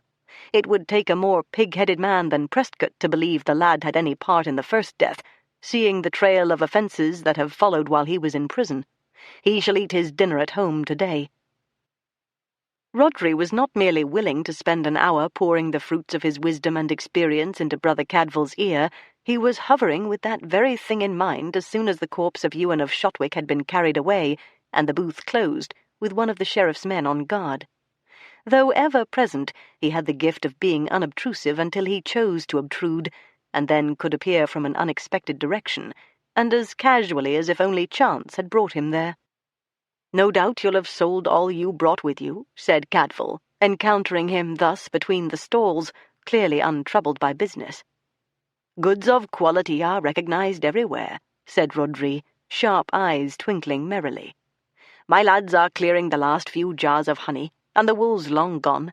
But I've a half-full bottle there, if you care to share a cup at this hour. Mead, not wine, but you'll be happy with that, being a Welshman yourself."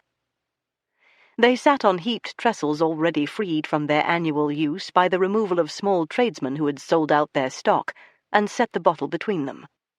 "And what," asked Cadfael, with a jerk of his head towards the guarded booth, "do you make of that affair this morning, after all that's gone before?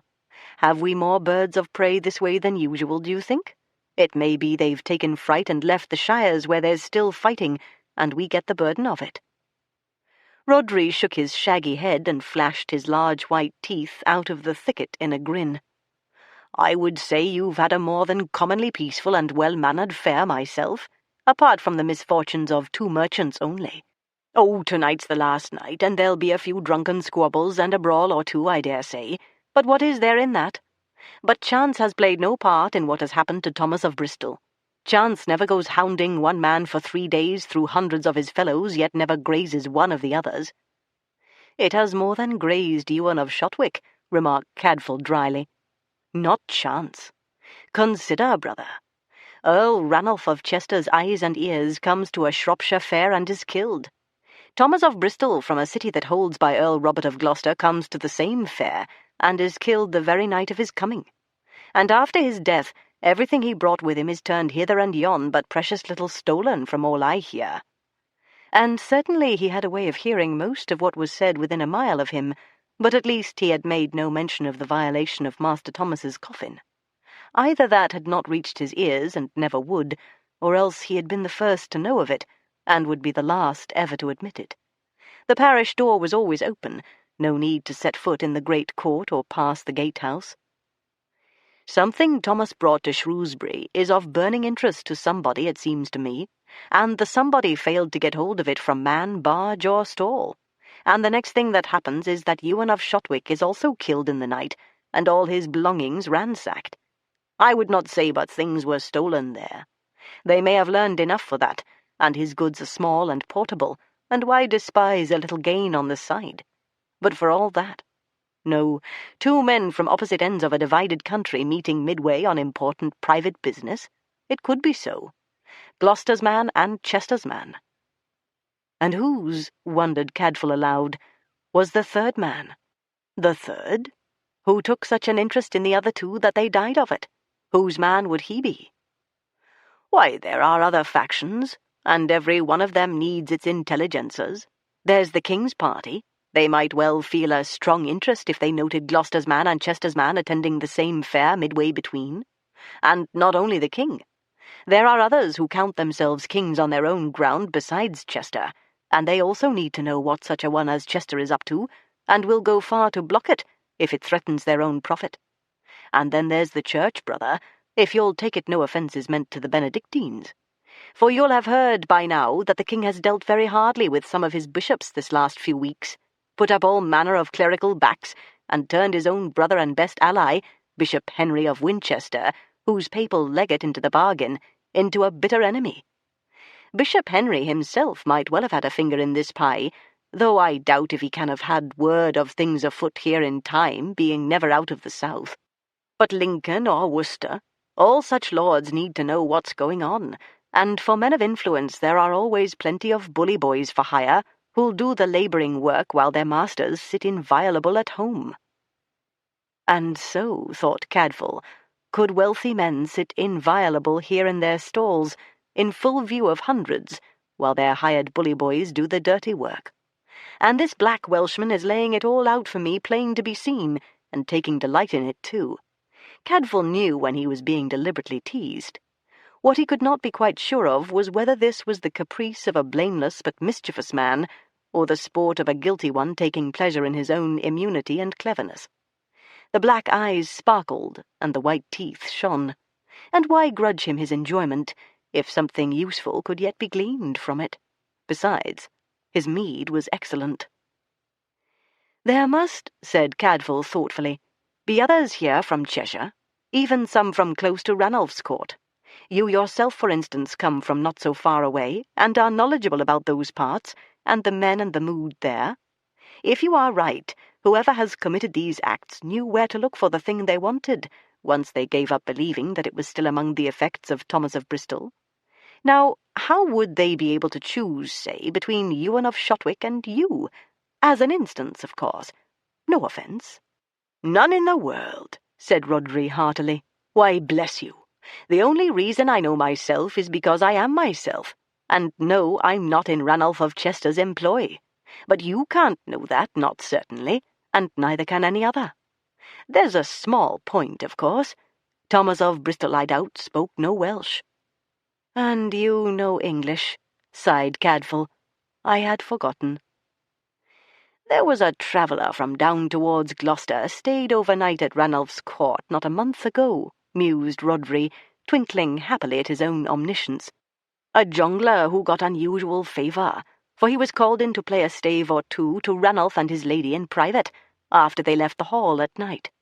If Earl Ranulph has an ear for music, it's the first I've heard of it. It would certainly need more than a French virelay to fetch him in for his father-in-law's cause. He would want to know what were the prospects of success, and what his reward might be.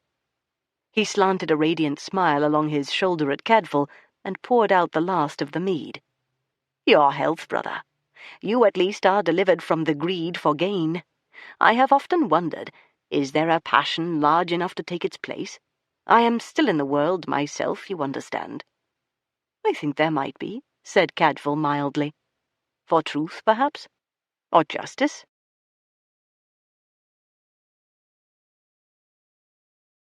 Chapter 2. The jailer unlocked the door of Philip's cell somewhat before noon and stood back to let the provost enter.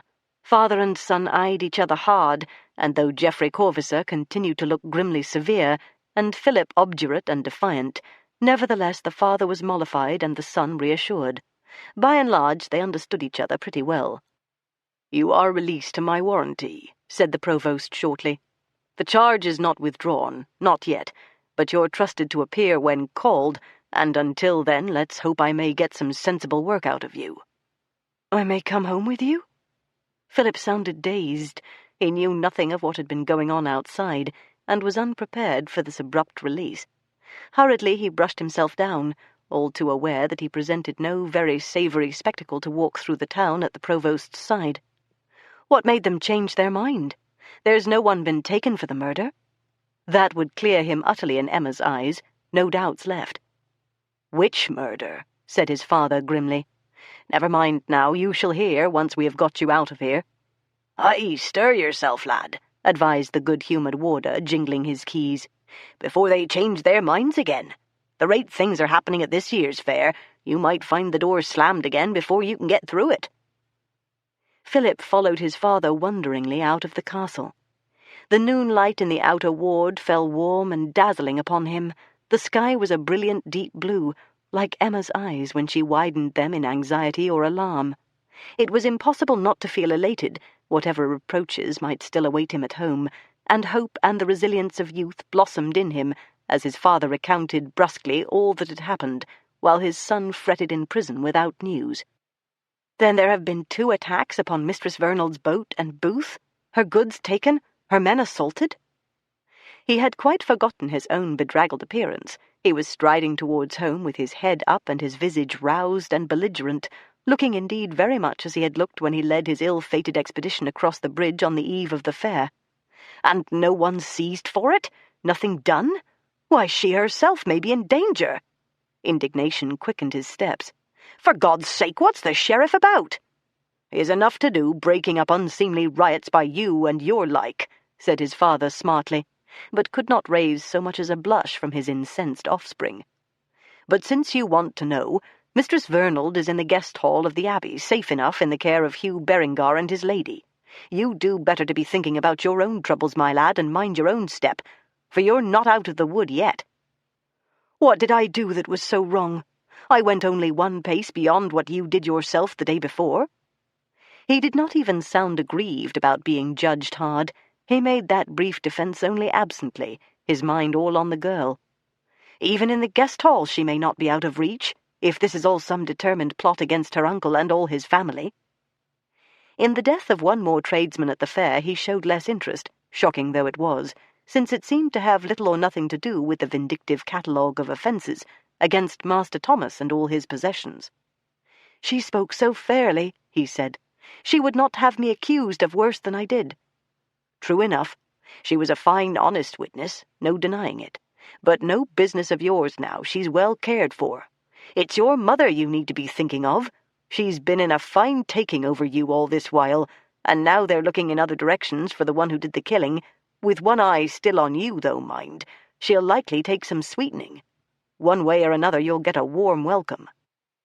Philip was far beyond minding that, though as soon as he entered the house behind the shoemaker's shop he did indeed get a warm welcome, not one way or another, but both ways at once.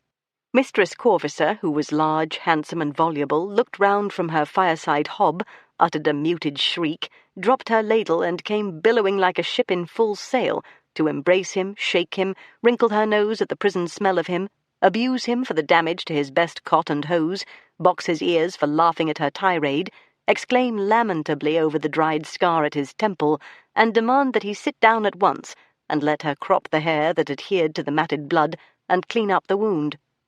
By far the easiest thing to do was to submit to all and let her talk herself out. "The trouble and shame you've put us to, the heartaches you've cost me, wretch! You don't deserve that I should feed you or wash and mend for you. The provost's son in prison. Think of our mortification. Are you not ashamed of yourself?" She was sponging away the encrusted blood, and relieved to find so insignificant a scar remaining, but when he said blithely, "No, mother," she pulled his hair smartly. "Then you should be, you good-for-nothing. There, that's not so bad. Now I hope you're going to settle down to work and make up for all the trouble you've made for us, instead of traipsing about the town, egging on other people's sons to mischief with your wild ideas." "They were the same ideas Father and all the guild merchants had, Mother. You should have scolded them. And you ask those who are wearing my shoes whether there's much amiss with my work." He was a very good workman, in fact, as she would have asserted valiantly if anyone else had cast aspersions on his diligence and ability. He hugged her impulsively and kissed her cheek, and she put him off impatiently, with what was more a slap than a caress. "Get along with you, and don't come mogging me until you're cleared of the worst charge, and have paid your fine for the riot. Now come and eat your dinner." It was an excellent dinner, such as she produced on festivals and saints' days. After it, instead of shedding the clothes he had worn day and night in his cell, he shaved carefully, made a bundle of his second-best suit, and left the house with it under his arm. "Now where are you going?" she demanded inevitably. "To the river, to swim and get clean again." They had a garden upstream below the town hall, as many of the burgesses had for growing their own fruit and vegetables, and there was a small hut there, and a sward where he could dry in the sun. He had learned to swim there shortly after he learned to walk. He did not tell her where he was going afterwards. It was a pity he would have to present himself in his second-best coat, but in this hot summer weather perhaps he need not put it on at all. In shirt and hose most men look the same, provided the shirt is good linen and well laundered. The water was not even cold in the sandy shallow by the garden, but after his meal he did not stay in long or swim out into deep water. But it was good to feel like himself again, cleansed even of the memory of his failure and downfall. There was a still place under the bank where the water hung almost motionless, and showed him a fair image of his face, and the thick bush of red-brown hair which he combed and straightened with his fingers. He dressed as carefully as he had shaved, and set off back to the bridge, and over it to the abbey. The town's grievance, which he had had on his mind the last time he came this way, was quite forgotten. He had other important business now on the abbey side of Severn. "There's one here," said Constance, coming in from the great court with a small private smile on her lips, "who asks to speak with Mistress Vernald, and not a bad figure of a young fellow either, though still a thought coltish about the legs. He asked very civilly." Emma had looked up quickly at the mention of a young man. Now that she had gone some way towards accepting what had happened, and coming to terms with a disaster, which after all she had not caused, she had been remembering words Ivo had used, almost disregarded then in her shocked daze, but significant and warming now. "Messiah Corbiere?" "No, not this time. This one I don't know, but he says his name is Philip Corvisor." "I know him," said Aline, and smiled over her sewing. "The provost's son, Emma, the boy you spoke for in the sheriff's court. Hugh said he would see him set free today. If there's one soul can say he has done no evil to you or any these last 2 days, he's the man. Will you see him? It would be a kindness." Emma had almost forgotten him, even his name, but she recalled the plea he had made for her belief in him. So much had happened between. She remembered him now, unkempt, bruised and soiled, pallid sick after his drunkenness, but still with a despairing dignity. "Yes, I remember him. Of course I'll see him." Philip followed Constance into the room. Fresh from the river, with damp hair curling thickly about his head, shaven and glowing and in fierce earnest, but without the aggression of the manner she had first seen in him, this was a very different person from the humiliated prisoner of the court. The last look he had given her, chin on shoulder, as he was dragged out. Yes, she saw the resemblance there. He made his reverence to Aline and then to Emma. "Madam, I am released on my father's bail. I came to say my thanks to Mistress Emma for speaking so fairly for me, when I had no right to expect goodwill from her." "I am glad to see you free, Philip," said Aline serenely, "and looking none the worse. You will like to speak with Emma alone, I dare say, and company other than mine may be good for her, for here we talk nothing but babies." She rose, folding her sewing carefully to keep the needle in view as she carried it. "Constance and I will sit on the bench by the hall door in the sun. The light is better there, and I am no such expert needlewoman as Emma. You can be undisturbed here."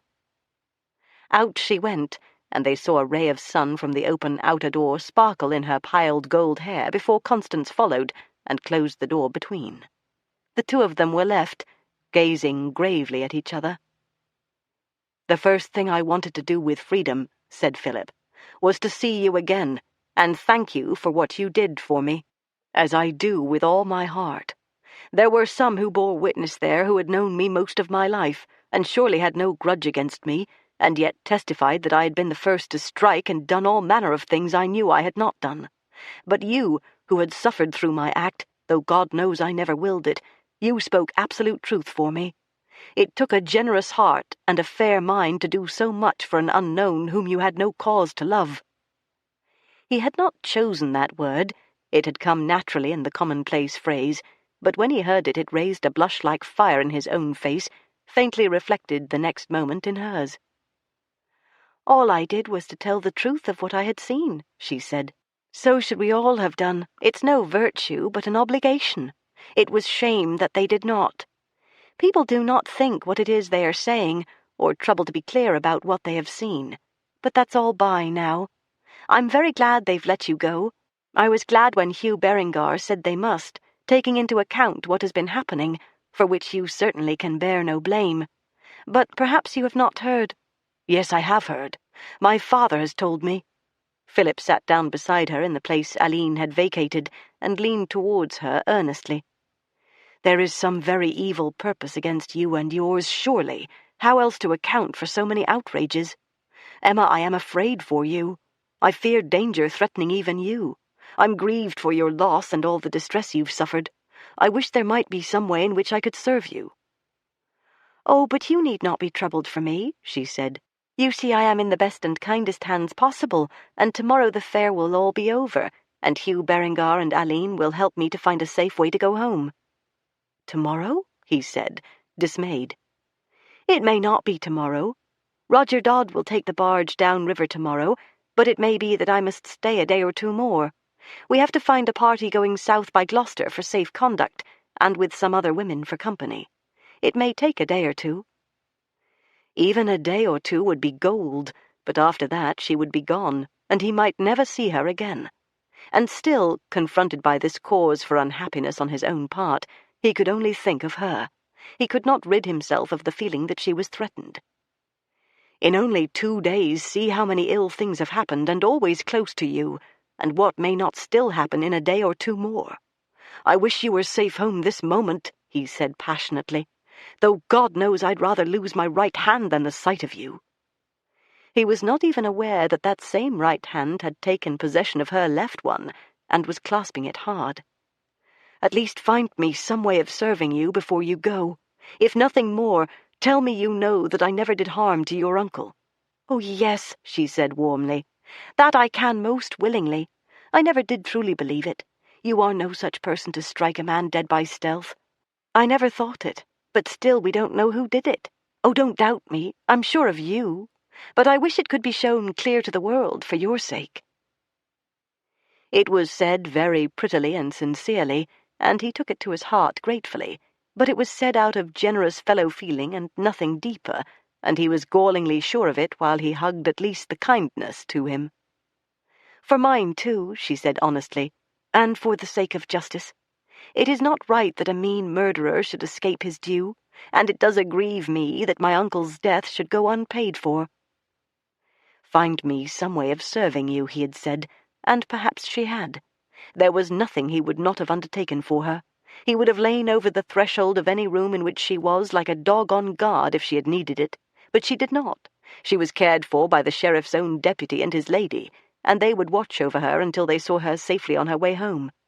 But when she spoke of the unknown who had slipped a dagger in her uncle's back, her great eyes flared with the angry blue of sapphires, and her face grew marble-clear and taut.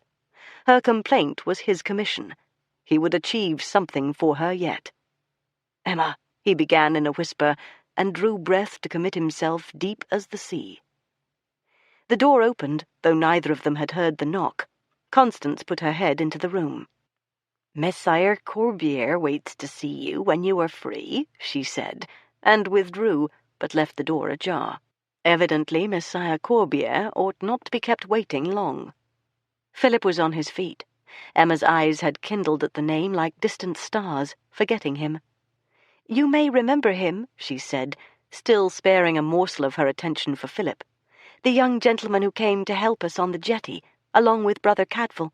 He has been very kind to me." Philip did remember, though his bludgeoned senses at the time had seen everything distorted.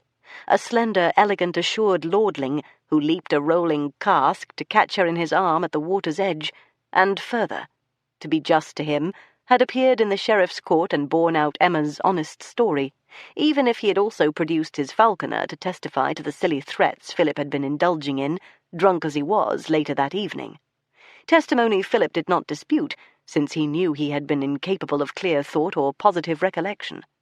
He recalled his disgusting self, and smarted at the thought, and the young lord with the bright gold crest and athlete's prowess had shown so admirable by contrast. "I'll take my leave," said Philip, and allowed her hand to slip out of his, though with reluctance and pain. "For the journey, and always, I wish you well." "So do I you," she said, and with unconscious cruelty added, "Will you ask Messire Corbier to come in?" Never in his life until then had Philip been required to draw himself to his full stature, body and mind. His departure was made with a dignity he had not dreamed he could achieve, and meeting Corbier face to face in the hall, he did indeed bid him within at Mistress Emma's invitation, very civilly and amiably, while he burned with jealousy inwardly. Ivo thanked him pleasantly, and if he looked him over, did so with interest and respect, and with no apparent recollection of ever having seen him in less acceptable circumstances. No one would have guessed, thought Philip, marching out into the sunshine of the great court, that a working shoemaker and a landed lord rubbed shoulders there. Well, he may have several manors in Cheshire and one in Shropshire, and be distant kin of Earl Ranulph and welcome at his court, but I have something I can try to do for her, and I have a craft as honourable as his noble blood, and if I succeed, whether she comes my way or no, she'll never forget me. Brother Cadfael came in at the gatehouse after some hours of fruitless prowling about the fair and the riverside. Among hundreds of men busy about their own concerns, the quest of a gashed sleeve, or one recently and hastily mended, is much the same as hunting one straw in a completed sack. His trouble was that he knew no other way to set about it. Moreover, the hot and settled weather continued unbroken, and most of those about the streets and the stalls were in their shirt-sleeves. There was a point there, he reflected. The glover's dagger had drawn blood, therefore it had reached the skin, but never a thread of white or unbleached linen had it brought away with the sliver of brown cloth. If the intruder had worn a shirt, he had worn it with sleeves rolled up, and it had emerged unscathed, and could now cover his graze, and if the wound had needed one, his bandage. Cadfael returned to tend the few matters needing him in his workshop and be ready for vespers in good time, more because he was at a loss how to proceed than for any other reason. An interlude of quiet and thought might set his wits working again. In the great court his path towards the garden happened to cross Philip's from the guest hall to the gatehouse. Deep in his own purposes, the young man almost passed by unnoticing, but then he checked sharply and turned to look back. "Brother Cadfael!" Cadfael swung to face him, startled out of just as deep a preoccupation. "It is you," said Philip. "It was you who spoke for me after Emma, in the sheriff's court, and I knew you then for the one who came to help me to my feet and out of trouble when the sergeants broke up the fight on the jetty. I never had the chance to thank you, brother, but I do thank you now." "I fear that getting you out of trouble didn't last the night," said Cadfael ruefully, looking this lanky youngster over with a sharp eye and approving what he saw. Whether it was time spent in self-examination in the jail, or time spent more salutarily still in thinking of Emma, Philip had done a great deal of growing up in a very short time. "I'm glad to see you about again among us, and none the worse." "I'm not clear of the load yet," said Philip. "The charge still stands. Even the charge of murder has not been withdrawn." "Then it stands upon one leg only," said Cadfael heartily, "and may fall at any moment. Have you not heard there's been another death?" "So they told me, and other violence also. But surely this last bears no connection with the rest. Until this, all was malice against Master Thomas. This man was a stranger, and from Chester." He laid a hand eagerly on Cadfael's sleeve. "Brother, spare me some minutes. I was not very clear in my wits that night. Now I need to know all that I did, all that was done to me. I want to trace every minute of an evening I can barely piece together for myself." "And no wonder, after that knock on the head. Come and sit in the garden. It's quiet there." He took the young man by the arm and turned him towards the archway through the pleached hedge, and sat him down on the very seat, had Philip known it, where Emma and Ivo had sat together the previous day. "Now what is it you have in mind? I don't wonder your memory's hazy. That's a good solid skull you have on you, and a blessedly thick thatch of hair, or you'd have been carried away on a board." Philip scowled doubtfully into distance between the roses, hesitated how much to say, how much to keep painfully to himself, caught Brother Cadfael's comfortably patient eye, and blurted, "I was coming now from Emma. I know she is in better care than I could provide her, but I have found one thing at least that might still be done for her. She wants and needs to see the man who killed her uncle brought to justice, and I mean to find him." "So does the sheriff, so do all his men," said Cadfael, "but they've had little success as yet." But he did not say it in reproof or discouragement, but very thoughtfully. "So, for that matter, do I, but I've done no better. One more mind probing the matter could just as well be the mind that uncovers the truth. Why not? But how will you set about it?" "Why, if I can prove that I did not do it, I may also rub up against something that will lead me to the man who did. At least I can make a start by trying to follow what happened to me that night. Not only for my own defense," he said earnestly, "but because it seems to me that I gave cover to the deed by what I had begun, and whoever did it may have had me and my quarrel in mind, and been glad of the opening I made for him, knowing that when murder came of the night, the first name that would spring to mind would be mine. So whoever he may be, he must have marked my comings and goings, or I could be no use to him. If I had been with 10 friends throughout, I should have been out of the reckoning, and the sheriff would have begun at once to look elsewhere. But I was drunk and sick, and took myself off alone to the river for a long time. So much I do know. Long enough for it to have been true, and the murderer knew it." "That is sound thinking," agreed Cadfael approvingly. "What then do you mean to do?" "Begin from the riverside where I got my clout on the head, and follow my own scent until I get clear what's very unclear now. I do remember what happened there as far as you hauling me out of the way of the sheriff's men, and then being hustled away between 2 others, but my legs were grass, and my wits were muddied, and I can't for my life recall who they were. It's a place to start if you knew them."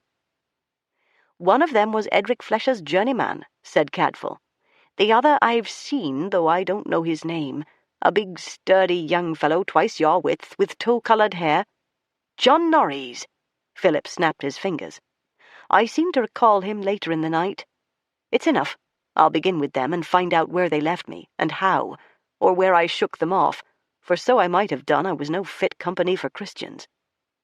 He rose, draping his coat over one shoulder. "That whole evening I'll unravel if I can." "Good lad," said Cadfael heartily. "I wish you success with all my heart.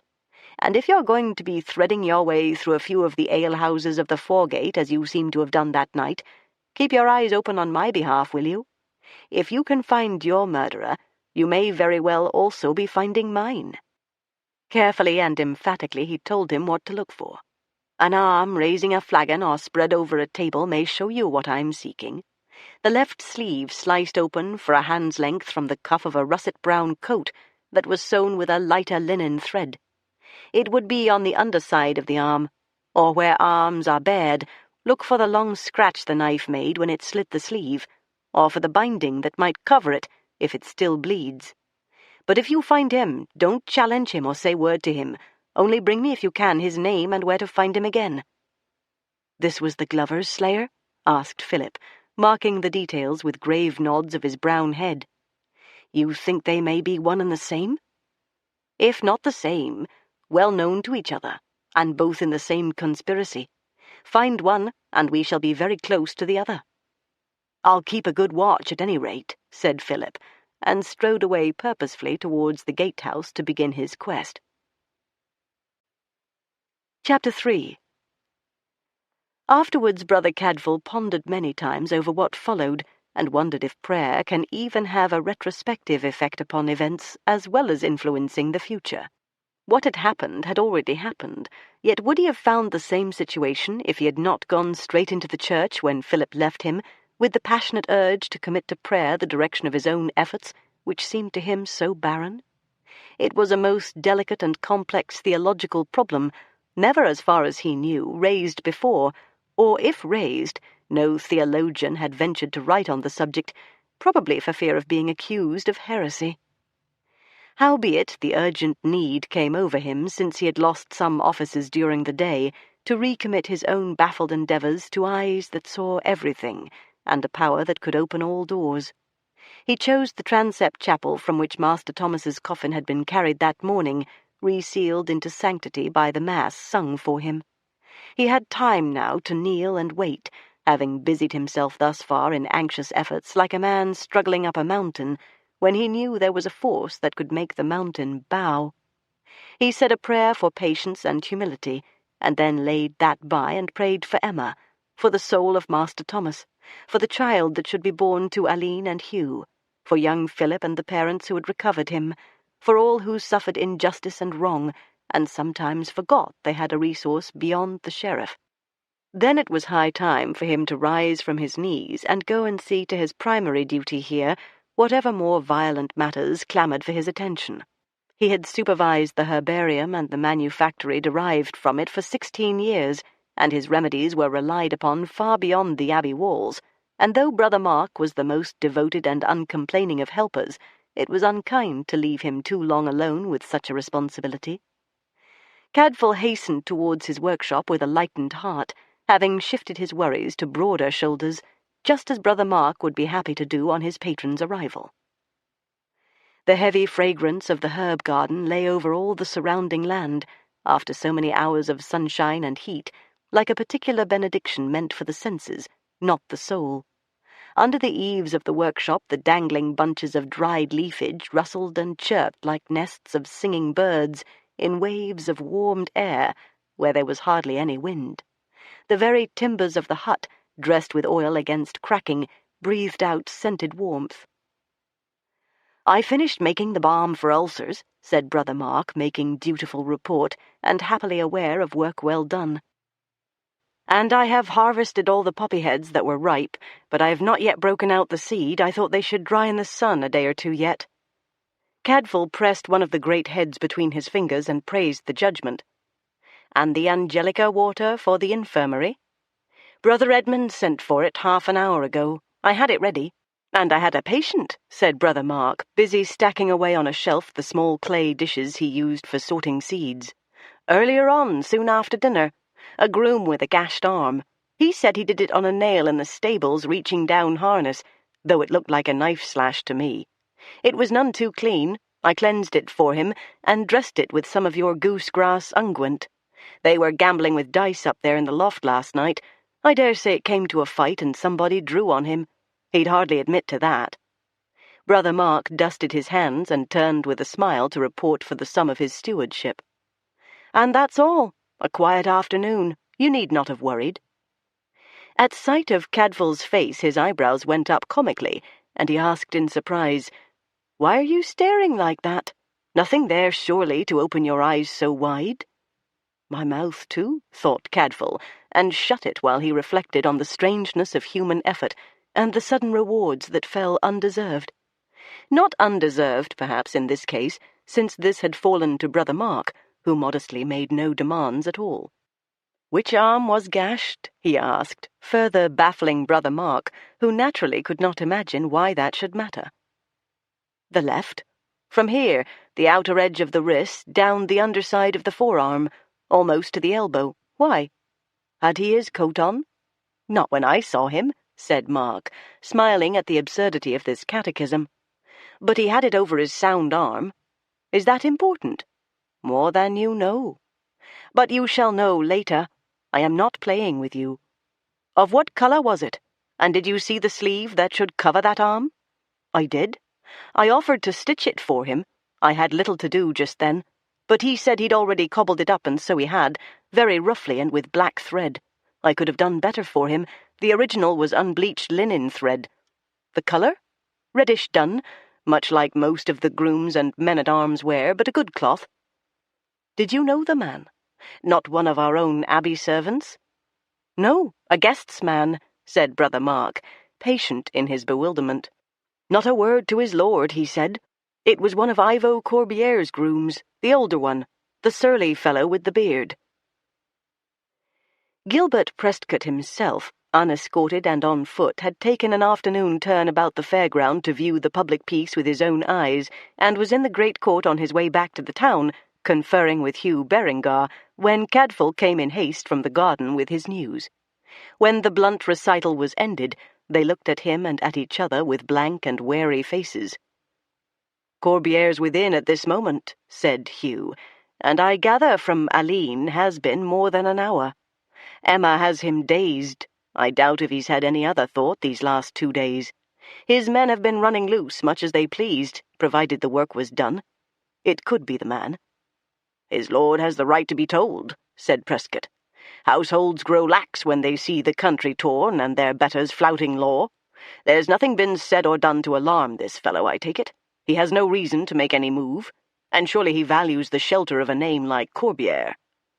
"No word has been said to any but you," said Cadfael, "and the man may be telling the truth." "The tatter of cloth," said Hugh, "I have here on me. It should be possible to match or discard." "Ask Corbiere to come," said the sheriff. Hugh took the errand to himself, since Ivo was a guest in his rooms. While they waited in braced silence, 2 of the Abbey's men-at-arms came in at the gatehouse with unstrung longbows, and Thurston Fowler between them with his arbalest, the 3 of them hot, happy, and on excellent terms. On the last day of the fair there were normally matches of many kinds: wrestling, shooting at the butts along the river meadows, longbow against crossbow, though the longbow here was usually the shortbow of Wales, drawn to the breast, not the ear. The 6-foot weapon was known, but a rarity. There were races, too, and riding at the quintain on the castle tiltyard. Trade and play made good companions, and especially good profits for the alehouses, where the winners very soon parted with all they had won, and the losers made up their losses. These 3 were wreathed together in argumentative amity, passing jokes along the line. Each seemed to be vaunting his own weapon. They had strolled no more than halfway across the court when Hugh emerged from the guest hall with Ivo beside him. Ivo saw his archer crossing towards the stable-yard, and made him an imperious signal to stay. There was no fault to be found with Thurston's service since his disastrous fall from grace on the first evening. Motioned to hold aloof but remain at call, he obeyed without question, and went on amusing himself with his rivals. He must have done well at the butts, for they seemed to be discussing his arbalest, and he braced a foot in the metal stirrup and drew the string to the alert for them, demonstrating that he lost little in speed against their instant arms. No doubt the dispute between speed and range would go on as long as both arms survived. Cadfael had handled both in his time, as well as the eastern bow, the sword, and the lance of the mounted man. Even at this grave moment he spared a long glance for the amicable wrangle going on a score of paces away. Then Ivo was there among them, and shaken out of his easy confidence and grace. His face was tense, his dark eyes large and wondering under the proudly raised auburn brows and golden cap of curls. "You wanted me, sir? Hugh has not been specific, but I took it this was urgent matter." "It is a matter of a man of yours," said the sheriff. "My men?" He shook a doubtful head and gnawed his lip. "I know of nothing. Not since Thurston drank himself stiff and stupid, and he's been a penitent and close to home ever since, and he did no harm then to any but himself, the dolt. But they all have leave to go forth once their work's done. The fair is every man's treat. What's amiss concerning my men?" It was left to the sheriff to tell him. Ivo paled visibly as he listened, his ruddy sunburns sallowing. "Then my man is suspect of the killing I brushed arms with. Good God, this very morning! That you may know. His name is Ewald. He comes from a Cheshire manor, and his ancestry is northern, but he never showed ill traits before, though he is a morose man and makes few friends. I take this hard. I brought him here." "You may resolve it," said Prescott. "So I may." His mouth tightened. "And will. About this hour I appointed to ride. My horse has had little exercise here, and he'll be bearing me hence tomorrow. Ewald is the groom who takes care of him. He should be saddling him up in the stables about this time. Shall I send for him? He'll be expecting my summons." "No," he interrupted his own offer, his brows contracting. "Not send for him, go for him myself. If I sent Thurston there, you might suspect that a servant would stand by a servant and give him due warning. Do you think he has not been watching us this short while? And do you think this colloquy has the look of simple talk among us?" Assuredly it had not. Thurston, dangling his braced bow, had lost interest in enlightening his rivals, and they, sensing that there was something afoot that did not concern them, were drawing off and moving away, though with discreet backward glances, until they vanished into the Grange court. "I'll go myself," said Ivo, and strode away towards the stable-yard at a great pace. Thurston, hesitant, let him pass, since he got no word out of him in passing, but then turned and hurried on his heels, anxiously questioning. For a little way he followed, and they saw Ivo turn his head and snap some hasty orders at his man. Chastened, Thurston drew back and returned towards the gatehouse, and stood at a loss. Some minutes passed before they heard the sharp sound of hoofs on the cobbles of the stable-yard, brittle and lively. Then the tall, dusky bay, glowing like the darkest of copper, and restive for want of work, danced out of the yard with the stocky, bearded groom holding his bridle, and Ivo stalking a yard or so ahead. "Here is my man, Ewald," he said shortly, and stood back, as Cadfael noted, between them and the open gateway. Thurston Fowler drew nearer by discreet inches, and silently, sharp eyes flicking from one face to another in quest of understanding. Ewald stood holding the bridle, uneasy eyes narrowed upon Prescott's unrevealing countenance. When the horse, eager for action, stirred and tossed his head, the groom reached his left hand across to take the bridle, and slid the right one up to the glossy neck, caressing by rote, but without for an instant shifting his gaze. "My lord says your honour has something to ask me," he said in a slow and grudging voice. Under his left forearm the cobbled mend in his sleeve showed plainly, the cloth puckered between large stitches, and the end of linen thread shivered in sun and breeze like a gnat dancing. "Take off your coat," ordered the sheriff, and as the man gaped in real or pretended bewilderment, "No words! Do it!" Slowly Ewald slipped out of his coat, somewhat awkwardly because he was at pains to retain his hold on the bridle. The horse had been promised air and exercise, and was straining towards the gate, the way to what he desired. He had already shifted the whole group, except Cadfael, who stood mute and apart, a little nearer the gate. "Turn back your sleeve. The left." He gave one wild glance round, then lowered his head like a bull, set his jaw, and did it, his right arm through the bridle as he turned up the coarse homespun to the elbow. Brother Mark had bound up the gash in a strip of clean linen over his dressing. The very cleanness of it glared. "You have hurt yourself, Ewald," said Prescott, quietly grim. He has his chance now, thought Cadfael, if he has quick enough wit, to change his story and say outright that he took a knife wound in a common brawl and told Brother Mark the lie about a nail simply to cover up the folly. But no, the man did not stop to think. He had his story and trusted it might still cover him. Yet if Mark, on handling the wound, could tell a cut from a tear, so at the merest glance could Gilbert Prescott. "I did it on a nail in the stables, my lord, reaching down harness." "And tore your sleeve through at the same time? It was a jagged nail, Ewald. That's stout cloth you wear." He turned abruptly to Hugh Berengar. "You have the slip of cloth?" Hugh drew out from his pouch a folded piece of vellum and opened it upon the insignificant strip of fabric that looked like nothing so much as a blade of dried grass fretted into fibres and rotting at the edge. Only the wavy tendril of linen thread showed what it really was, but that was enough. Ewald drew away a pace, so sharply that the horse backed off some yards towards the gateway, and the groom turned and took both hands to hold and soothe the beast. Ivo had to spring hurriedly backwards to avoid the dancing hooves.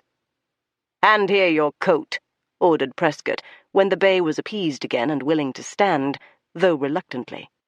The groom looked from the tiny thing he had recognized to the sheriff's composed but unrelenting face, hesitated only a moment, and then did as he was bid, to violent effect. He swung back his arm and flung the heavy cot into their faces, and with a leap was over the bay's back and into the saddle. Both heels drove into the glossy sides, and a great shout above the pricked ears sent the horse surging like a flung lance for the gateway. There was no one between but Ivo. The groom drove the bay straight at him, headlong. The young man leaped aside, but made a tigerish spring to grasp at the bridle as the horse hurtled by, and actually got a hold on it and was dragged for a moment, until the groom kicked out at him viciously, breaking the tenuous hold, and hurling Ivo out of the way, to fall heavily and roll under the feet of the sheriff and Hugh as they launched themselves after the fugitive. Out at the gateway and round to the right into the foregate went Ewald at a frantic gallop, and there was no one mounted and ready to pursue, and for once the sheriff was without escort or archers. But Ivo Corbiere was not.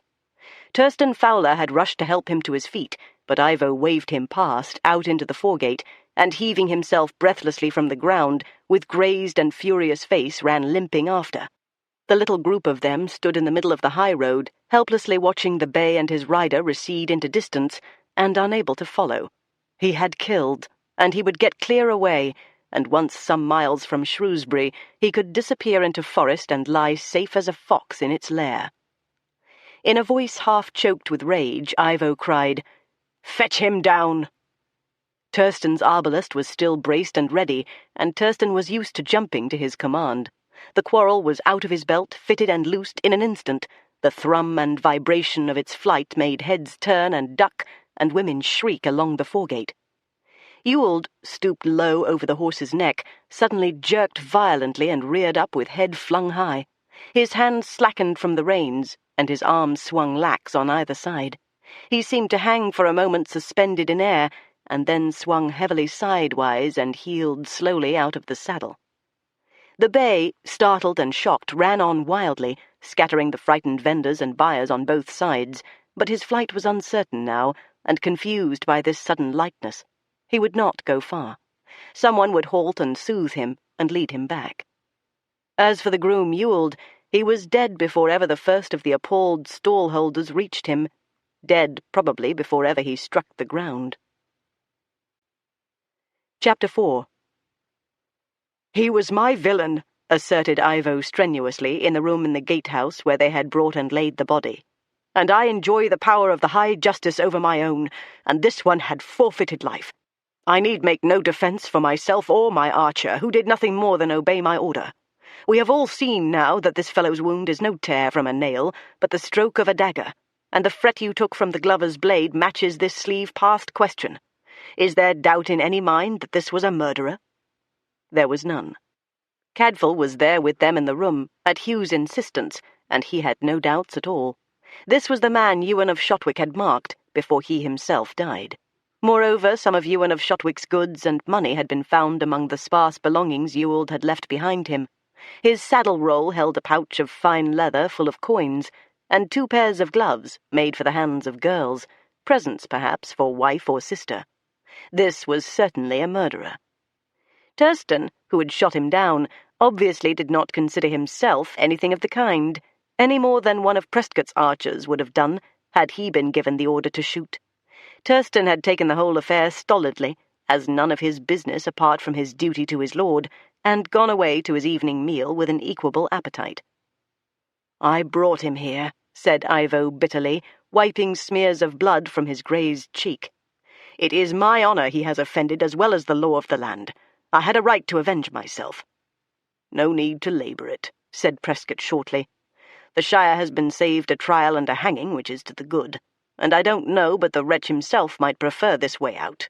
It was a doughty shot, and that's a valuable man of yours. I never thought it could be done so accurately at that distance." Ivo shrugged. I knew Thurston's quality, or I would not have said what I did, to risk either my horse or any of the hundreds about with their harmless business in the foregate. I don't know that I expected a death. "There's only one cause for regret," said the sheriff. "If he had accomplices, he can never now be made to name them.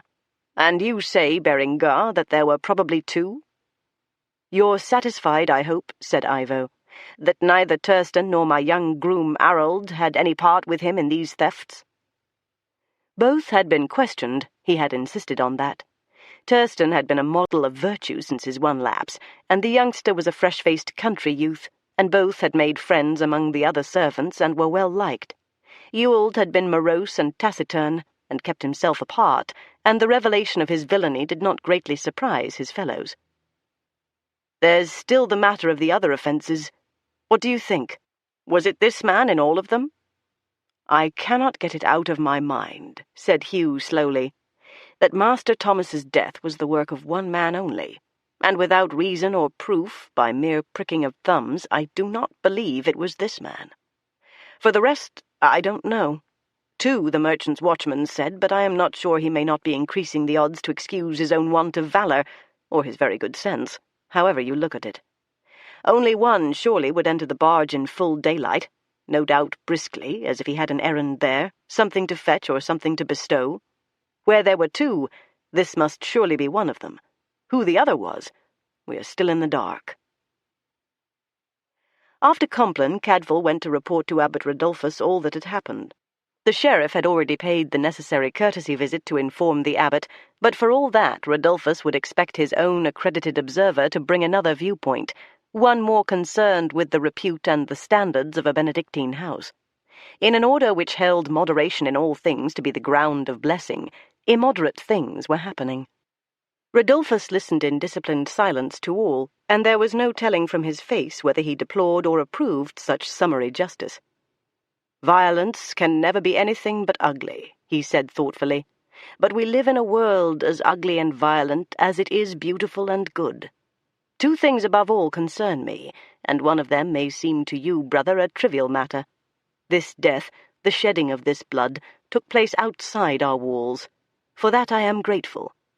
You have lived both within and without. What must be accepted and borne is the same to you, within or without. But many here lack your knowledge, and for them and for the peace we strive to preserve here as refuge for others beside ourselves, the sanctity of this place is better unspotted. And the second thing will matter as deeply to you as to me. Was this man guilty? Is it certain he himself had killed?" "It is certain," said Brother Cadfael, choosing his words with care, "that he had been concerned in murder, most likely with at least 1 other man."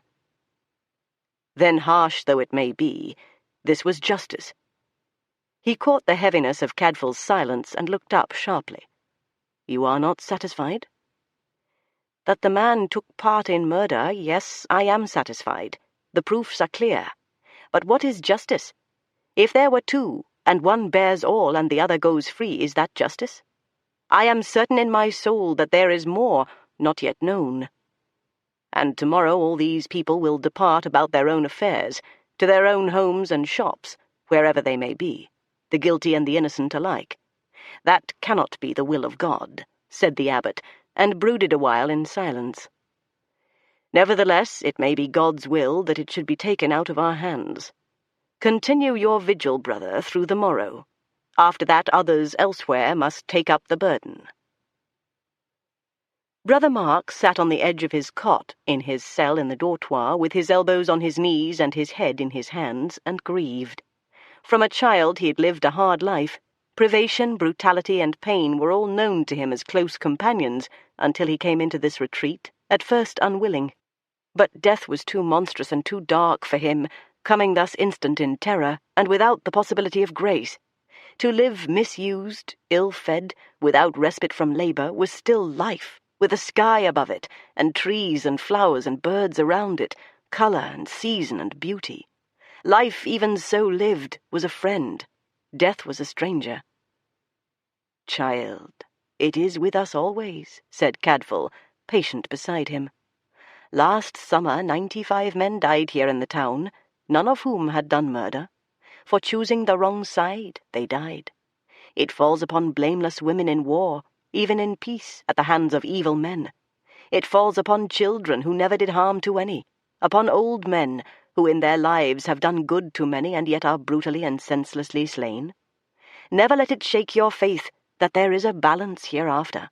What you see is only a broken piece from a perfect whole." "I know," said Brother Mark between his fingers, loyal but uncomforted. "But to be cut off without trial—" "So were the 94 last year," said Cadfael gently, "and the 95th was murdered. Such justice as we see is also but a broken shred. But it is our duty to preserve what we may, and fit together such fragments as we find, and take the rest on trust." "And unshriven!" cried Brother Mark. "So went his victim also, and he had neither robbed nor killed, or if he had, only God knows of it. There has many a man gone through that gate without a safe conduct, who will reach heaven ahead of some who were escorted through with absolution and ceremony, and had their affairs in order. Kings and princes of the church may find shepherds and serfs preferred before them, and some who claim they have done great good may have to give place to poor wretches who have done wrong and acknowledge it, and have tried to make amends." Brother Mark sat listening, and at least began to hear. Humbly he recognized and admitted the real heart of his grievance. "I had his arm between my hands. I saw him wince when I cleansed his wound, and I felt his pain. It was only a small pain, but I felt it. I was glad to help him. It was pleasure to anoint the cut with balm and wrap it clean and know he was eased. And now he's dead, with a crossbow bolt through him." Briefly and angrily, Brother Mark brushed away tears and uncovered his accusing face. "What is the use of mending a man if he's to be broken within a few hours, past mending?" "We were speaking of souls," said Cadfael mildly, "not mere bodies. And who knows but your touch with ointment and linen may have mended to better effect the one that lasts the longer. There's no arrow cleaves the soul, but there may be balm for it." Chapter 5. Head down on his own traces, Philip had run his friend John Norreys to earth at last at the butts by the riverside, where the budding archers of the town practised, and together they hunted out Edric Flesher's young journeyman from the yard behind his master's shop. Philip's odyssey on the eve of the fair had begun with these two, who had had him bundled into their arms by Brother Cadfael when the sheriff's men descended on the Gay. By their own account, they had hauled him away through the orchards and the narrow lanes behind the foregate, avoiding the high roads, and sat him down in the first booth that sold drink to recover his addled wits. And very ungrateful they had found him, as soon as the shock of his blow on the head began to pass, and his legs were less shaky under him. Furious with himself, he had turned his ill temper on them, snarled at them, said John tolerantly, that he was capable of looking after himself, and they had better go and warn some of the other stalwarts who had rushed on along the foregate, overturning stalls and scattering goods, before the officers reached them. Which they had taken good-humouredly enough, knowing his head was aching villainously by that time, and had followed him for a while at a discreet distance as he blundered away through the fairground, until he turned on them again and ordered them away. They had stood to watch him, and then shrugged and left him to his own devices, since he would have none of them.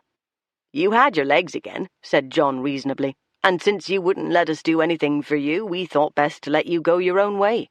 Let alone you wouldn't go far, but if we followed you might do who knows what out of contrariness." "There was another fellow who looked after you a thought anxiously," said the butcher's man, thinking back. when we left that booth with you. Came out after us and set off the same way you took. He thought you were already helpless drunk, I fancy, and might need helping home." "That was kind in him," said Philip, stiffening indignantly, and meaning that it was damned officious of whoever it was.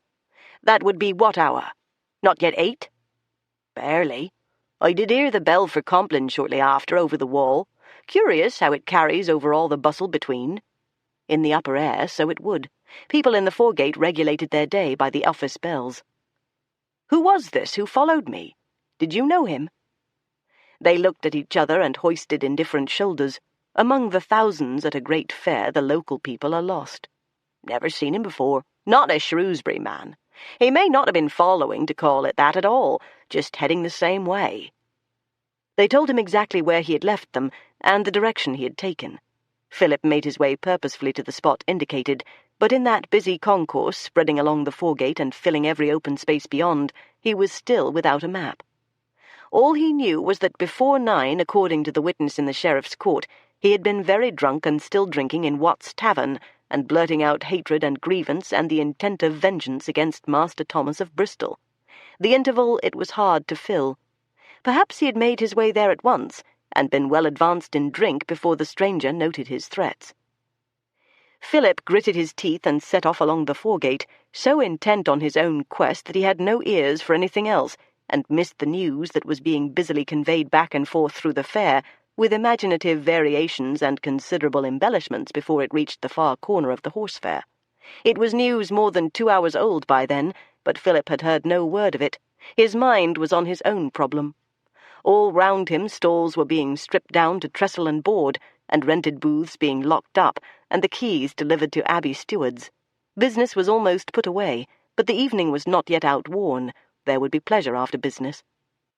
Walter Reynolds' Inn lay at the far corner of the horse fair, not on the London high road, but on the quieter road that bore away north-eastwards. It was handy for the country people who brought goods to market, and at this hour it was full. It went against the grain with Philip even to order a pot of ale for himself while he was on this desperate quest, but alehouses live by sales, and at least he was so formidably sober now that he could afford the indulgence. The pot-boy who brought him his drink was hardly more than a child, and he did not remember the tow hair and pock-marked face. He waited to speak with Watt himself when there was a brief interlude of calm. "I heard they'd let you go free," said Watt, spreading brawny arms along the table opposite him. "I'm glad of it. I never thought you'd do harm, and so I told them where they asked. When was it they loosed you?" "A while before noon." Hugh Berengar had said he should eat his dinner at home, and so he had, though at a later hour than usual. "So nobody could point a finger at you over the latest ill-doings. Such a fair as we've had. Good weather and good sales and good attendance all round, even good behaviour," said Watt weightily, considering the whole range of his experience of fairs. "And yet 2 merchants murdered, the second of them a northern man found only this morning, broken-necked in his stall. You'll have heard about that. When did we ever have such happenings? It's not the lads of Shrewsbury, I said when they asked me, that get up to such villainies. You look among the incomers from other parts. We're decent folk hereabouts." "Yes, I know of that," said Philip. "But it's not that death they pointed at me, it's the first, the Bristol merchant." North and South had met here, he reflected, fatally for both. Now why should that be? Both the victims strangers from far distances, where some born locally were as well worth plundering. "This one they could hardly charge to your account," said Watt, grinning broadly, "even if you'd been at large so early. It's all past and gone. You hadn't heard? There was a grand to-do along the foregate a few hours ago. The murderers found out red-handed and made a break for his freedom on his lord's horse, and kicked his lord into the dust on the way. And he's shot down dead as a storm-struck tree at his lord's orders. A master's shot, they say. The Glovers soon avenged. And you'd not heard of it?" "Not a word. The last I heard they were looking for a man who might have a slit sleeve to show and a gash in his arm. When was this, then?" It seemed that Brother Cadfael must have found his man unaided after all. Not an hour before vespers it must have been. All I heard was the shouting at the abbey end of the foregate, but they tell me the sheriff himself was there. About 5 in the afternoon, perhaps less than an hour after Philip had left Brother Cadfael and gone back into the town to look for John Norreys. A short hunt that had been. No need any longer for him to cast a narrowed eye at men's sleeves wherever he went. "And it's certain they got the right man?" "Certain. The merchant had marked him, and they say there were goods and money from the glover's stall found in his pack. Some groom called Ewald, I heard." A mere sneak thief, then, who had gone too far. Nothing there to bear on Philip's own quest. He was free to concentrate his mind once again, and even more intently, upon his own pilgrimage. It had begun as a penitential exercise, but was gradually abandoning that aspect. Certainly he had made a fool of himself, but the original impulse on which he had acted and roused others to act had not been so foolish after all, and was nothing to be ashamed of.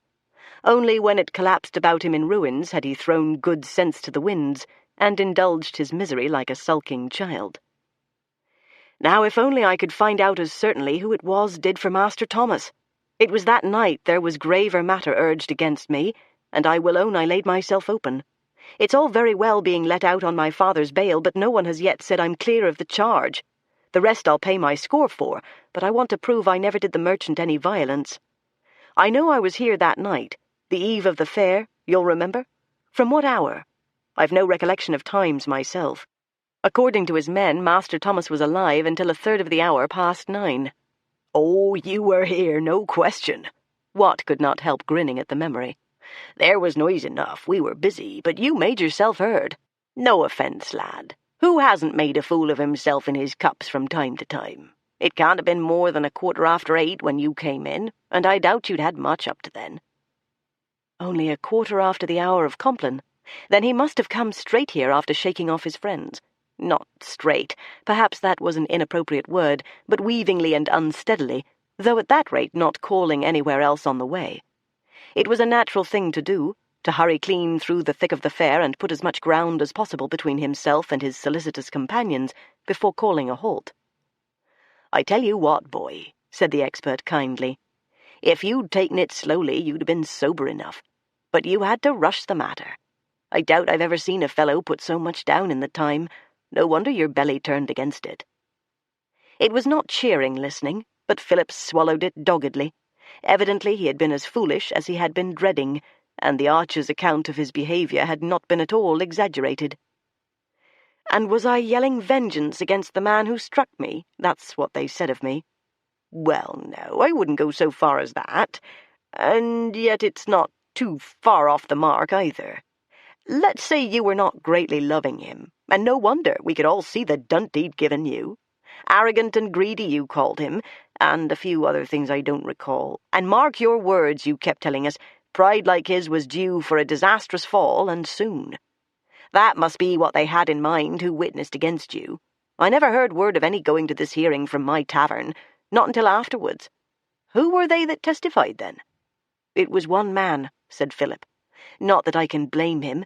It seems he told no lies. Indeed, I never thought he had. I know I was the world's fool that night." "Why, bless you, lad, with a cracked head a man's liable to act like one cracked. He has the right. But who's this one man? What with all the incomers at the fair, I had more strangers than known customers of these evenings." "It was a man attending one of the Abbey guests," said Philip. "Thurston Fowler, they said his name was. He said he was here drinking and went from ale to wine and then to strong liquor. It seems he ended up as drunk as I was myself. They took him up helpless later and slung him into a cell at the Abbey overnight. A well-set-up fellow, but slouching and unkempt when I saw him in the court. About 35 years old, at a guess. Sunburned, a bush of brown hair." Watt shook his head, pondering the description. "I don't know him, not by that, though I've got a rare memory for faces. An alehouse keeper has to have. Ah, well, if he's a stranger, he'd no call to give false witness. I suppose he was but honest and put the worst meaning on your bletherings for want of knowing you." "What time was it when I left here?" Philip winced ever at the recollection of the departure, sudden and desperate, with churning stomach and swimming head, and both hands clamped hard over his grimly locked jaw. Barely time to weave a frantic way across the road and into the edge of the copse beyond, where he had heaved his heart out, and then blundered some distance further in cover towards the orchards of the Gay, and collapsed shivering and retching into the grass, to pass into a sodden heap. He had not dragged himself out of it until the small hours. Why, reckoning from Compline, I'd say an hour had passed. It would be about 9 of the clock. Thomas of Bristol had set out from his booth to return to his barge only a quarter of an hour or so later, and someone unknown, had intercepted him on the way, dagger in hand. No wonder the law had looked so narrowly at Philip Corvisor, who had reason to resent and hate, and had blundered out of sight and sound of other men around that time, after venting his grievance aloud for all to hear. Wat rose to go and cope with the custom that was overwhelming his 2 potboys, and Philip sat brooding with his chin on his fist. Most of the flares must be out by now along the foregate, most of the stalls packed up and ready for departure. Another balmy summer night, heaven dropping fat blessings on the abbey receipts and the profits of trade, after a lost summer of warfare and a winter of uncertainty, and the town walls still unrepaired, and the streets still broken. The door stood propped wide on the warm, luminous twilight, and the traffic in and out was brisk. Youngsters came with jugs and pitchers to fetch for their elders, maids tripped in for a measure of wine for their masters, labourers and abbey servants wandered in to slake their thirst between spells of work. St. Peter's Fair was drawing to its contented and successful close. Through the open door came a fresh-faced youngster in a fine leather jerkin, and on his heels a sturdy, brown-faced man at least 15 years older, in the same good livery. It took Philip a long moment of staring to recognize Thurston Fowler, sober, well-behaved, in good odour with his lord and all the world. Still longer to cause him to reflect afresh how he himself must have looked, drunk, if the difference could stretch so far. He watched the little potboys serve them. Wat was busy with others, and the room was full. The end of the fair was always a busy time. Another day, and these same hours would hang heavy and dark. Philip never quite knew why he turned his head away and hoisted a wide shoulder between himself and Ivo Corbier's men. He had nothing against either of them, but he did not want to be recognized and condoled with, or congratulated on his release, or in any way, sympathetic or not, have public attention called to him. He kept his shoulder hunched between, and was glad to have the room so full of people, and most of them strangers. "Fairs are good business," remarked Wat, returning to his place and plumping down on the bench with a sigh of pleasure. "But I wish we could spread them round the rest of the year. My feet are growing no younger, and I've hardly been off them an hour in all the last 3 days. What was it we were saying?" "I was trying to describe for you the fellow who reported me as threatening revenge," said Philip. "Cast a look over yonder now, and you'll see the very man. The 2 in leather who came in together. The elder of the 2. Wat let his sharp eyes rove, and surveyed Thurston Fowler with apparent disinterest, but very shrewdly. Slouching and hangdog, was he? Smart as a new coat now. His gaze returned to Philip's face. "That's the man? I remember him well enough. I seldom forget a man's face, but his name and condition I've no way of knowing." "He can't have looked quite so trim that evening," said Philip, "seeing he owned being well soused. He was lost to the world 2 hours later by his own tale." "And he said he got it all here?" Wat's eyes had narrowed thoughtfully. "So he said. Where I got my skinful is what he said. Well, let me tell you something interesting, friend." Wat leaned confidentially across the table. "Now I see him, I know how I saw him the last time, for if you'll credit me, he looked much as he looks now. And what's more, now I know of the connection he had with you and your affairs, I can recall small things that happened that night, things I never gave a thought to before, and neither would you have done. He was in here twice that evening, or rather he was in the doorway once before he came over the threshold later. In that doorway he stood and looked round him a matter of 10 minutes or so after you came in. I made nothing of it that he gave you a measuring sort of look, for well he might, you were in full cry then.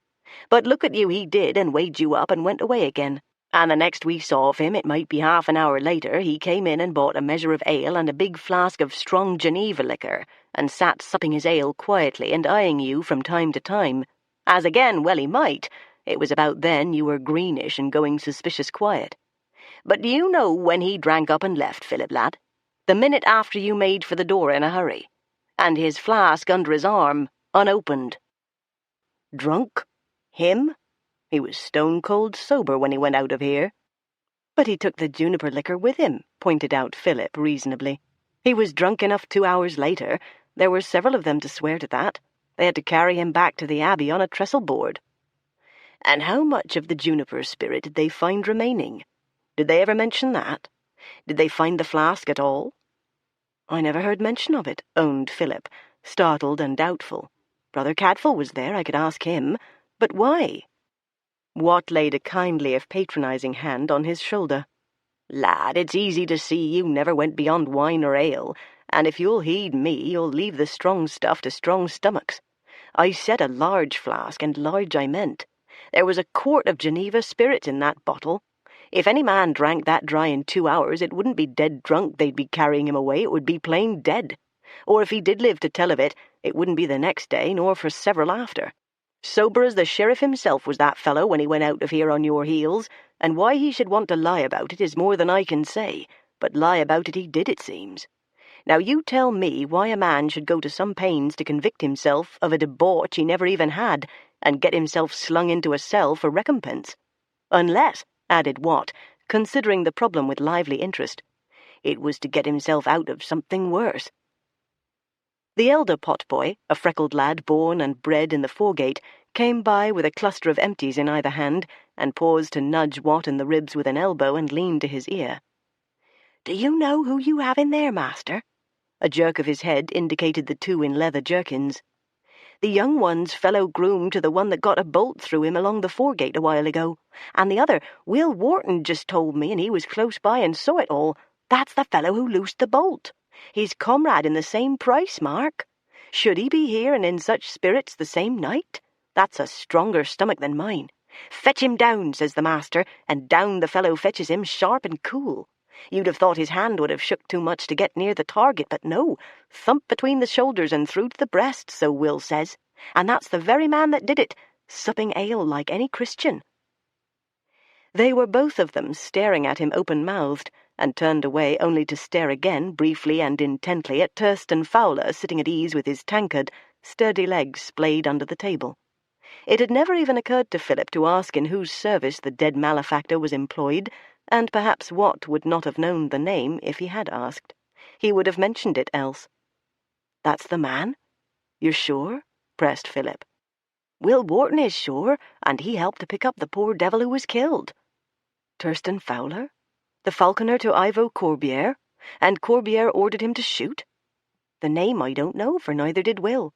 Some young lord at the Abbey guest hall. Very handsome sprig, yellow-haired, Will says. Though it's no great blame to him for wanting a murderer and thief stopped in his tracks, granted, and any road the man had just stolen his horse and kicked him off into the dust when he tried to halt him. And I suppose when a lord orders, his man had better jump to obey. Still, it's a grim thing to work side by side with a man maybe months and years, and then to be told strike him dead. And to do it." And the potboy rolled up his eyes and loosed a long soft whistle, and passed on with his handful of tankards, leaving them so sunk in reconsideration that neither of them had anything to say. But there could not be anything in it of significance for him, surely? Philip looked back briefly as he left the inn, and Thurston Fowler and the young groom were sitting tranquilly with their ale, talking cheerfully with half a dozen other sober drinkers around them. They had not noticed him, or if they had not recognized him, and neither of them seemed to have anything of grave moment on his mind. Strange, though, how this same man seemed to be entangled in every untoward episode, never at the centre of things, yet always somewhere in view. As for the matter of the flask of juniper spirits, what did it really signify? The man had been picked up too drunk to talk. No one had looked round for his bottle. It might well have been left lying, still more than half full, if the stuff was as potent as Watt said, and some scavenger by night might have picked it up and rejoiced in his luck. There were a dozen ways of accounting for the circumstances, and yet it was strange. Why should he have said he was drunk before he left Watt's inn, if he had really left it cold sober? More to the point, why should he have left so promptly on Philip's heels? Yet Watt was a good observer. The tiny discrepancies stuck like barbs in Philip's mind. It was far too late to trouble anyone else tonight. Compline was long over. The monks of Shrewsbury, their guests, their servants, would all be in their beds or preparing to go there, except for the few lay servants who had almost completed their labours, and would be glad enough to make a modestly festive night of it. Moreover, his parents would be vexed that he had abandoned them all the day, and he could expect irate demands for explanations at home. He had better make his way back. All the same, he crossed the road and made for the copse, as on the night he was repeating, and found some faint signs of his wallow still visible, dried into the trampled grass. Then back towards the river, avoiding the streets, keeping to the cover of woodland, and there was the sheltered hollow where he had slept off the worst of his orgy before gathering himself up stiffly and hobbling back to the town. There was enough lambent starlight to see his way and show him the scuffled and flattened grasses. But no, this was not the place. Here there was a faint trodden path, and he had certainly moved much deeper into the bushes and trees, down-river, hiding even from the night. This glade looked very like the other, but it was not the same. Yet someone or something, large as a man, had lain here, and not peacefully. Surely more than one pair of feet had ploughed the turf. A pair of opportunist lovers, enjoying one of the traditional pleasures of the fair? Or another kind of struggle? No, hardly a struggle, though something had been dragged downhill towards the river, which was just perceptible as a gleam between the trees. There was a patch of bare soil, dry and pale as clay, between the spreading roots of the birch tree against which he leaned, and ribbons of dropped bark littered it. The largest of them showed curiously dark instead of silvery like the rest. He stooped and picked it up, and his fingertips recoiled from the black encrusted stain. In the grass, if he searched by daylight, there might well be other such blots. In looking for the place of his own humiliation, he had found something very different, the place where Master Thomas had been killed, and below, from that spur of grass standing well above the undermined bank, his body had been thrown into the river. After the fair. Chapter 1. Brother Cadfael came out from Prime next morning to find Philip hovering anxiously in the great court, fidgeting from one foot to the other as if the ground under him burned, and so intent and grim of face that there was no doubting the urgency of what he had to impart. At sight of Cadfael he came bounding alongside to lay a hand on his sleeve. "Will you come with me to Hugh Berengar? You know him. He'll listen if you vouch for me. I didn't know if he'd be stirring this early, so I waited for you. I think I've found the place where Master Thomas was killed." It was certainly not what he had been looking for, and came as a total irrelevance for a moment to Brother Cadfael, who checked and blinked at an announcement so unexpected. "You've done what?" "It's true, I swear it. It was so late last night I couldn't pester anyone with it then, and I've not been there by daylight, but someone bled there. Someone was dragged down to the water. Come," said Cadfael, recovering. "We'll go together." And he set out at a brisk trot for the guest hall, Philip's long strides keeping easy pace with him. "If you're right, he'll want you to show the place. Can you find it again with certainty?" "I can. You'll see why." Hugh came out to them yawning in shirt and hose, but wide awake and shaven all the same. "Speak low," he said, finger on lip, and softly closed the door of his rooms behind him. "The women are still asleep. Now what is it? I know better than to turn away anyone who comes with Brother Cadfael's warranty." Philip told only what was needful. For his own personal need there would be time later. What mattered now was the glade in the edge of the woods, beyond the orchards of the Gay. "I was following my own scent last night, and I made too short a cast at the way I took down to the river. I came on a place in the trees there, I can find it again, where some heavy thing had lain, and been dragged down to the water. The grass is flattened where he lay, and combed downhill where he was dragged, and for all the 3 days between, it still shows the traces. I think there are also spots of blood." "The merchant of Bristol?" asked Hugh, after an instant of startled silence. "I think so. Daylight may show for certain."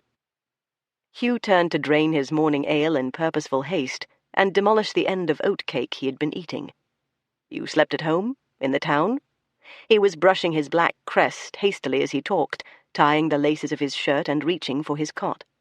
"And came to me rather than to the sheriff. Well, no harm. We're nearer than he. It will save time." Sword and sword-belt he left lying and thrust his feet into his shoes. "Cadfael, you'll be missing breakfast. Take these cakes with you, and drink something now while you may. And you, friend, have you eaten?" "No escort?" said Cadfael. "To what end? Your eyes and mine are all we require here, and the fewer great boots stamping about the sward, the better. Come, before Aline wakes. She has a bird's hearing, and I'd rather have her rest. Now, Philip, lead. You're on your home turf. Take us the quickest way." Aline and Emma were at breakfast, resigned to Hugh's sudden and silent departures, when Ivo came asking admittance. Punctilious as always, he asked for Hugh. "But as that husband of mine has already gone forth somewhere on official business," said Aline, amused, "and as it's certainly you he really wants to see, shall we let him in? I felt sure he would not go away without paying his respects to you yet again. He has probably been exercising his wits to find a way of ensuring it shan't be the last time either. He was hardly at his best last night, and no wonder, after so many shocks, and grazed and bruised from his fall." Emma said nothing, but her colour rose agreeably. She had risen from her bed with a sense of entering a life entirely new, and more her own to determine than ever it had been before. By this hour Master Thomas's barge must be well down the Severn on its way home.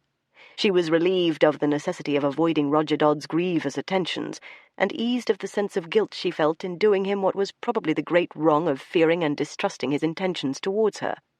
Her belongings were neatly packed for travelling, in a pair of saddlebags bought at the fair, for whatever was to become of her now, she would be leaving the Abbey today. If no immediate escort offered for the south, she would go home with Aline, to await whatever arrangements Hugh could make for her, and in default of any other trustworthy provision, he himself had promised her his safe conduct home to Bristol. The bustle of departure filled the stable-yard and the great court, and half the rooms in the guest-hall had already been vacated. No doubt Thurston Fowler and the young groom were also assembling their lord's purchases and effects, and saddling up the bay horse, returned to the Abbey by an enterprising errand-boy who had been lavishly rewarded, and their own shaggy ponies. 2 of them. The third would be on a leading rein. Emma felt cold when she remembered what had befallen the rider of the third pony and the things he had done. So sudden a death filled her with horror. But the man had done murder, and had not scrupled to ride down his own lord when he was unmasked. It was unreasonable to blame Ivo for what had happened, even if his order had not been given in an understandable rage at the misuse of his patronage and the assault upon his own person. Indeed, Emma had been touched the previous evening, when the very vehemence with which Ivo had defended his action had so clearly betrayed his own doubts and regrets. It had ended in her offering reassurance and comfort. It was a terrible thing in itself, she thought, to have the power of life and death over your fellow-men, whatever crimes they may have committed. If Ivo had lacked something of his normal balance and confidence last night, he had certainly regained them this morning. His grooming was always immaculate, and his dress, however simple, sat upon his admirable body with a borrowed elegance. It had been hateful to him to be spilled into the dust, and rise limping and defaced before a dozen or more witnesses. This morning he had made sure of his appearance, and wore even the healing grazes on his left cheek like ornaments. But as soon as he entered, Emma saw that he was still limping after his fall. "I'm sorry to have missed your husband," he said as he came into the room where they were sitting, "but they tell me he's already gone forth. I had a scheme to put to him for approval. Dare I put it to you instead?" "I'm already curious," said Aline, smiling. "Emma has a problem, and I have a solution. I've been thinking about it ever since you told me, Emma, 2 days ago, that you would not be returning to Bristol with the barge, but must find a safe escort south by road. I have no right at all to advance any claim, but if Berengar will consent to trust you to me, you need to get home, I'm sure, as quickly as you can." "I must," said Emma, eyeing him with wondering expectation. "There are so many things I must see to there." Ivo addressed himself very earnestly to Aline. "I have a sister at Stanton Cobbold who is determined to take the veil, and the convent of her choice has consented to take her, and by luck it happens that she wished to join a Benedictine house, and the place is the Priory at Minchinbarrow, which is some few miles beyond Bristol. She is waiting for me to take her there, and to tell the truth I've been delaying to give her time to change her mind, but the girl's set on her own way. I'm satisfied she means it. Now if you'll confide Emma to my care, as I swear you may with every confidence, for it will be my pleasure to serve her, then why should not she and Isabel travel down very comfortably together? I have men enough to provide a safe guard, and naturally I should myself be their escort. That's the plan I wanted to put to your husband, and I hope he would have felt able to fall in with it and give his approval. It's great pity he is not here." "It sounds admirable," said Aline, wide-eyed with pleasure, "and I'm sure Hugh would feel completely happy in trusting Emma to your care. Had we not better ask Emma herself what she has to say?" Emma's flushed face and dazzled smile were speaking for her. "I think it would be the best possible answer for me," she said slowly, "and I'm most grateful for so kind a thought. But I must really go as soon as possible, and your sister, you said you wanted her to have time to be sure." Ivo laughed, a little ruefully. "I've already reached the point of giving up the hope of persuading her to stay in the world. Never fear that you may be forcing Isabel's hand. Ever since she was accepted, she has been trying to force mine. And if it's what she wants, who am I to prevent? She has everything ready. It will give her only pleasure if I come home to say that we can start tomorrow. If you're willing to trust yourself to me alone for the few miles to Stanton Cobbold and sleep under our roof tonight, we can be on our way in the morning. We can provide you horse and saddle if you care to ride, or a litter for the pair of you as you please." "Oh, I can ride," she said, glowing. "It would be a delight." "We would try and make it so." "If," said Ivo, turning his grazed smile almost diffidently upon Aline, "if I may have your approval and my Lord Berengar's, I would not presume without that. But since this is a journey I must make, sooner or later, and Isabel insists the sooner the better, why not take advantage of it to serve Emma's need, too?" "It would certainly solve everything very happily," agreed Aline. And there could be no doubt, thought Emma, bolstering her own dear wish with the persuasion of virtue, that Aline would be relieved and happy if Hugh could be spared a journey, and she several days deprived of his company. "Emma knows," said Aline, "that she may choose as she thinks best, for both you and we, it seems, are equally at her service. As for approval, why, of course I approve, and so, I'm sure, would Hugh." "I wish he would put in an appearance," said Ivo. "I should be the happier with his blessing. But if we are to go, I think we should set out at once. I know I said all's ready with Isabel, but for all that we may need to make the most of this day." Emma wavered between her desire and her regret at leaving without making her due and grateful farewell to Hugh. But it was gain for him, great gain, to be rid of the responsibility he had assumed, and so securely as this promised.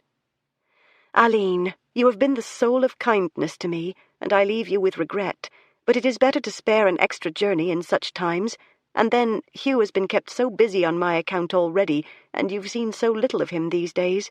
I should like to go with Ivo, if you'll give me your blessing, yet I hate to go without thanking him properly.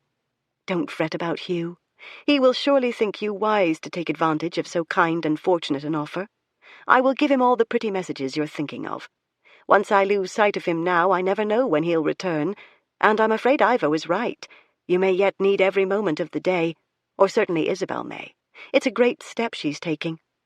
"So I've told her," he said, "but my sister has the boldness of mind to take great steps.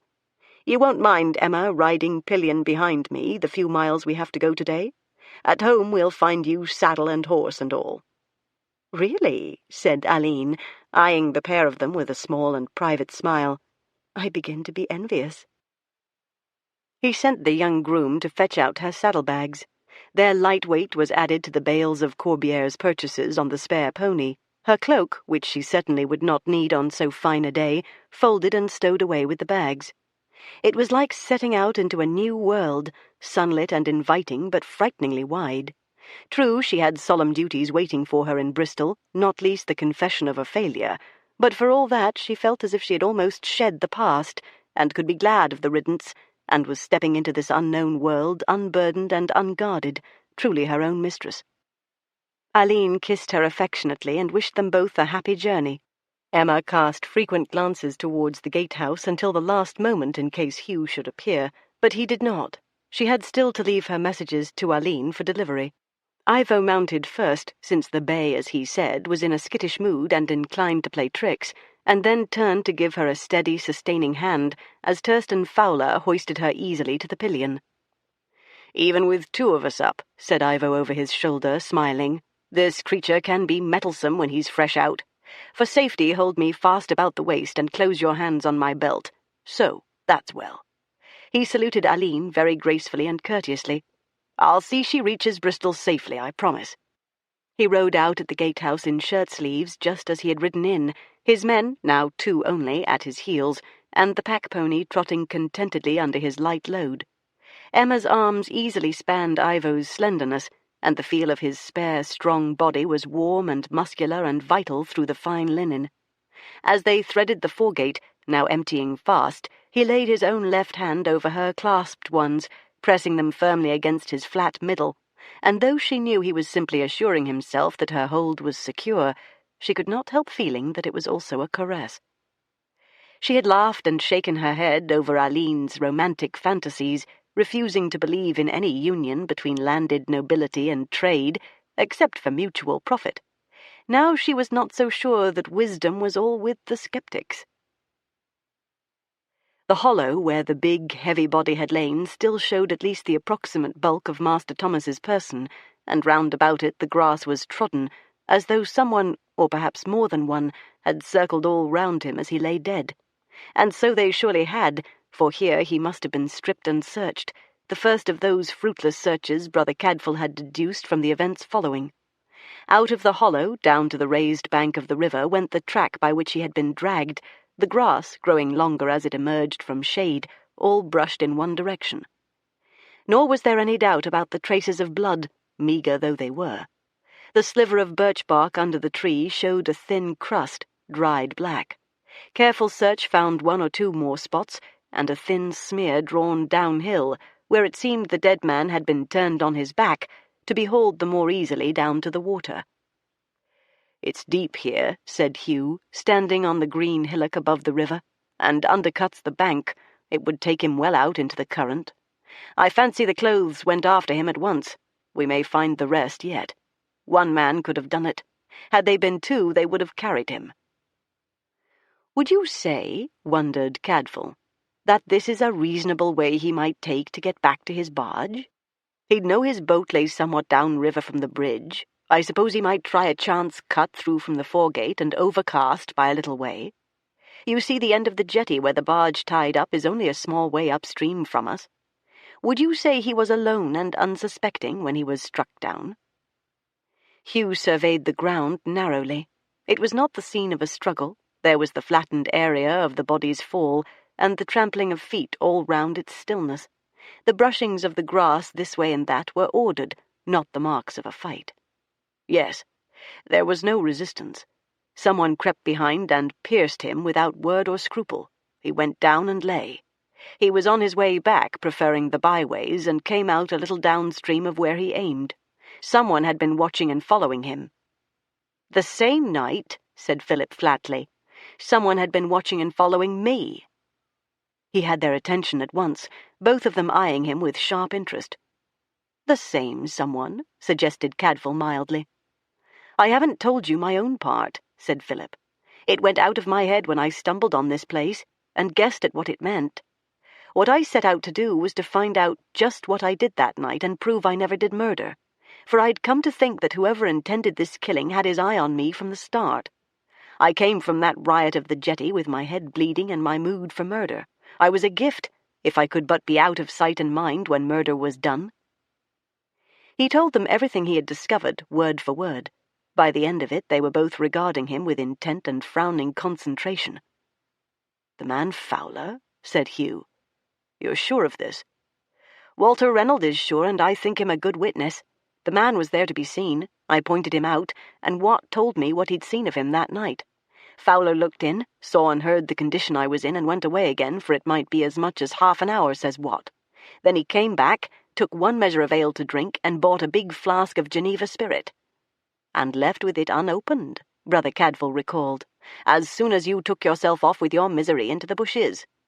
No need to blush for it now. We've all done as foolishly once or twice in our lives. Many of us have bettered it. And the next that's known of him," he said, meeting Hugh's eyes across the glade, "is 2 hours later, when we discover him lying sodden drunk under a store of trestles by the foregate. And Watt of the tavern swears he was sober as a bishop when he quit the inn." "And I would swear by Watt's judgment," said Philip stoutly. "If any man drank that flagon dry in 2 hours, he says it would be the death of him or go very near. And Fowler was testifying in court next day, and little the worse for wear." "Good God," said Hugh, shaking his head. "I stooped over him. I pulled back the cloak from his shoulders. The fellow reeked. His breath would have felled an ox. Am I losing my wits?" Or was it rather the reek you loosed by moving the cloak? I begin to have curious thoughts, said Cadfael, for I fancy that juniper liquor was bought for his outside, not his inside. A costly freak, mused Hugh, the price such liquors are. Cheap enough, though, if it bought him immunity from all suspicion of a thing that could have cost him a deal higher. What was the first thing I said? More fool I. By the look of him, I said he must have been here some hours already. And where did he go from there? Safely into an abbey punishment cell and lay there overnight. How could he be guilty of anything but being a drunken sot? Children and drunken men are the world's only innocents. If murder was done that night, who was to look at a man who had put himself out of the reckoning from the time Master Thomas was last seen alive to the time when his body was brought back to Shrewsbury? Cadfael's mind had probed even beyond that point, though nothing beyond was yet clear. I have a fancy, Hugh, to look again at the place where we picked up that sodden carcass, if it can be found. Surely an honest drunk should have had his bottle lying beside him for all to see, but I remember none.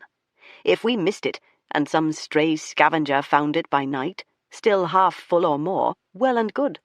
But if by any chance it was hidden, so that no questions need ever be asked about how much had been drunk, and what manner of head could have borne it, would that be the act of a simple sot? He could not walk through the fairground stinking as he did, whether from outside or in. His baptism was there, where we found him tucked away. So should his bottle have been. And if he was neither simple nor a sot that night, Cadfael, how do you read his comings and goings? He looked in at the tavern, took note of this lad's state, listened to his complaints, and went away— where? As far as Master Thomas's booth, perhaps, to make sure the merchant was there, busy about his wares, and likely to be busy for a while longer, and so back to the tavern to keep watch on Philip, so handy a scapegoat, and so clearly on the way to ending the evening blind and deaf. And afterwards, when he had followed him far enough into the copse to know he was lost to the world, back to dog Master Thomas's footsteps as he made his way back to the barge. Made his way, that is, as far as this place. It is all conjecture, said Hugh reasonably. It is, but read it so and it makes sense. Then back with his flask of spirits ready to slip unseen into a place withdrawn and private and become the wretched object we found. How long would it take, would you say, to kill his man, search and strip him down to the river? Counting the time spent following him unseen and returning unnoticed to the fairground after all was done, more than an hour of those 2 hours lost between drunk and sober. No, said Cadfael somberly. I do not think he spent any of that time drinking. Was it he also who boarded the barge? But no, that he could not. He was at the sheriff's court. Concerning the merchant of Shotwick, we already know his slayer. We know one of them, said Cadfael. Can any of these matters be separated from the rest? I think not. This pursuit is all one. You do grasp, said Hugh, after a long moment of furious thought, what it is we are saying. Here are these 2 men, one proven a murderer, the other suspect, and yesterday the one of them fetched down the other to his death, coldly, expertly. Before we say more, said Hugh abruptly, casting a final glance about the glade, let's do as you suggested. Look again at the place where we found him lying. Chapter 2. Philip, who was learning how to listen and be silent, followed at their heels all the way back through the orchards and gardens of the Gay. Neither of them found fault with his persistence. He had earned his place, and had no intention of being put off. All the larger boats were already gone from the jetty. Soon the labourers would begin dismantling the boards and piers until the following year, and stowing them away in the abbey storehouses. Along the foregate, stalls were being taken down and stacked for removal, while 2 of the abbey carts worked their way along from the horse fair towards the gatehouse. More than halfway along, I remember, said Hugh, and well back from the roadway. There were few lights. Most of the stalls here were for the country people who come in by day. Somewhere in this stretch. There had been trestles stacked that night and canvas awnings leaning against them ready for use. This morning there were also piles of trestles and boards, ready now to be put away for the next fair. They surveyed all the likely area, but to lay a finger on the exact place was impossible. One of the collecting carts had reached this stretch, and 2 lay servants were hoisting the heaped planks aboard and stacking the trestles one within another in high piles. Cadfael watched as the ground was gradually cleared. "You found some unexpected discards," he commented, for a corner of the cart carried a small pile of odd objects, a large shoe, a short cot, bedraggled but by no means old or ragged, a child's wooden doll with one arm missing, a green capuchon, a drinking horn. "There'll be many more such, brother," said the carter, grinning, "before the whole ground's cleared. Some will be claimed. I fancy some child will want to know where she lost her doll, and the cot is good stuff. Some young gentleman took a drop too much, and forgot to collect that when he moved. The shoe's as good as new, too, and a giant's size. Somebody may sneak in shamefaced to ask after that. I hope he had not far to go home with only one night. But it wasn't a rowdy night, not like many a night I've seen." He slid powerful arms under a stack of trestles and hoisted them bodily. "You'd hardly credit where we found that flagon there." His nod indicated the front of the car, to which Cadfael had hitherto devoted no attention. Slung by a thin leather thong from the shaft hung a flattened glass bottle large enough to hold a quart. "Stuck on top of the canvas over one of the country stalls. An old woman who sells cheeses had the stall. I know her, she comes every year, and seeing she's not so nimble nowadays, we put up the stall for her the night before the fair opened. The bottle all but brained Daniel here when we took it down this morning. Fancy tossing a bottle like that away as if it had no value. He could have got a free drink at Watts if he'd taken it back, whoever he was." His armful of trestles thumped into the cart, and he turned to heave a stack of boards after it. "It came from Watts' tavern, then, did it?" asked Cadfael, very thoughtfully gazing. "It has his mark on the thong. We all know where they belong, these better vessels, but they're not often left for us." "And where was the stall where this one was left?" asked Hugh over Cadfael's shoulder. "Not 10 yards back from where you're standing." They could not resist looking back to measure, and it would do very well. "The odd thing is, the old woman swore when she came to put out her wares that there was a stink of spirits about the place. Said she could smell it in her skirts at night as if she'd been wading in it. But after the first day, she forgot about it. She's half Welsh, and has a touch of the strange about her. I dare say she imagined it." Cadfael would have said rather that she had a keen nose and some knowledge of the distilling of spirits, and had accurately assessed the cause of her uneasiness. Somewhere in the grass close to her stall, he was now certain, a good part of that quart of liquor had been poured out generously over clothing and ground. No wonder the turf retained it. A taste of it, perhaps, to scent the breath and steady the mind, might have gone down the throat, but no more, for the mind had been steady indeed when Stranger stooped over its fleshly habitation and sniffed at its flagrant drunkenness. Strangers, all but one. Cadfael began to see what could hardly be called light, for he was looking into a profound darkness. "It so happens," he said, "that we have some business with Walter Reynolds. Will you let us take your bottle back to him? You shall have the credit for it with him." "Take it, brother," agreed the carter cheerfully, unleashing the bottle from the shaft. "Tell him Richard Niles sent it. What knows me?" "Nothing in it, I suppose, when you found it?" hazarded Cadfael, hefting the fated thing in one hand. "Never a drop, brother. Fair-goers may abandon the bottle, but they make sure of what's inside before they fall senseless." The boards were stowed, the stripped ground lay trampled and naked, the cart moved on. It would take no more than a handful of days and the next summer showers, and all the green, fine hair would grow again, and the bald clay coil into ringlets. "It's mine, surely," said Watt, receiving the bottle into a large hand. "The only one of its kind I'm short. Who buys this measure of spirits, even at a fair? Who has the money to afford it? And who chooses it afore decent ale and wine? Not many. I've known men desperate to sink their souls fast at whatever cost, but seldom at a fair. They turn genial at fairs. Even the sad fellows get the wind of it, and mellow. I marvelled at that one even when he asked for it and paid the price, but he was plainly some lord's servant. He had his orders. He had money, and I sell liquor. But yes, if it's of worth to you, that same fellow Philip here knows of, that's the measure he bought." A retired corner of Watt's large taproom was as good a place as any to sit down and think before action, and try to make sense of what they had gathered. "Watt has just put words to it," said Cadfael. "We should have been quicker to see. He was plainly some lord's servant. He had his orders. He had money. One man from a lord's household suborned to murder by an unknown, one such setting out on his own account to enrich himself by murder and theft, that I could believe in. But two? From the same household? No, I think not. They never strayed from their own manner. They served but one lord. Their own? Corbière? Whispered Philip, the breath knocked out of him by the enormity of the implications. But he... The way I heard it, the groom tried to ride him down. Struck him into the dust when he tried to stop him. How can you account for that? There's no sense in it. Wait. Take it from the beginning. Say that on the night Master Thomas died, Fowler was sent out to deal with him, to get possession of whatever it is someone so much desires.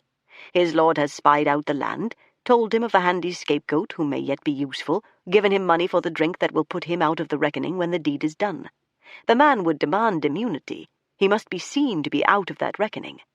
His lord keeps in close touch, joins us when we go forth to look for the missing merchant. Recollect, Hugh, it was Corbière and not we who discovered his truant man. We had passed him by, and that would not have done. He must be found, must be seen to be so drunk as to have been helpless and harmless some hours, and must then be manifestly under lock and key many hours more.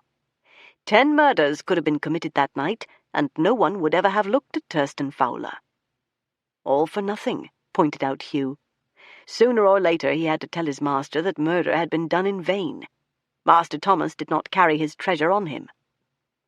I doubt if he found that out until morning, when he had his man let out of prison. Therefore he brought Fowler to lay evidence that made sure the finger was pointed at Philip here, and while we were all blamelessly busy at the sheriff's hearing, sent his second man to search the barge, and again, vainly. Am I making sense of it thus far? Sound enough, said Hugh somberly. The worst is yet to come. Which man do you suppose did the work that day? I doubt if they ever involved the young one. 2 were enough to do the business. The groom Ewald, I think. Those 2 were the hands that did all, but they were not the mind. That same night, then, they broke into the booth and made their search there, and still without success. The next night came the attack that killed Ewan of Shotwick. Hugh said no word of the violation of Master Thomas's coffin. And, as I remember, you argued once more in vain. So far, possible enough. But come to yesterday's thorny business. For God's sake, how can sense be made of that affair? I was there watching the man. I saw him change colour, I swear it. Shock and anger and affronted honour, he showed them all. He would not send for the groom for fear a fellow servant might warn him. He would fetch him himself. He placed himself between his man and the gate. He risked maiming or worse trying to halt his flight. All that, agreed Cadfael heavily. And yet there is a sense in it all, though a more abominable sense even than you or I dreamed of. Ewald was in the stables. There was no escape for him unless he could break out of our walls. Corbière came at the sheriff's bidding and was told all. His man was detected past denying and driven into a corner. He would pour out everything he knew, lay the load on his lord. Consider the order in which everything happened from that moment. Fowler had been at the butts, and had his arbalest with him. Corbière set off to summon Ewald from the stables. Thurston made to follow him. Yes, and some words were exchanged that sent him back. But what words? They were too distant to be heard. Nor could we guess what was said in the stable-yard. We waited, you'll agree, several minutes before they came. Long enough for Corbière to tell the groom how things stood, bid him keep his head, promise him escape. Bring the horse. I will ensure that only I stand between you and the gate. Pick your moment, mount and away. Lie up in hiding, doubtless at his manor, and you shan't be the loser. But make it clear that I have no part in this. Attack me. Make it good for your part, I will make it good for mine. And so he did, the finest player of a part that ever I saw. He set himself between Ewald and the gate, and between them they used the lively horse to edge us all that way. He made a gallant grab at the rein and took a heavy fall, and the groom was clear. They were both staring at him in mute fascination, wide-eyed. Except that his lord had one more trick to play, said Cadfael. He had never intended to let him go. Escape was too great a risk. He might yet be taken, and open his mouth. Fetch him down, said Corbière, and Thurston Fowler did it, without compunction, like master, like man. A dangerous mouth, dangerous to both of them, closed at no cost. There was a long moment of appalled silence. Even Berengar, whose breadth of mind could conceive, though with detestation, prodigies of evil and treachery, was shocked out of words. Philip stared aghast, huge of eye, and came slowly to his feet. His experience was narrow, local, and decent. It was hard to grasp that men could be monsters. "You mean it? You believe it? But this man, he visits her. He pays court to her. And you say there was something he wanted from her uncle and has missed getting, not on his body, not in his barge, not in his booth? Where is there left but with Emma, and we delay here?" "Emma is with my wife," said Hugh reasonably, "in the Abbey guest hall. What harm can come to her there?" "What harm?" cried Philip passionately. "When you tell me we are dealing not with men but with devils?" And he whirled on the heel of a trodden shoe and ran, out of the tavern and arrow straight along the road towards the foregate, long legs flashing. Cadfael and Hugh were left regarding each other mutely across the table, but for no more than a moment. "By God," said Hugh then, "we learn of the innocents. Come on, we'd best make haste after. The lad's shaken me." Philip came to the guest hall out of breath. With chest heaving from his running, he asked for Aline, and she came out, smiling but alone. "Why, Philip, what's the matter?" Then she thought she knew, and was sorry for a lovesick boy who came too late even to take a dignified farewell and receive what comfort a few kind words, costing nothing, could provide him. "Oh, Philip, I am sorry you've missed her, but they could not linger. It was necessary to leave in good time. She would have wished me to say her good-bye to you and wish you—" The words faded on her lips. "Philip, what is it? What ails you?" "Gone?" he said, hard and shrill. "She's gone? They, you said. Who is gone with her?" "Why, she left with Messire Corbière. He has offered to escort her to Bristol with his sister, who goes to a convent there. It seemed a lucky chance—" "Philip, what have I said? What is wrong?" He had let out a great groan of fury and anguish, and even reached a hand to grip her wrist. Where is he taking her? Now, today?" "To his manor of Stanton Cobbold for tonight. His sister is there—" But he was gone, the instant she had named the place, running like a purposeful demon, and not towards the gatehouse, but across the court to the stable-yard. There was no time to ask leave of any man, or respect any man's property, whatever the consequences. Philip took the best-looking horse he saw ready to hand, which by luck, Philip's luck, not the owner's, stood saddled and waiting for departure on a tether in the yard. Before Aline, bewildered and frightened, reached the doorway of the hall, Philip was already out of the gate, and a furious groom was herring across the court in voluble and hopeless pursuit. Since the nearest way to the road leading south towards Stretton and Stanton Cobbold was to turn left at the gate, and left again by the narrow track on the near side of the bridge, Brother Cadfael and Hugh Berengar, hastening along the foregate, saw nothing of the turmoil that attended Philip's departure. They came to the gatehouse and the great court without any intimation that things could have gone amiss. There were still guests departing, the normal bustle of the day after the fair, but nothing to give them pause. Hugh made straight for the guest hall, and Cadfael, following hard on his heels, was suddenly arrested by a large hand on his shoulder and a familiar hearty voice hailing him in amiable Welsh. "The very man I was looking for. I come to make my farewells, brother, and thank you for your companionship. A good fare. I'm off to my boat now, and away home with a handsome profit." Rhodri ap Hugh beamed merrily from within the cover of his black beard and thorn-bush of black hair. "Far from a good fare to two, at least, who came looking for a profit," said Cadfael ruefully. "Ah, but in cash, or some other currency? Though it all comes down to cash in the end. Cash or power, what else do men labour for? For a cause, perhaps, now and then one. You said yourself, I remember, no place like one of the great fairs for meeting someone you'd liefer not be seen meeting. Nowhere so solitary as the middle of a market-place." And he added mildly, "I dare say Owen Gwynedd himself may have had his intelligences here, though they'd need to have good English," he said guilelessly, "to gather much profit from it." "They would so. No use employing me. I dare say you're right, though. Owen needs to have forward information as much as any man if he's to keep his princedom safe, and add a few more miles to it here and there. Now I wonder which of all these traders I've rubbed shoulders with will be making his report in Owen's ear. And what advice he'll be giving him," said Cadfael. Rhodri stroked his splendid beard, and his dark eyes twinkled. "I think he might take him word that the message Earl Ranulph expected from the south, who knows, maybe even from overseas, will never be delivered, and if he wants to get the best out of the hour, he should be aiming to enlarge his rule away from Chester's borders, for the Earl will be taking no risks, but looking well to his own.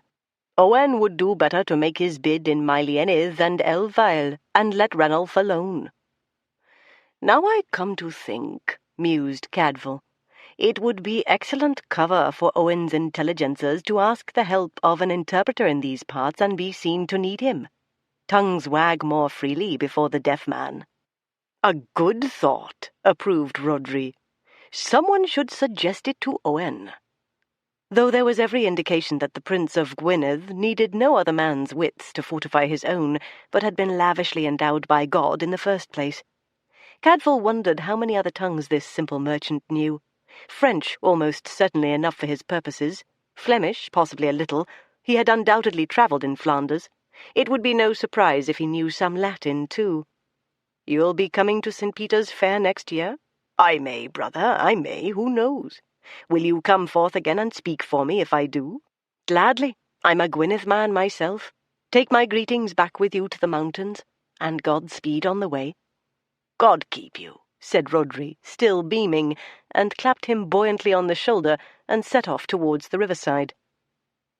Hugh had no sooner set foot in the hall when Aline flew into his arms, with a cry of relief and desperation mingled, and began to pour into his ears all her bewilderment and anxiety. "Oh, Hugh, I think I must have done something terrible. Either that or Philip Corvisser has gone mad. He was here asking after Emma, and when I told him she was gone, he rushed away like a madman, and there's a merchant from Worcester in the stables accusing him of stealing his horse and making off with it, and what it all means I daren't guess, but I'm afraid." Hugh held her tenderly, dismayed and solicitous. "Emma's gone? But she was coming home with us. What happened to change it?" "You know he's been paying attentions to her. He came this morning asking for you. He said he has a sister who is entering the nunnery at Minchinbarrow, and since he must escort her there and it's barely 5 miles from Bristol, he could as well take Emma home in his sister's company. He said they'd sleep overnight at his manor and set off tomorrow. Emma said yes, and I thought no wrong. Why should I? But the very name has sent Philip off like a man demented." "Corbière?" demanded Hugh, holding her off by the shoulders to peer anxiously into her face. Yes, Ivo, of course. But what's so wrong in that? He takes her to his sister at Stanton Cobbold. I thought it ideal. So did she. And you were not here to say yes or no. Besides, she is her own mistress." True, the girl had a will of her own, and liked the man who had made the offer, and was flattered at being singled out for his favours. Even for the sake of her own independence she would have chosen to go, and Hugh, had he been present, would not then have known or suspected enough to prevent. He tightened his arms comfortingly round his trembling wife, his cheek pressed against her hair. "My love, my heart, you could not have done anything but what you did, and I should have done the same. But I must go after. No questions now, you shall know everything later. We'll bring her back. There'll be no harm done." "It's true, then?" whispered Aline, her breath fluttering against his throat. "There's reason to fear harm? I've let her go into danger?" "You could not stop her. She chose to go. Think no more of your part. You played none. How could you know? Where's Constance? Love, I hate to leave you like this." He was thinking, of course, like all men, she thought, that any grievous upset to his wife in this condition was a potential upset to his son. That roused her. She was not the girl to keep a man dancing anxious attention on her, even if she had a wife's claim on him, when he was needed more urgently elsewhere. She drew herself resolutely out of his arms. "Of course you must leave me. I've taken no harm and shall take none. Go quickly. They have a good 3 hours' start of you, and besides, if you delay, Philip may run his head into trouble alone. Send quickly for what men you can muster, and I'll go see what I can do to placate the merchant whose horse has been borrowed." He was loath all the same to let go of her. She took his head between her hands, kissed him hard, and turned him about just as Cadfael came in at the hall door. "She's gone with Corbiere," said Hugh, conveying news in the fewest words possible. "Bound for his one Shropshire manor. The boy's off after them, and so must I. I'll send word to Prescott to have a guard follow as fast as may be. You'll be here to take care of Aline." Aline doubted that, seeing the spark flare up in Brother Cadfael's bright and militant eye. Hastily she said, "I need no one to nurse me. Only go, both of you." "I have license," said Cadfael, clutching at virtue to cover his ardour. "Abbot Radulphus gave me the charge of seeing that his guest came to no harm under his roof, and I'll stretch that to extend beyond his roof and make it good, too. You have a horse to spare, Hugh, besides that raw-boned dapple of yours. Come on. It's a year since you and I rode together."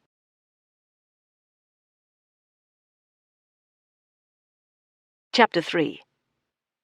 The manor of Stanton Cobbold lay a good 17 miles from Shrewsbury, in the south of the shire, and cheek by jowl with the large property of the bishops of Hereford in those parts, which covered some 9 or 10 manors.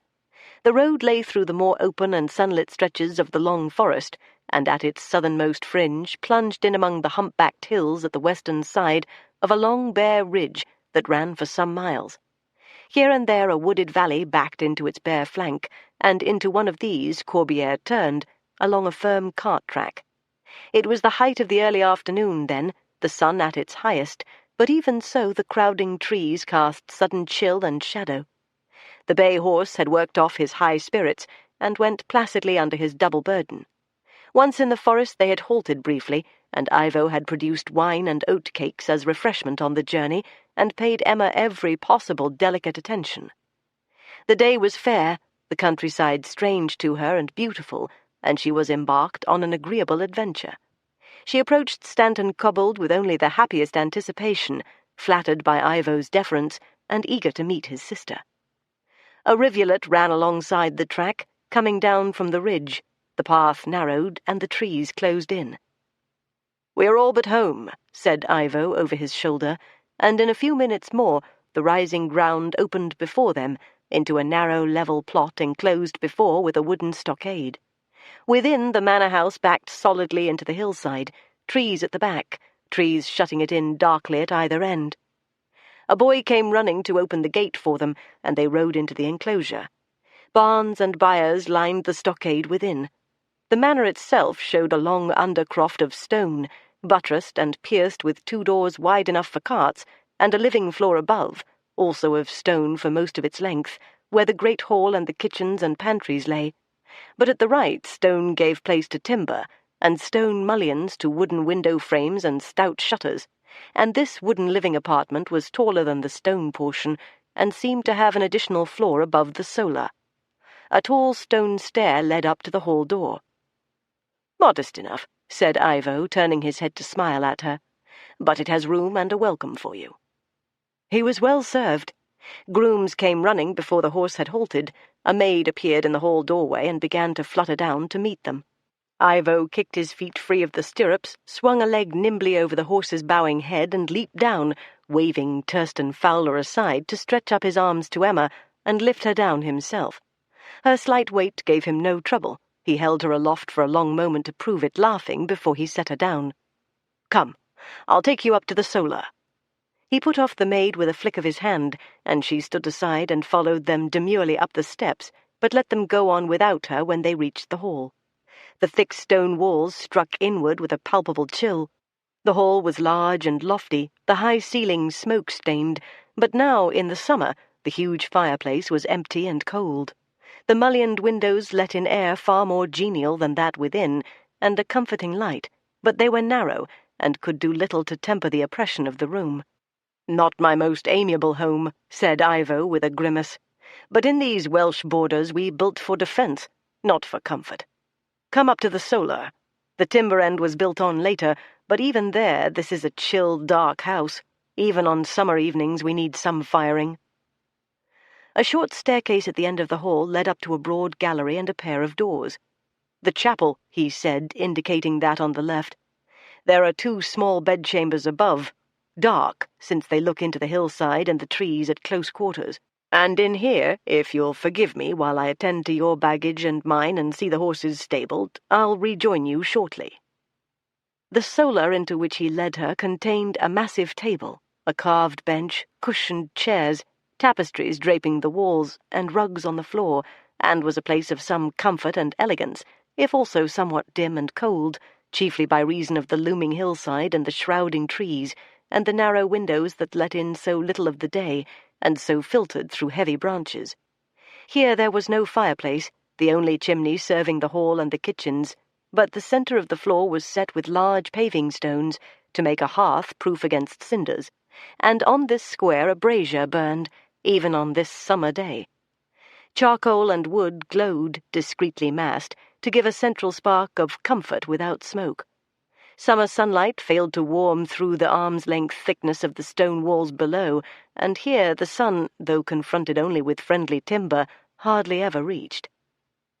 Emma went forward into the room and stood looking about her curiously.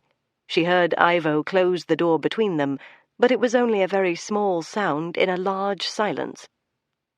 She had expected his sister to appear immediately on his return, and felt a pang of disappointment, though she knew it was unreasonable. He had sent no word ahead. How could the girl have known? She might, with good reason, be out walking on the open hill in the full summer warmth, or she might have duties elsewhere. When she did come, it would be to the pleasure of having her brother home, and with a visitor of her own sex and approximate age into the bargain, and to hear that she was to have her will without further delay. Yet her absence was a disappointment, and his failure to remark on it or apologize for it was a check to her eagerness. She began to explore the room, interested in everything. Her own city home was cushioned and comfortable by comparison, though no less dark and shut in, if not among trees, among the buildings the trees provided. She was aware that she had been born to comparative wealth, but wealth concentrated into one commodious and well-furbished dwelling, whereas this border manor represented only perhaps a tenth of what Ivo possessed, without regard to the land attached to all those manors. He had said himself that this was not the most genial of his homes, yet it held sway over she could not guess how many miles of land, and how many free tenants and unfree villains. It was another world. She had looked at it from a distance, and been dazzled, but never to blindness. She felt a conviction suddenly that it was not for her, though whether she was glad or sorry remained a mystery. All the same, there was knowledge and taste here beyond her experience. The brazier was a beautiful thing, a credit to the smith who made it, on 3 braced legs like saplings, the fire-basket a trellis of vine leaves. If it had a fault, it was that it was raised rather too high, she thought, to be completely stable. The cushions of the chairs were of fine embroidery of hunting scenes, though dulled by use and friction and the touch of slightly greasy fingers. On a shelf built under the table there were books, a psalter, a vellum folder of music, and a faded treatise with strange diagrams. The carving of chairs and table and bench ends was like live plants growing.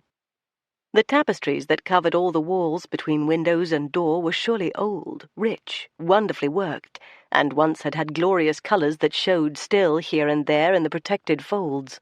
But they were smoke-blackened almost beyond recognition, rotted here and there into tinder.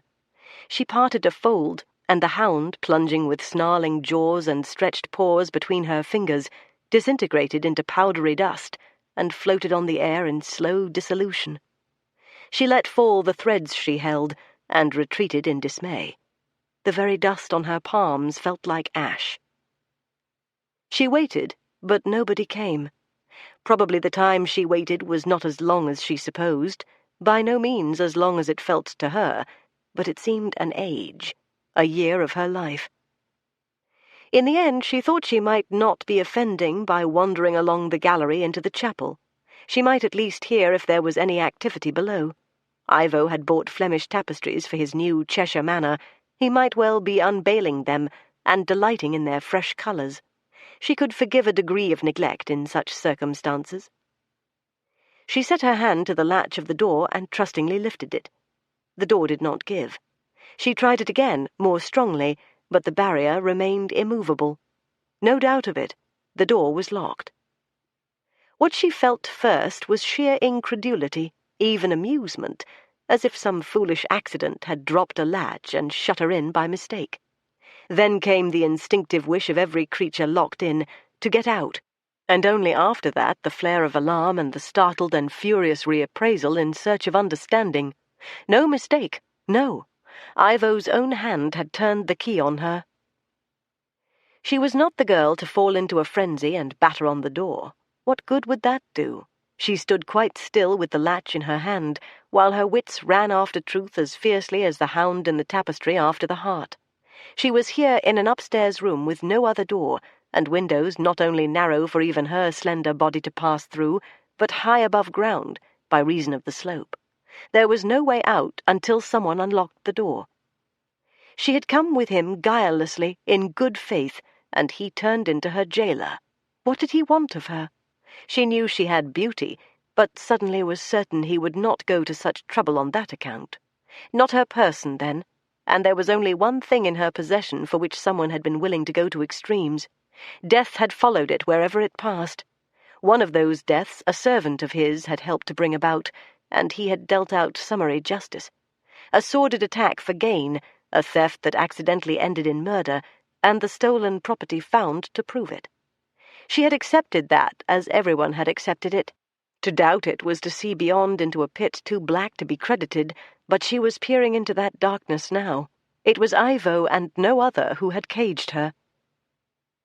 If she could not pass through the windows, the letter she carried could, though that would be to risk others finding it. Its weight was light, it would not carry far. All the same, she crossed to the windows and peered out through the slits at the slope of grass and the fringe of trees below, and there, sprawled at ease against the bole of a beech with his arbalist beside him, was Thurston Fowler, looking up idly at these very windows. When he caught sight of her face between the timbers of the frame, he grinned broadly. No help there. She withdrew from the window, trembling. Quickly she drew up from its resting place between her breasts the small, tightly rolled vellum bag she had carried ever since Master Thomas had hung it about her neck, before they reached Shrewsbury. It measured almost the length of her hand, but was thin as 2 fingers of that same hand, and the thread on which it hung was of silk, cobweb fine. It did not need a very large hiding-place. She coiled the silk thread about it and rolled it carefully into the great swath of blue-black tresses coiled within her coif of silken net, until its shape was utterly shrouded and lost. When she had adjusted the net to hold it secure, and every strand of hair lay to all appearances undisturbed, she stood with hands clasped tightly to steady them, and drew in long breaths until the racing of her heart was calmed. Then she put the brazier between herself and the door, and looking up across them, felt the heart she had just steeled to composure leap frantically in her breast. Once again she had failed to hear the key turn in the lock. He kept his defences well oiled and silent. He was there in the doorway, smiling with easy confidence, closing the door behind him without taking his eyes from her. She knew by the motion of his arm and shoulder that he had transferred the key to the inner side, and again turned it. Even in his own manner with his household about him he took no risks, even with no more formidable opponent than Emma Vernald. It was, in its way, a compliment, but one she could have done without. Since he could not know whether she had or had not tried the door, she chose to behave as if nothing had happened to disturb her. She acknowledged his entrance with an expectant smile, and opened her lips to force out some harmless inquiry, but he was before her. "Where is it? Give it to me freely, and come to no harm. I would advise it." He was in no hurry, and he was still smiling. She saw now that his smile was a deliberate gloss, as cold, smooth, and decorative as a coat of gilt. She stared at him wide-eyed, the blank, bewildered stare of one suddenly addressed in an unknown tongue. "I don't understand you. What is it I'm to give you?" "Dear girl, you know only too well. I want the letter your uncle was carrying to Earl Ranulph of Chester, the same he should have delivered at the fair by prior agreement to Ewan of Shotwick, my noble kinsman's eyes and ears." He was willing to go softly with her, since time was now no object. He even found the prospect amusing, and was prepared to admire her playing of the game, provided he got his own way in the end. "Never tell me, sweet, that you have not even heard of any such letter. I doubt if you make as good a liar as I do." "Truly," she said, shaking her head helplessly, "I understand you not at all. There is nothing else I could say to you, for I know nothing of a letter." If my uncle carried one, as you claim, he never confided in me. Do you suppose a man of business takes his womenfolk into his confidence over important matters? You're mistaken in him if you believe that." Corbière came forward an idle pace or two into the room, and she saw that no trace of his limp remained. The brazier had burned into a steady scarlet glow, the light from it reflected like the burnish of sunset along the waving gold of his hair. "So I thought," he agreed, and laughed at the memory. "It took me a long time, too long, to arrive at you, my lady. I would not have trusted a woman, no. But Master Thomas, it seems, had other ideas, and I grant you he had an unusual young woman to deal with. For what it's worth, I admire you. But I shall not let that stand in my way, believe me. What you hold is too precious to leave me any scruples, even if I were given to such weaknesses." "But I don't hold it. I can't give you what I have not in my possession. How can I convince you?" she demanded, with the first spurt of impatience and indignation, though she knew in advance that she was wasting all pretenses.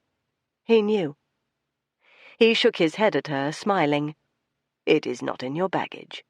We've taken apart even the seams of your saddlebags. Therefore it is here, on your person. There is no other possibility. It was not on your uncle, it was neither in his barge nor in his booth. Who was left but you? You and Ewan of Shotwick, if I had somehow let a messenger slip through my guard. You I knew would keep and come tamed to my hand, but for a sudden qualm I had that you might have sent it back in Thomas's coffin for safekeeping. But that was to overrate you, my dear, clever as you are. And Ewan never received it. Who was left then but you?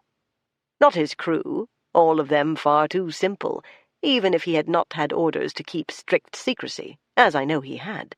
I doubt if he told even you what was in the letter." It was true. She had no idea of its contents. She had simply been given it to wear and guard, as the obvious innocent who would never come under suspicion of being anyone's courier, but its importance had been impressed upon her most powerfully. Lives, her uncle had said, hung upon its safe delivery, or failing that, its safe return to the sender, or, in the last resort, its total destruction. "I am tired of telling you," she said forcefully, "that you are wrong in supposing that I know anything about it, or believe it ever existed but in your imagination. You brought me here, my lord, on the pretext of providing me the companionship of your sister and conducting us both to Bristol. Do you intend to do as you promised?"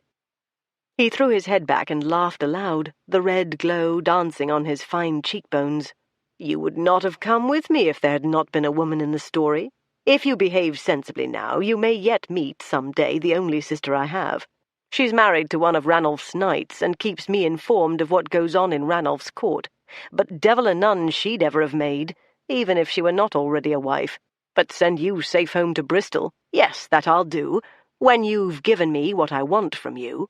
And what I will have," he added with a snap, and his shapely, smiling lips thinned and tightened into a sword blade. There was a moment then when she almost considered obeying him and giving up what she had kept so obstinately through so many shocks. Fear was a reality by this time, but so was anger, all the more fierce because she was so resolutely suppressing it. He came a step towards her, his smile as narrow as a cat's bearing down on a bird, and she moved just as steadily to keep the brazier between them. That also amused him, but he had ample patience. "I don't understand," she said, frowning as if she had begun to feel genuine curiosity, "why you should set such store on a letter.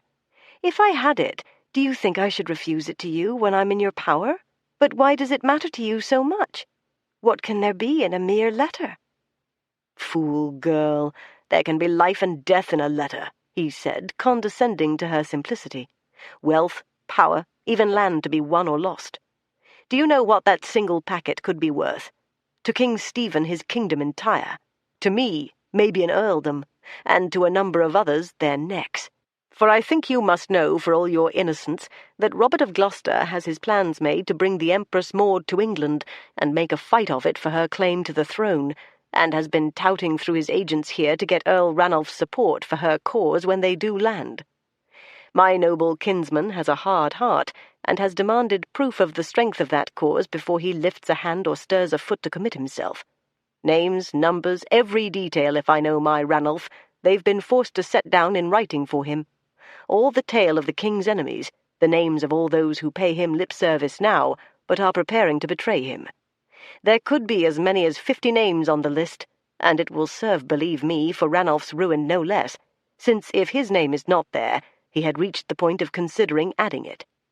What will not King Stephen give to have that delivered into his hand? All committed to writing, it may be even the date they plan to sail and the port where they hope to land. All his enemies cut off before they can foregather, a prison prepared for Maud before ever she gets foot ashore. That, my child, is what I propose to offer to the king, and never doubt but I shall get my price for it." She stood staring at him with drawn brows and shocked eyes across the brazier, and felt her blood chill in her veins and all her body grow cold. And he was not even a partisan.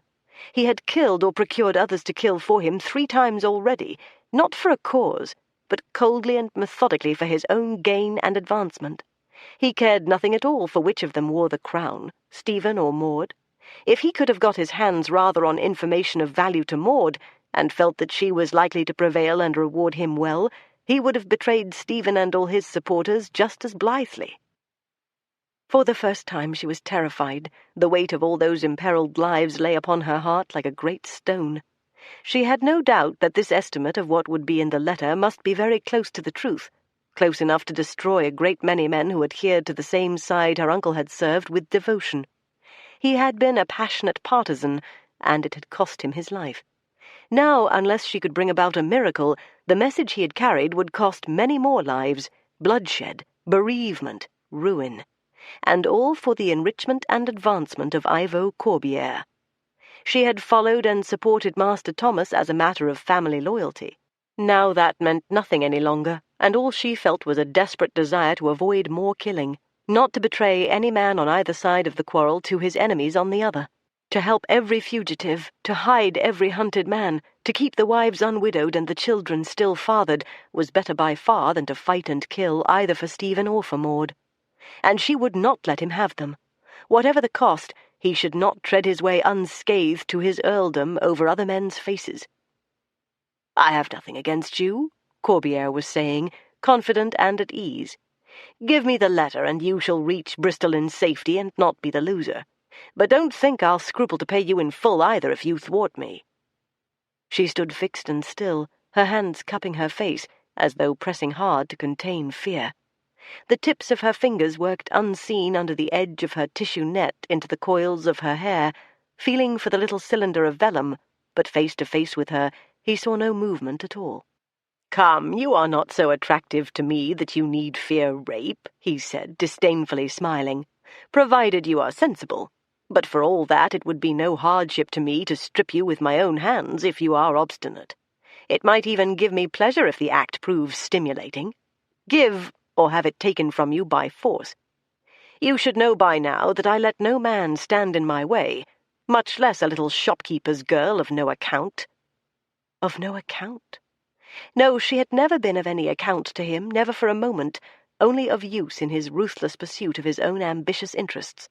Still she stood as if frozen, except that when he advanced upon her at leisure, his smile now wolfish and hungry, she circled inch by inch to keep the brazier between them. Its heart was a red glow. She stood close, as if only that core of warmth gave her some comfort and protection, and suddenly she tore down the coil of her hair and clawed out the letter, tearing off her silken net with it in her haste. She dared not simply cast it into the fire. It might roll clear or be too easily retrieved. She made a desperate lunge, and thrusting it deep into the heart of the glow, held it there for an agonized moment, snatching back burned fingers with a faint cry that sounded half of pain and half of triumph. He uttered a bellow of rage, and lunged as quickly to snatch it out again, but the net had flared at a touch. Tiny worms of fire climbed to lick his hand, and all he touched of the precious letter, before he recoiled, was the wax of the seal, which had melted at once, and clung searingly to his fingers as he wrung them and whined with pain. She heard herself laughing, and could not believe she was the source of the sound. She heard him frantically cursing her, but he was too intent on recovering his prize to turn upon her then. He tore off his cot, wrapped a corner of the skirt about his hand, and leaned to grasp again at the glowing cylinder thrust upright in the fire-basket. And he would get it, defaced and incomplete perhaps, but enough for his purpose. The outer covering was not yet burned through everywhere. He should not have it. She would not bear it. She stooped as he snatched at it, clutched with her good hand at the leg of the brazier, and overturned it over his ankles and feet. He screamed aloud and leaped back. Glowing coals flew, cascading over the floor, starting a brown furrow, a flurry of smoke and a stink of burning wood across the nearest rug, and reached the tinder-dry skirts of the tapestries on the wall between the two windows. There was a strange sound like a great indrawn breath, and an instant serpent of flame climbed the wall, and after it a tree of fire grew, thickened, put out lightning branches on all sides, enveloped all the space between the windows, and coursed both ways like hounds at fault, to reach the dusty hangings on the neighbouring walls. A brittle shell of fire encased the room before Emma could even stir from her horrified stillness. She saw the huntsmen and huntresses in the tapestries blaze for an instant into quivering life, the hounds leap, the forest trees shimmer in fierce light, before they disintegrated into glittering dust. Smoke rose from a dozen burning fragments over half the floor, and vision dimmed rapidly. Somewhere in that abrupt hell beyond the hearth, Ivo Corbiere, shirt and hair aflame, a length of blazing tapestry fallen upon him, rolled and shrieked in agony, the sounds he made tearing her senses. Behind her, one wall of the room was still clean, but the circling flames were licking round both ways towards it. There was a rug untouched at her back. She dragged it up and tried to reach the burning man with it, but smoke thickened quickly, stinging and blinding her eyes, and flashing tongues of fire jetted out of the smoke and drove her back. She flung the rug, in case he could still clutch at it and roll himself in its smothering folds, but she knew then that it was too late for anyone to help him. The room was already thick with smoke. She clutched her wide sleeve over mouth and nostrils, and drew back from the awful screaming that shrilled in her ears. And he had the key of the room on him. No hope of reaching him now, no hope of recovering the key. The room was ablaze. Timber at window and wall and floor began to cry out in loud cracks and splitting groans, spurting strange jets of flame. Emma drew back, shielding her face, and hammered at the door, shrieking for help against the furious sounds of the fire. She thought she heard cries somewhere below, but distantly. She knotted her hands in the tapestries on either side the door, where the flames had not yet reached, tore the rotting fabric down, rolled it up tightly to resist sparks, and hurled it into the furnace on the other side of the room. Let the door at least remain passable. All the hangings that were not yet burning she dragged down. Her seared hand she had forgotten. She used it as freely as the other. All those other lives, surely, were safe enough. No one was ever going to read the letter that had failed to reach Ranulph of Chester. Even that fearful life shut in this room with her must be all but over. The sounds were almost lost in the voice of the fire. A busy, preoccupied voice, not unlike the obsessed hum of the fairground. She had a life to lose, too. She was young, angry, resolute. She would not lose it tamely. She hammered at the door and called again. No one came. She heard no voices, no hasty footsteps on the stairs to the gallery, nothing but the singing of the fire, mounting steadily from a hum to a roar like a rioting crowd, but better harmonized, the triumphant utterance of a single will. Emma stooped to the keyhole and called through it as long as breath and strength lasted. She could neither see nor think by then. All about her was gathering blackness, and a throttling hand upon her throat. From stooping she sank to her knees, and from her knees sagged forward along the base of the door, and lay there with mouth and nose pressed against the gap that let in a thread of clean air. After a while she was not aware of anything, even of breathing. Chapter 4. Philip lost himself briefly in the tangle of small valley tracks that threaded the hills after leaving the long forest, and was forced to hunt out a local man from the first assart he came to put him on the road for Stanton Cobbold. The region he knew vaguely, but not the manner. The cotter gave him precise instructions, and turning to follow his own pointing, saw the first thin column of smoke going up into a still sky, and rapidly thickening and darkening as he stared at it. "That could be the very place, or near it. The woods are dry enough for trouble. God send they can keep it from the house if some fools set a spark going." "How far is it?" demanded Philip, wildly staring. "A mile and over. You'd best—" But Philip was gone, heels driving into his stolen horse's sides, off at a headlong gallop. He kept his eyes upon that growing, billowing column of smoke more often than upon the road, and took risks on those little-used and eccentric paths that might have fetched him down a dozen times if luck had not favoured him. With every minute the spectacle grew more alarming, the red of flames belching upward spasmodically against the black of smoke. Long before he reached the manor and came bursting out of the trees towards the stockade, he could hear the bursting of beams, splitting apart in the heat with louder reports than any axe blow. It was in the house, not the forest.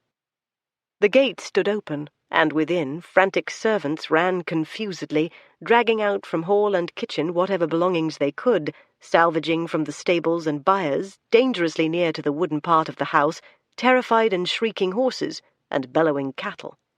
Philip stared aghast at the tower of smoke and flames that engulfed one end of the house. The long stone building of hall and undercroft would stand, though as a gutted shell, but the timbered part was already a furnace. Confused men and screaming maids ran about distractedly and paid him no heed. The disaster had overtaken them so suddenly that they were half out of their wits. Philip kicked his feet out of the stirrups, which were short for him but which he had never paused to lengthen, and vaulted from the horse, leaving it to wander at will.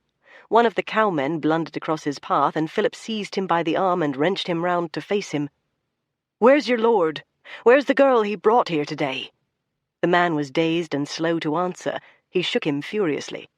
"The girl! What has he done with her?" Gaping helplessly, the man pointed into the pillar of smoke. "They're in the solar, my lord as well. It's there the fire began." Philip dropped him without a word and began to run towards the stair to the hall door. The man howled after him, "Fool, it's the hob of hell in there. Nothing could live in it. And the door's locked. He had the key with him. You'll go to your death." None of this made any impression upon Philip, until mention of the locked door checked him sharply. If there was no other way in, by a locked door he would have to enter. He cast about him at all the piles of hangings and furnishings and utensils they had dragged out into the courtyard for something he could use to break through such a barrier. The kitchen had been emptied, there were meat choppers and knives, but better still there was a pile of arms from the hall. One of Corbier's ancestors, it seemed, had favoured the battle-axe, and these craven creatures of the household had made no attempt to use so handy a weapon. Their lord could roast before they would risk a burned hand for him. Philip went up the stone steps 3 at a time, and into the black and stifling cavern of the hall. The heat, after all, was not so intense here. The stone walls were thick, and the floor, too, was laid with stones over the great beams of the undercroft. The worst enemy was the smoke that bit acrid and poisonous into his throat at the first breath. He spared the few moments it took to tear off his shirt and bind it round his face to cover nose and mouth, and then began to grope his way at reckless speed along the wall towards the other end of the hall, whence the heat and the fumes came. He did not think at all. He did what he had to do. Emma was somewhere in that inferno, and nothing mattered but to get her out of it. He found the foot of the staircase to the gallery by stumbling blindly over the first step, and went up the flight stooped low, because it seemed that the bulk of the smoke was rolling along the roof. The shape of the solar door he found by the framework of smoke pouring in a thin, steady stream all round it. The wood itself was not yet burning. He hammered and strained at the door and called, but there was no sound from within but the crackling of the fire, no way but to go through. He swung the axe like a berserker Norseman, aiming at the lock. The door was stout, the wood old and seasoned, but less formidable axes had felled the trees that made it. His eyes smarted, streaming tears that helped by damping the cloth that covered his mouth. The blows started the beams of the door, but the lock held. Philip went on swinging. He had started a deep crack just above the lock, so deep that he had trouble withdrawing the axe. Time after time he struck at the same place, aware of splinters flying, and suddenly the lock burst clear with a harsh metallic cry, and the edge of the door gave, only to stick again when he had thrust it open no more than a hand's breadth.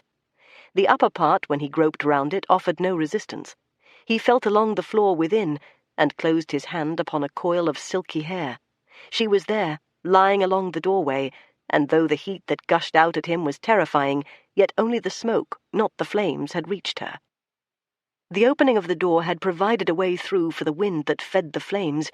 Such a brightness burned up beyond the black that he knew he had only minutes before the blaze swept over them both. Frantically he leaned to get a grasp of her arm and drag her aside so that he could open the door for the briefest possible moment, just wide enough to lift her through, and again draw it to against the demon within. There was a great explosion of scarlet and flame that sent a tongue out through the opening to singe his hair, and then he had her, the soft limp weight hoisted on his shoulder. The door dragged to again behind them, and he was half falling, half running down the staircase with her in his arms, and the devil of fire had done no worse than snap at their heels. He did not even realize until he took off his shoes much later that the very treads of the stairs had been burning under his feet. He reached the hall doorway with head lolling and chest laboring for breath, and had to sit down with his burden on the stone steps for fear of falling with her.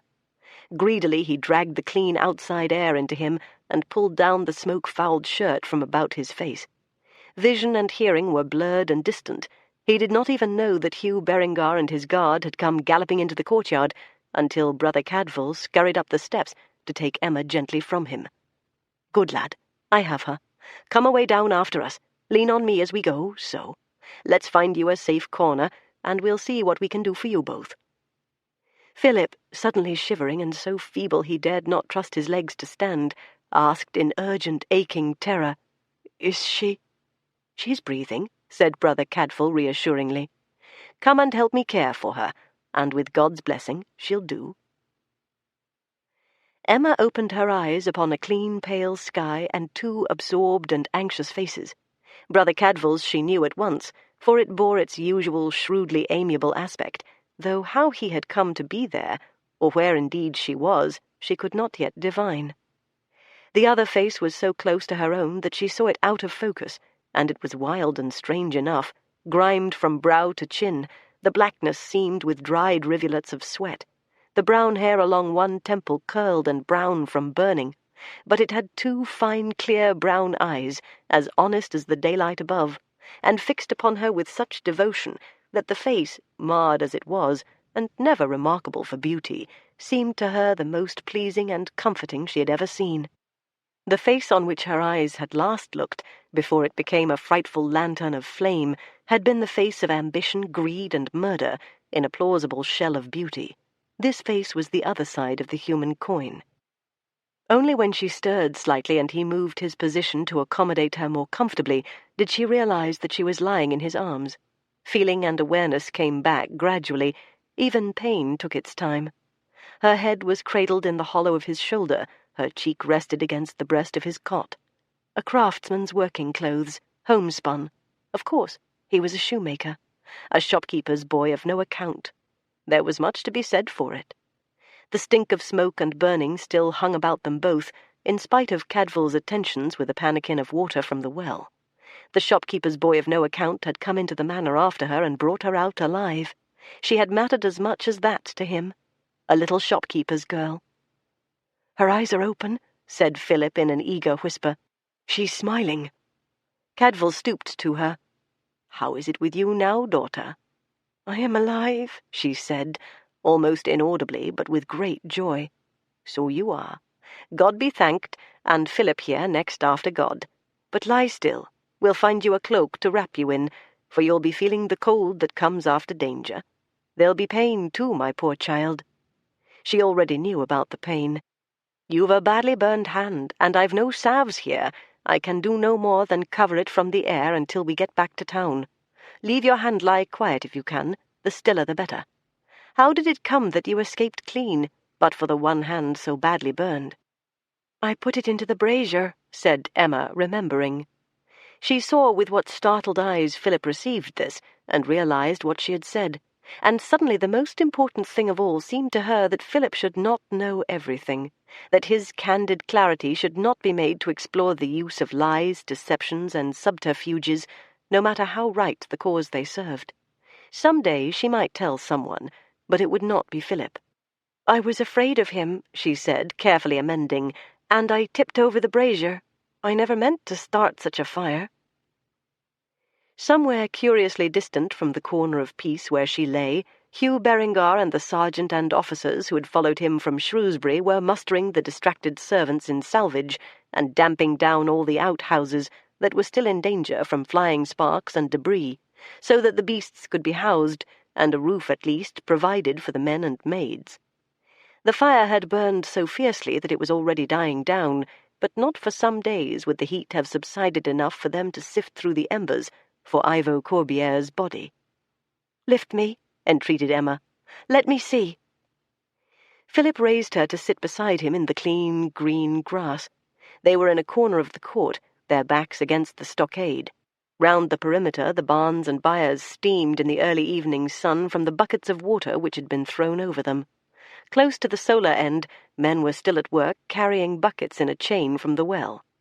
There would be roofs enough left to shelter horses, cattle, and people until better could be done for them. They had the equipment of the kitchen. The stores in the undercroft might be damaged, but would not all be spoiled. In this summer weather they would do well enough, and someone must make shrift to have the manor restored before the winter. All that terror, in the end, had taken but one life. "He is dead," she said, staring at the ruin from which she, though not he, had emerged alive. "No other possibility," said Cadfael simply. He surmised, but she knew. "And the other one?" "Turstan Fowler. He's prisoner. The sergeant has him in charge. It was he, I believe," said Cadfael gently, "who killed your uncle." She had expected that at the approach of Berengar and the law he would have helped himself to a horse and taken to his heels, but after all he had known of no reason why he should. No one had been accusing him when he left Shrewsbury. Everyone at the Abbey ought to have taken it for granted that Emma had been duly conducted home to Bristol. Why should they question it? Why had they questioned it? She had much to learn, as well as much to tell. There would be time later. Now there was no time for anything but living, and exulting in living, and being glad and grateful, and perhaps, gradually and with unpractised pleasure, loving. "What will become of him?" she asked. "He'll surely tell all he knows, and lay the worst blame where it belongs, on his lord." Cadfael doubted all the same whether Turstan could hope to evade the gallows, and doubted whether he should, but he did not say so to her. She was deeply preoccupied at this moment with life and death, and willed mercy even to the lowest and worst in the largeness of the mercy shown to her, and that was good. God forbid he should say any word to deface it. "Are you cold?" asked Philip tenderly, feeling her shiver in his arm. "No," she said at once, and turned her head a little in the hollow of his shoulder, resting her forehead against his grimy cheek. He felt the soft curving of her lips in the hollow of his throat as she smiled, and was filled with so secure a sense of possession that no one would ever be able to take her away from him. Hugh Berengar came to them across the trampled grass of the court, even his neatness smoked and odorous. "What can be done's done," he said, wiping his face. "We had better get her back to Shrewsbury. There's no provision here. I'm leaving my sergeant and most of the men here for the time being, but the place for you," he said, smiling somewhat wearily at Emma, "is in a comfortable bed, with your hurt properly dressed, and no need for you to think or stir until you're restored. Bristol will have to wait for you. We'll take you to Aline at the Abbey. You'll be easy there." "No," said Philip with large assurance. "I am taking Emma to my mother in Shrewsbury." "Very well, so you shall," agreed Hugh. "It's hardly a step further. But give Cadfael time at the Abbey to hunt out the salves and potions he wants from his workshop, and let Aline see for herself that we've not let Emma come to any great harm.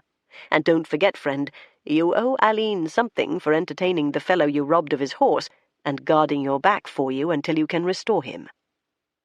Beneath his coating of soot, Philip could still blush. "True enough, I'm likely to end in jail again for theft, but not until I've seen Emma safe lodged in my mother's care." Hugh laughed and clapped him amiably on the shoulder. "Nor then nor ever while I'm in office, not unless you choose to kick the law in the teeth on some other occasion. We'll satisfy the merchant. Aline will have sweetened him into complacency, you'll find. And his horse has been rubbed down and watered and rested while you've been otherwise occupied, and we'll take him back with us unloaded, none the worse for his adventures. There are horses enough here. I'll find you the pick of them, a steady ride fit to bear two." He had had one eye on Emma while he had been mustering water-carriers and husbanding household effects. He knew better than to try to wrest her out of Philip's arms, or send for a horse-litter to carry her back. There were two here so joined together that only a fool would attempt to part them even for a few hours, and Hugh was no fool. They wrapped her gently in a brichan borrowed from the salvaged bedding, rather for comfortable padding than for warmth, for the evening was still serene and mild, though she might yet suffer the cold that comes after effort is all over. She accepted everything with serenity, like one in a dream, though the pain of her hand must, they reasoned, be acute. She seemed to feel nothing but a supreme inner peace that made everything else of no account. They mounted Philip on a great broad-backed, steady-paced gelding, and then lifted Emma up to him in her swathing blanket, and she settled into the cradle of his lap and arms and braced shoulder as though God had made her to fit there. "And perhaps so he did," said Brother Cadfael, riding behind with Hugh Berengar close beside him. "So he did what?" wondered Hugh, starting out of very different considerations, for two officers brought a bound Thurston Fowler behind them. "Direct all," said Cadfael. "It is, after all, a way he has." Halfway back towards Shrewsbury she fell asleep in his arms, nestled on his breast. For the fall of her black, smoke-scented hair he could see only the lower part of her face, but the mouth was soft and moist and smiling, and all her weight melted and moulded into the cradle of his loving body as into a marriage bed. In her dream she had gone somewhere beyond the pain of her burned hand. It was as if she had thrust her hand into the future, and found it worth the price. The left hand, the unmarked one, lay clasped warmly round him, inside his coat, holding him close to her in her dream. Chapter 5. The summer darkness of fine nights, which is never quite dark, showed a horse fair deserted, no trace of the past 3 days but the trampled patches and the marks of trestles in the grass. All over for another year. The abbey stewards had gathered in the profits of rent and toll and tax, delivered their accounts, and gone to their beds. So had the monks of the abbey, the lay servants, the novices, and the pupils. A sleepy porter opened the gate for them, and mysteriously, at the sounds of their arrival, though circumspect and subdued, the great court awoke to life. Aline came running from the guest hall with the aggrieved merchant, now remarkably complacent, at her back, Brother Mark from the dortoir, and Abbot Rodolphus's own clerk from the abbot's lodging, with a bidding to Brother Cadfael to attend there as soon as he arrived, however late the hour. "I sent him word what was toward," said Hugh, as we left. "It was right he should know. He'll be anxious to hear how it ended." While Aline took Emma and Philip, half awake and dazedly docile, to rest and refresh themselves in the guest hall, and Brother Mark ran to the herbarium to collect the paste of mulberry leaves and the unguent of Our Lady's mantle, known specifics for burns, and the men-at-arms went on to the castle with their prisoner, Brother Cadfael duly attended Rodolphus in his study. Whether at midday or midnight, the abbot was equally wide awake. By the single candle burning he surveyed Cadfael and asked simply, "Well?" "It is well, Father. We are returned with Mistress Vernald safe and little the worse, and the murderer of her uncle is in the sheriff's hands. One murderer, the man Thurston Fowler." "There is another?" asked Rodolphus. "There was another. He is dead. Not by any man's hand, Father. None of us has killed or done violence. He is dead by fire." "Tell me," said the abbot. Cadfael told him the whole story, so far as he knew it, and briefly. How much more Emma knew was a matter for conjecture. "And what," the abbot wished to know, "can this communication have been, to cause any man to commit such crimes in pursuit of it?" "That we do not know, and no man now will know, for it is burned with him. But where there are two warring factions in a land," said Cadfael, "men without scruples can turn controversy to gain, sell men for profit, take revenge on their rivals, hope to be awarded the lands of those they betray. Whatever evil was intended, now will never come to fruit." "A better ending than I began to fear," said Rodolphus, and drew a thankful sigh. "Then all danger is now over, and the guests of our house are come to no harm." He pondered for a moment. "This young man who did so well for us and for the girl, you say he is son to the provost?" "He is, Father. I am going with them now, with your permission, to see them safely home and dress their burns. They are not too grave, but they should be cleansed and tended at once." "Go with God's blessing," said the abbot. "It is convenient, for I have a message to the provost, which you may deliver for me if you will. Ask Master Corvisor, with my compliments, if he will be kind enough to attend here tomorrow morning about the end of chapter. I have some business to transact with him." Mistress Corvisor had undoubtedly been fulminating for hours about her errant son, a good-for-nothing who was no sooner bailed out of prison than he was off in mischief somewhere else until midnight and past. Probably she had said at least a dozen times that she washed her hands of him, that he was past praying for, and she no longer cared. Let him go to the devil his own way. But for all that, her husband could not get her to go to bed, and at every least sound that might be a footstep at the door or in the street, steady or staggering, she flew to look out, with her mouth full of abuse but her heart full of hope. And then, when he did come, it was with a great-eyed girl in his arm, a thick handful of his curls singed off at one temple, the smell of smoke in his coat, his shirt in tatters, a monk of St. Peter's at his heels, and a look of roused authority and maturity about him that quite overcame his draggled and soiled state. And instead of either scolding or embracing him, she took both him and the girl by the hand and drew them inside together, and went about seating, feeding, tending them, with only few words, and those practical and concerned. Tomorrow Philip might be brought to tell the whole story. Tonight it was Cadfael who told the merest skeleton of it, as he cleansed and dressed Emma's hand, and the superficial burns on Philip's brow and arm. Better not make too much of what the boy had done. Emma would take care of that later. His mother would value it most of all from her. Emma herself said almost nothing, islanded in her exhaustion and bliss, but her eyes seldom left Philip, and when they did, it was to take in with deep content the solid, dark furnishings and warm panelling of this Burgess house, so familiar to her that being accepted here was like coming home. Her rapt, secret smile was eloquent. Mothers are quick to notice such looks. Emma had already conquered, even before she was led gently away to the bed prepared for her, and settled there by Mistress Corvisor with all the clucking solicitude of a hen with one chick, with a posset laced with Brother Cadfael's poppy syrup to make sure that she slept, and forgot her pain. "As pretty a thing as ever I saw," said Mistress Corvisor, coming back softly into the room and closing the door between. She cast a fond look at her son and found him asleep in his chair. "And to think that's what he was about, while I was thinking all manner of bad things about him. Who should have known him better?" "He knows himself a deal better than he did a few days ago," said Cadfael, repacking his scrip. "I'll leave you these pastes and ointments. You know how to use them. But I'll come and take a look at her later tomorrow. Now I'll take my leave. I confess I'm more than ready for my own bed. I doubt if I shall hear the bell for prime tomorrow." In the yard, Geoffrey Corvisor was himself stabling the horse from Stanton Cobbold with his own. Cadfael gave him the abbot's message. The provost raised sceptical eyebrows. "Now what can the Lord Abbot want with me? The last time I came cap in hand to chapter I got a dusty answer." "All the same," advised Cadfael, scrubbing thoughtfully at his blunt brown nose. "In your shoes I think I'd be curious enough to come and see. Who knows but the dust may have settled elsewhere by this time?" It was no wonder if Brother Cadfael, though he did manage to rise for prime, took advantage of his carefully chosen place behind a pillar to doze his way through chapter.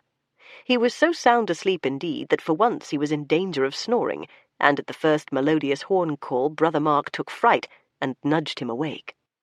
The provost had obeyed the abbot's invitation to the letter, and arrived only at the very end of chapter. The steward of the Grange Court had just announced that he was in attendance when Cadfael opened his eyes. "What can the provost be here for?" whispered Mark. "He was asked to come. Do I know why? Hush." Geoffrey Corvisor came in his best and made his reverence respectfully but coolly. He had no solid cohort at his back this time, and to tell the truth, though he may have felt some curiosity, he was attaching very little importance to this encounter. His mind was on other things. True, the problems of the town remained, and at any other time would have taken foremost place in his concern, but today he was proof against public cares by reason of private elation in a son vindicated and praised, a son to be proud of. "You sent for me, Father Abbot. I am here." "I thank you for your courtesy in attending," said the abbot mildly. "Some days ago, Master Provost, before the fair, you came with a request to me which I could not meet." The provost said not a word. There was none due, and he felt no need to speak at a loss. "The fair is now over," said the abbot equably. "All the rents, tolls, and taxes have been collected, and all have been delivered into the abbey treasury as is due by charter. Do you endorse that?" "It is the law," said Corvisor. "To the letter." "Good. We are agreed. Right has therefore been done, and the privilege of this house is maintained. That I could not infringe by any prior concession. Abbots who follow me would have blamed me, and with good reason. Their rights are sacrosanct, but now they have been met in full. And as abbot of this house, it is for me to determine what use shall be made of the moneys in our hold. What I could not grant away in imperilment of charter," said Rodolphus with deliberation, "I can give freely as a gift from this house. Of the fruits of this year's fair, I give 1/10 to the town of Shrewsbury, for the repair of the walls and repaving of the streets." The provost, enlarged in his family content, flushed into startled and delighted acknowledgment, a generous man accepting generosity.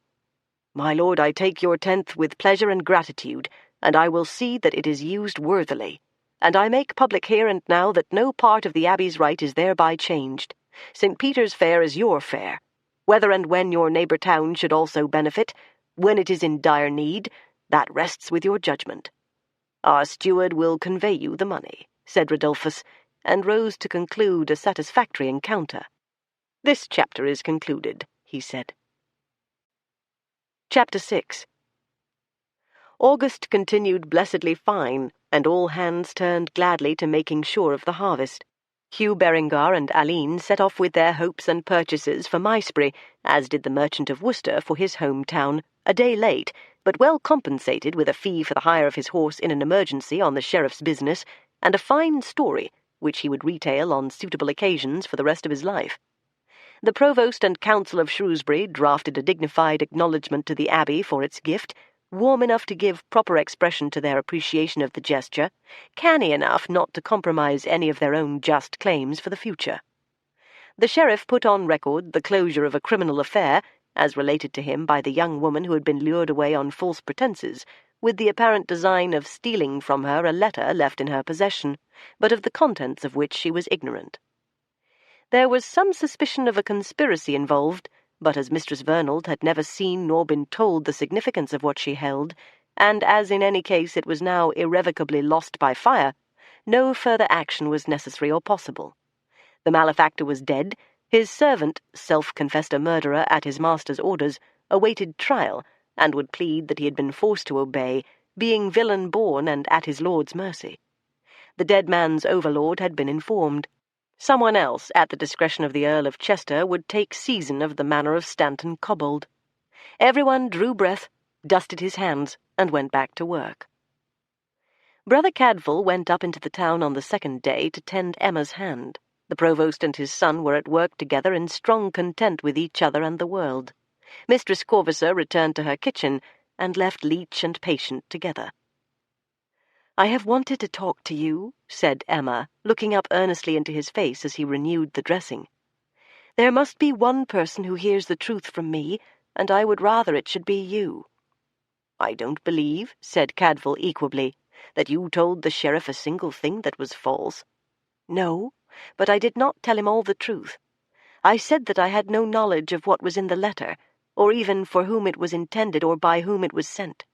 That was true. I had no such knowledge of my own, though I did know who brought it to my uncle, and that it was to be handed to the Glover for delivery.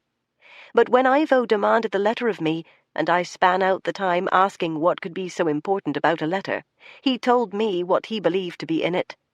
King Stephen's kingdom stood at stake, he said, and the gain to the man who provided him the means to wipe out his enemies would stretch as wide as an earldom. He said the Empress's friends were pressing the Earl of Chester to join them, and he would not move unless he had word of all the other powers her cause could muster, and this was the promised dispatch, to convince him his interest lay with them. As many as 50 names there might be, he said, of those secretly bound to the Empress, perhaps even the date when Robert of Gloucester hopes to bring her to England, even the port where they plan to land. All these sold in advance to the King's vengeance, life and limb and lands, he said, and the Earl of Chester with them, who had gone so far as to permit this approach. All these offered up bound and condemned, and he would get his own price for them. This is what he told me. This is what I do not know of my own knowledge, and yet in my heart and soul I do know it, for I am sure what he said was true. She moistened her lips and said carefully, I do not know King Stephen well enough to know what he would do, but I remember what he did here last summer. I saw all those men, as honest in their allegiance as those who hold with the king, thrown into prison, their lives forfeit, their families stripped of land and living, some forced into exile. I saw deaths and revenges and still more bitterness if the tide should turn again. So I did what I did. I know what you did, said Brother Cadfael gently. He was bandaging the healing proof of it. But still, you see, she persisted gravely, I am not sure if I did right, and for right reasons. King Stephen at least keeps a kind of peace where his writ runs. My uncle was absolute for the Empress, but if she comes, if all these who hold with her rise and join her, there will be no peace anywhere. Whichever way I look, I see deaths. But all I could think of then was preventing him from gaining by his treachery and murders, and there was only one way, by destroying the letter. Since then I have wondered. But I think now that I must stand by what I did. If there must be fighting, if there must be deaths, let it happen as God wills, not as ambitious and evil men contrive. Those lives we cannot save, at least let us not help to destroy. Do you think I was right? I have wanted someone's word. I should like it to be yours. Since you ask what I think, said Cadfael, I think, my child, that if you carry scars on the fingers of this hand lifelong, you should wear them like jewels. Her lips parted in a startled smile. She shook her head over the persistent tremor of doubt. But you must never tell Philip, she said with sudden urgency, holding him by the sleeve with her good hand. As I never shall. Let him believe me as innocent as he is himself. She frowned over the word, which did not seem to her quite what she had wanted, but she could not find one fitter for her purpose. If it was not innocence she meant, for of what was she guilty? Was it simplicity? Clarity? Purity? None of them would do. Perhaps Brother Cadfael would understand, none the less. I felt somehow mired, she said. He should never set foot in intrigue. It is not for him.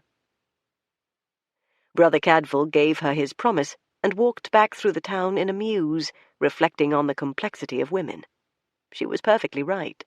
Philip, for all his 2 years' advantage, his intelligence, and his new and masterful maturity, would always be the younger and the simpler, and, yes, she had the just word after all, the more innocent. In Cadfael's experience it made for very good marriage prospects, where the woman was fully aware of her responsibilities. On the 30th of September, just 2 months after St. Peter's Fair, the Empress Maud and her half-brother Robert of Gloucester landed near Arundel and entered into the castle there. But Earl Ranulph of Chester sat cannily in his own palatine, minded his own business, and stirred neither hand nor foot in her cause. This concludes the reading of St. Peter's